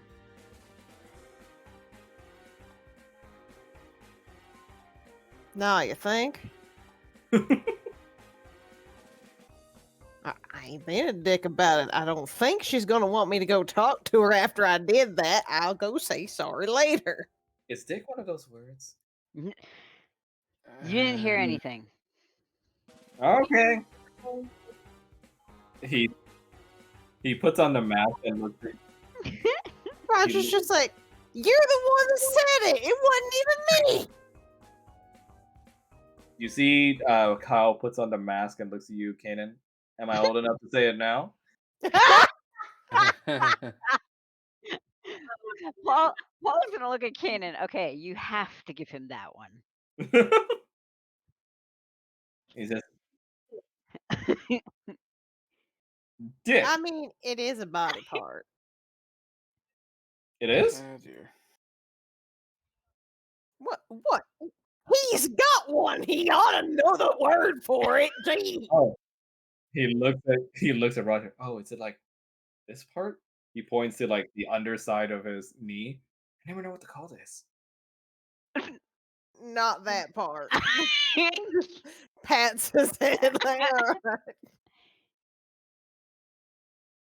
Oh, I mean, I just got this cool mask. Oh, fine. Can I sleep with Gonna it? wake up in the world. Can I sleep with it? We're gonna wake up in the middle of the night to this child standing. Yay!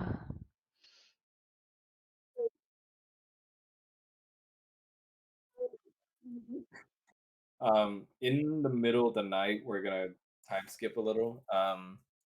In private, after Roger's asleep, you would kind of see, well, no one would see this, but it's a cutscene. But you see Irina kind of digging through his stuff and kind of carefully looking at the mirror again.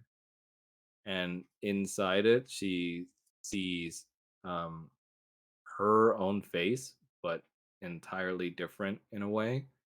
It's her face, but she's wearing what looks like a fine Victorian style dress with a rather brunette looking hairstyle rather than her more dark uh, hair. And inside, uh, when she looks deeper, she sees an image of one person that looks a lot like Strahd, but he's smiling happily and looks entirely not like a vampire. Oof. And when she tries to view more, the mirror just sort of gets foggy, just like the mist that's around Barovia, as if something is preventing her from seeing more. And she kind of just looks down in confusion before putting the mirror back as she sees Roger stirring.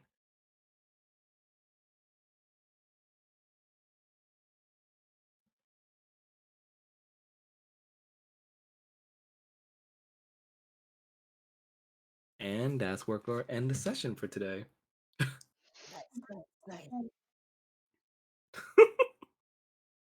I didn't expect you to shove the mirror in her face, Roger. That was weird. I was just like, oh, you're going there. Uh-huh.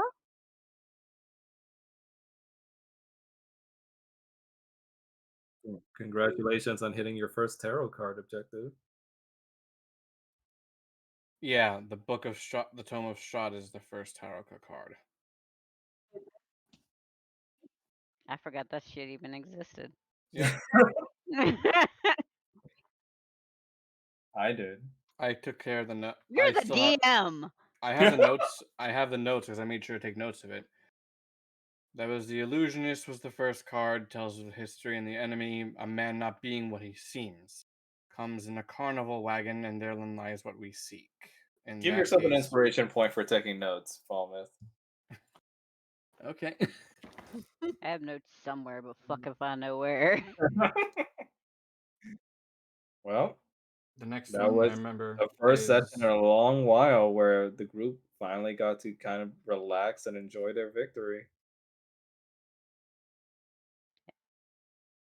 Storm Bar. Even though you got ran over by. And Kyle learned so many new words. He really did. And you You know? allowed him to say dick. You know, I'm gonna just say right now, I love that like 90% of those words Roger didn't teach him. Yep.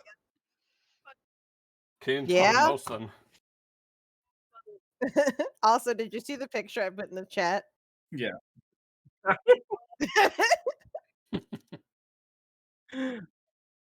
Yeah, Boss Kane baby, taught- boss baby just- Kyle. I'm just amused that Kane taught most of the lords.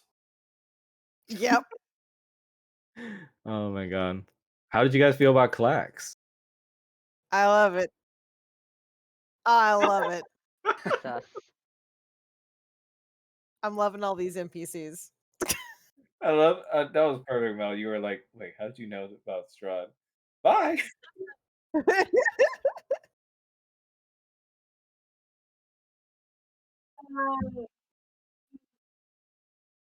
What you say? Like he's gonna tell you. I was like, is that a direct question to your DM? He's Yeah, not I'm gonna not answer. telling you shit.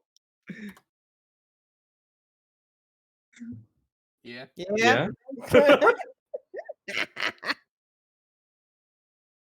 But thank you also for drawing Kyle a token, Mel. Look at his freckles.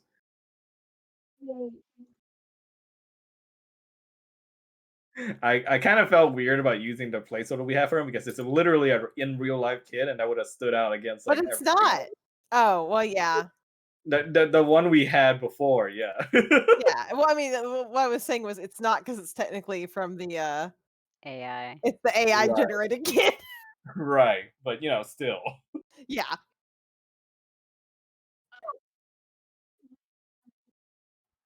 I'm gonna say in between. He's like pretty caramel. Like think Aladdin.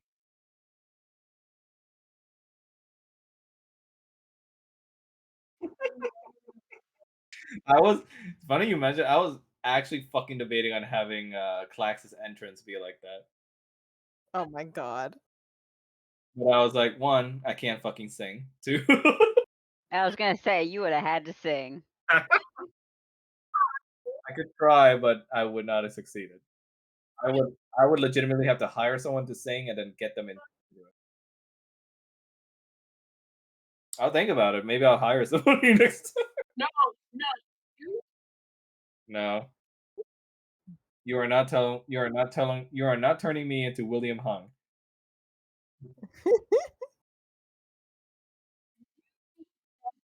No. William Hung has scarred me. Never again.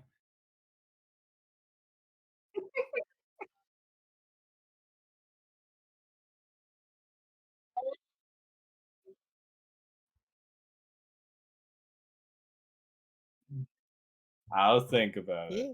And all of us, suck at singing too. So it. we can be backup vocals. I don't know. Shrine's spitting some real lyrics for her songs and I spells. mean, they're just rhymes. Like he's literally just giving couplets. Like, That's what lyrics are. oh my god. Roast Shrine. Just to keep the others up to date, these are the remaining notes for the tarot card cards I put in. Nice. Like, Sure. Yeah, Also, no problem. I love So- that So, it's just like how much money did everyone have before they spent? okay, so I have- I didn't spend anything. So just as a note, as I linked back to what we initially got from the Yuan Ti Temple, we had 20k silver coins, which we split the 5 ways. We had the 50 silver chase goblets worth 5 gold each. We didn't split that yet. At least I don't think so. There was the 20 gold plated statuettes, which Big Al took as payment for something. The 40 embossed silver servings, which we didn't split, I don't think. The 80 pieces of jewelry, which is a 5 GP each. 50 mother pearl pieces, 1 GP each, but I'm pretty sure Big Al took those as payment for something. There was the jade placard bearing a divine image of 100 GP, and then there was the marble statue of reclining figure for 50 GP, which Big Al also took as payment for something. Yeah, silver We you split the silver coins. We didn't split the. So you should be good, Mel. I think I'm seeing you now, and yeah, I think So you're good. we would still need to split the amounts for the silver chase goblets, the 40 chalice servings, the jewelry pieces, Yeah. and the jade placard. Of which Kanan is holding on for everybody, unless you guys want to split them. Okay, no problem. So that's 50 times 5 is 250 each. For that, 40 times 5 is another 200 for the chalices. 80 pieces of jewelry with 5 EP each is 40 is 400 gold there, and then the jade placard is 100 GP.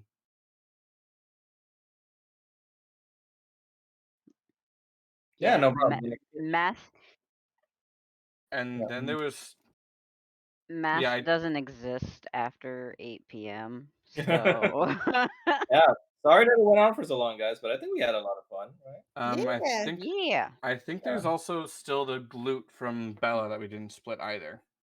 I think I there know was Bella we didn't split because we kind of, since it went on for so long, we mostly wanted to get out of there and just kind of go back and see what was going on with Kyle. Yeah.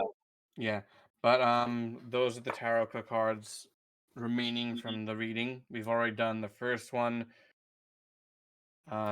The Elementalist is the second one and is for the symbol of Ravenkind. Third is the Conjure, and it shows the location of the Sunblade, which is needed to kill Strahd. The Ghost is the fourth card, and it shows who our ally is going to be. Fallen Paladin of Fallen Order of Knights. Lingers like a ghost in Dead Dragon's Lair. Probably refers to that Order of Silver Paladins that was mentioned by the NPC. And then the Tempter is the the fifth himbo, yes. card. Should be Strahd's location in his castle once we get there. By the himbo that Roger wants to shag. Say what? He's talking about Era.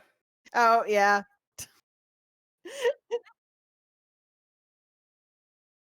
Yep.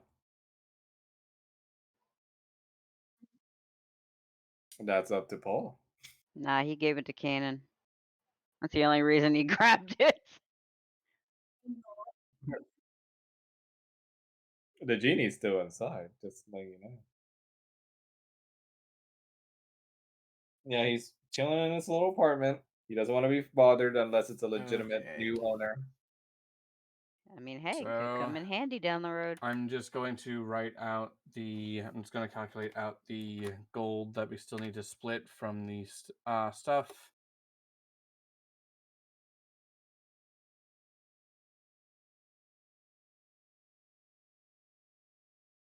I feel like I didn't expect Roger to shove the mirror in her face. And it's like, one, Roger's like, neat parlor trick. Two, Roger's like, this can be legitimately useful.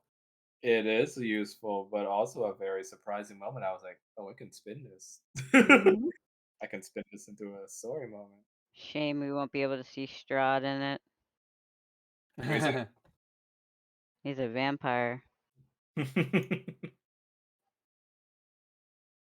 So that's the gold that still needs to split from the Yuan-Ti temple. And divide that by... Yep.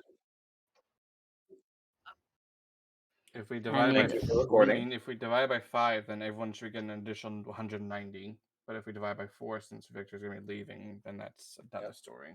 So let's schedule for next session then. Would anybody object to scheduling these on Sundays?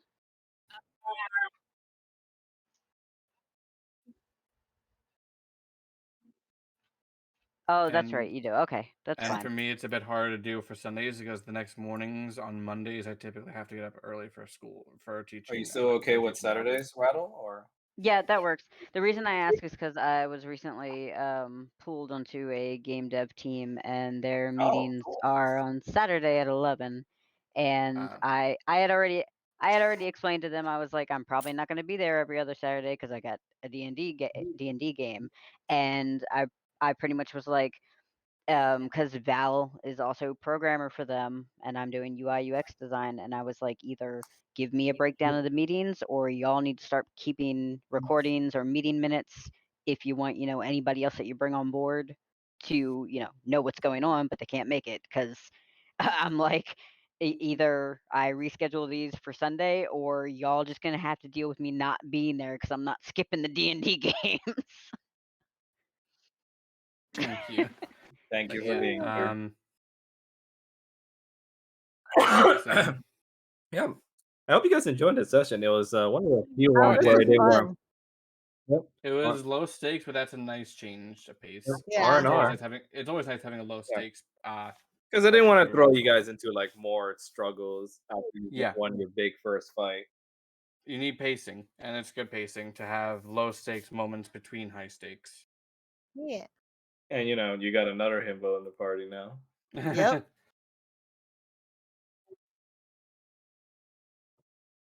So when's the next one Okay. people want to do? Are you guys free on? Well, I can't do the 26th because I think people are going to be busy, right? Because that's Thanksgiving weekend. 19th I can't do because I'm celebrating my birthday on there. Oh, nice. Yeah, it's not my actual birthday, but I'm just celebrating on that day.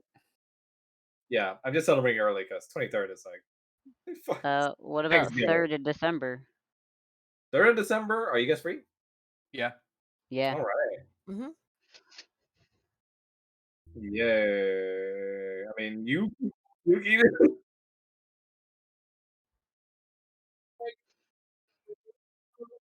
you can do it. I mean, anything will work if you put your mind to it.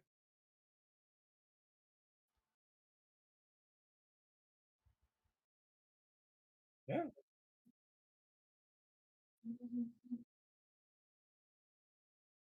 Yeah. I mean, sometimes you just gotta improvise too. Like I didn't expect you guys to want to go hunting with Kyle, but we did it.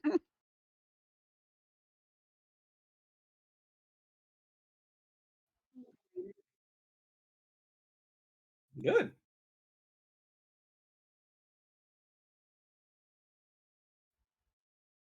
that's, that's fine. Sometimes it happens. Sometimes Roger just shoves a mirror in someone's face.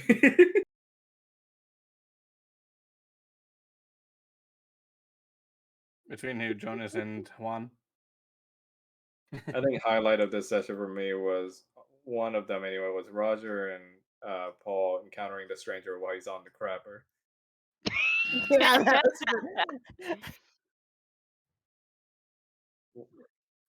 I just love eating him into the tree. That's like the Well, my initial plan, well, behind the scenes, director's cut. Uh, back back in Bella's castle, if Roger hadn't escaped the way he did, he would have eventually tried to hide, I would imagine, inside of a room that would have ended up unknowingly to him be a bathroom where he runs into the stranger. Oh. And unfortunately, you guys never encountered him. So, Unfortunately. unfortunately. But fortunately, now you teleported while he's on the crapper, and now he's mad. I mean, that's his own damn fault. Oh my god. I mean, now he knows, he can't let Paul see him. I know that teleport is coming clutch more times than I can admit. I was going to use magic missile and I was like, wait a minute. I know what I can use. I mean, to be fair, um, Vortex Warp has failed more times than has succeeded. It's true. It's clutched when it needed to be, though. Sure, but it Mhm. has failed more than it succeeded just because of the ridiculous save.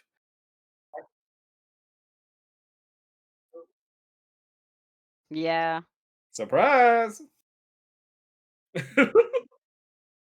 But also, another fun thing I just kind of enjoy and kind of makes me giddy is the fact that Kanan just doesn't like Era. He just doesn't like him. Because Era is very crass. He's a person out of time, and it doesn't really mesh well with Kanan.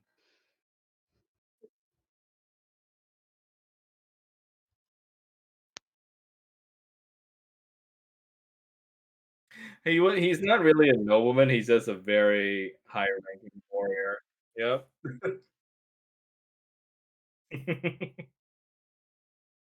Meanwhile, Roger's just like he's got one brain cell bopping around in that head of his.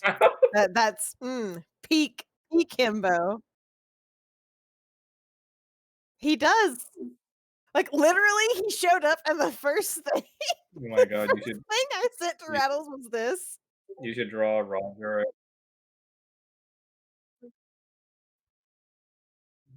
Both. I mean, both Roger goes for ways. both. Yeah, Honestly, Can't do verse. both. Roger's Roger, verse. you should Roger's draw very verse. Roger. Yeah. You should draw Roger like the protagonist of Transistor with her sword boyfriend. Oh my god, That's That basically pansexual joke was so dumb. it That was what? great. What are you talking about? I have 3 jokes lined up for when we meet him next time. Nice. Yeah, I'm planning to have him be recurring, as in that weird merchant NPC that can always get into weird places before you. Perfect. Oh, Yep. But hey, at least you got a genie out of it. A very grumpy genie, but I think I did the I'm very jaded because I'm doing this the thankless job very well. Yep. And he says, "Fuck you too." Oh, is this what you guys were typing to each other during that whole thing? Yeah. Mhm. Sleep against the wall, easy.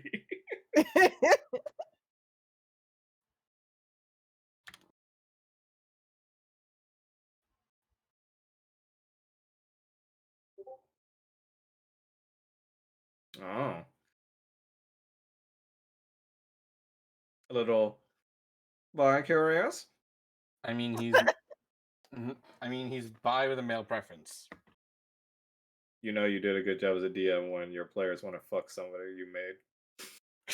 Okay, but Okay, it's but kind of you've got multiple characters now. okay. But I think my favorite thing about it is this one's literally a sword.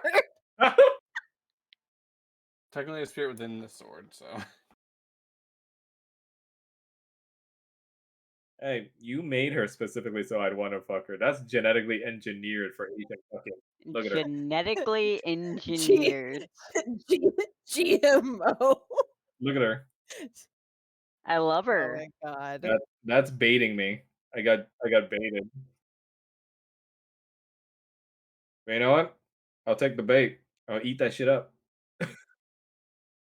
Yep. Still betting she's a fucking succubus though. I thought you said Kentucky bus. Succubus? I'm like, A what are Kentucky bus. you talking Yeah, about? yeah, I can get a lot of mileage out of her.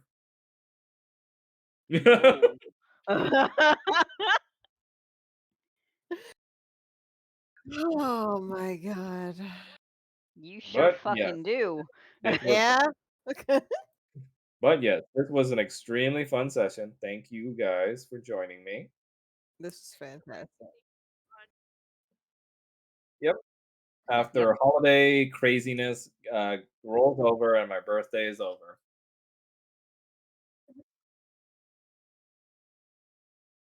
I kind of don't want to be that person to specifically ask for stuff. So anyway, what do you want for your birthday? Okay. Yeah, just if you know me well enough, I think you can get a general idea of what I want.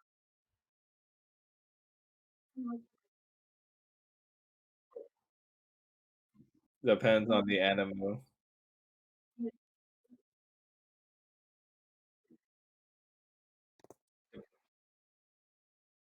Could get him a D&D dice case. Ooh. So I don't have to use my me? I'm gonna be honest. I have a fuck ton because I buy those assorted sets of dice in a giant bag. Yep.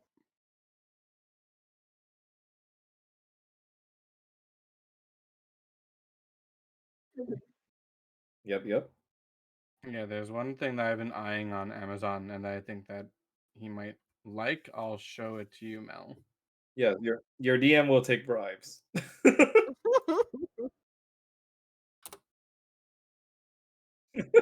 I mean, what do you want me to say? Most of what you ask is also like, is Kyle gonna live? And I'm like, that's up to you guys.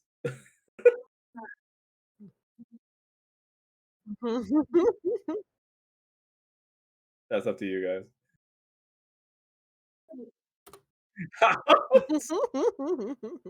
I'm just like flax right now. See ya. Yes, it is. Thank you.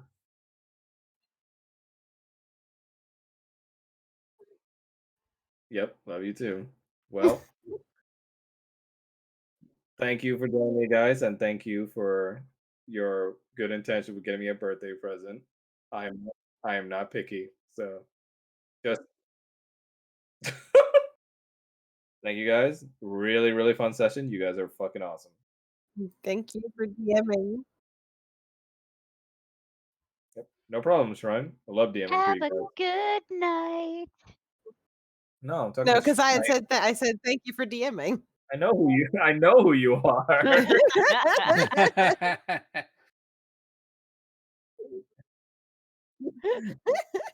It's like, I know who you are, don't worry, God. Oh, now she's God. Yep.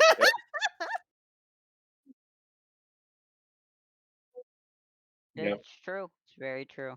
We interchange God roles for each other.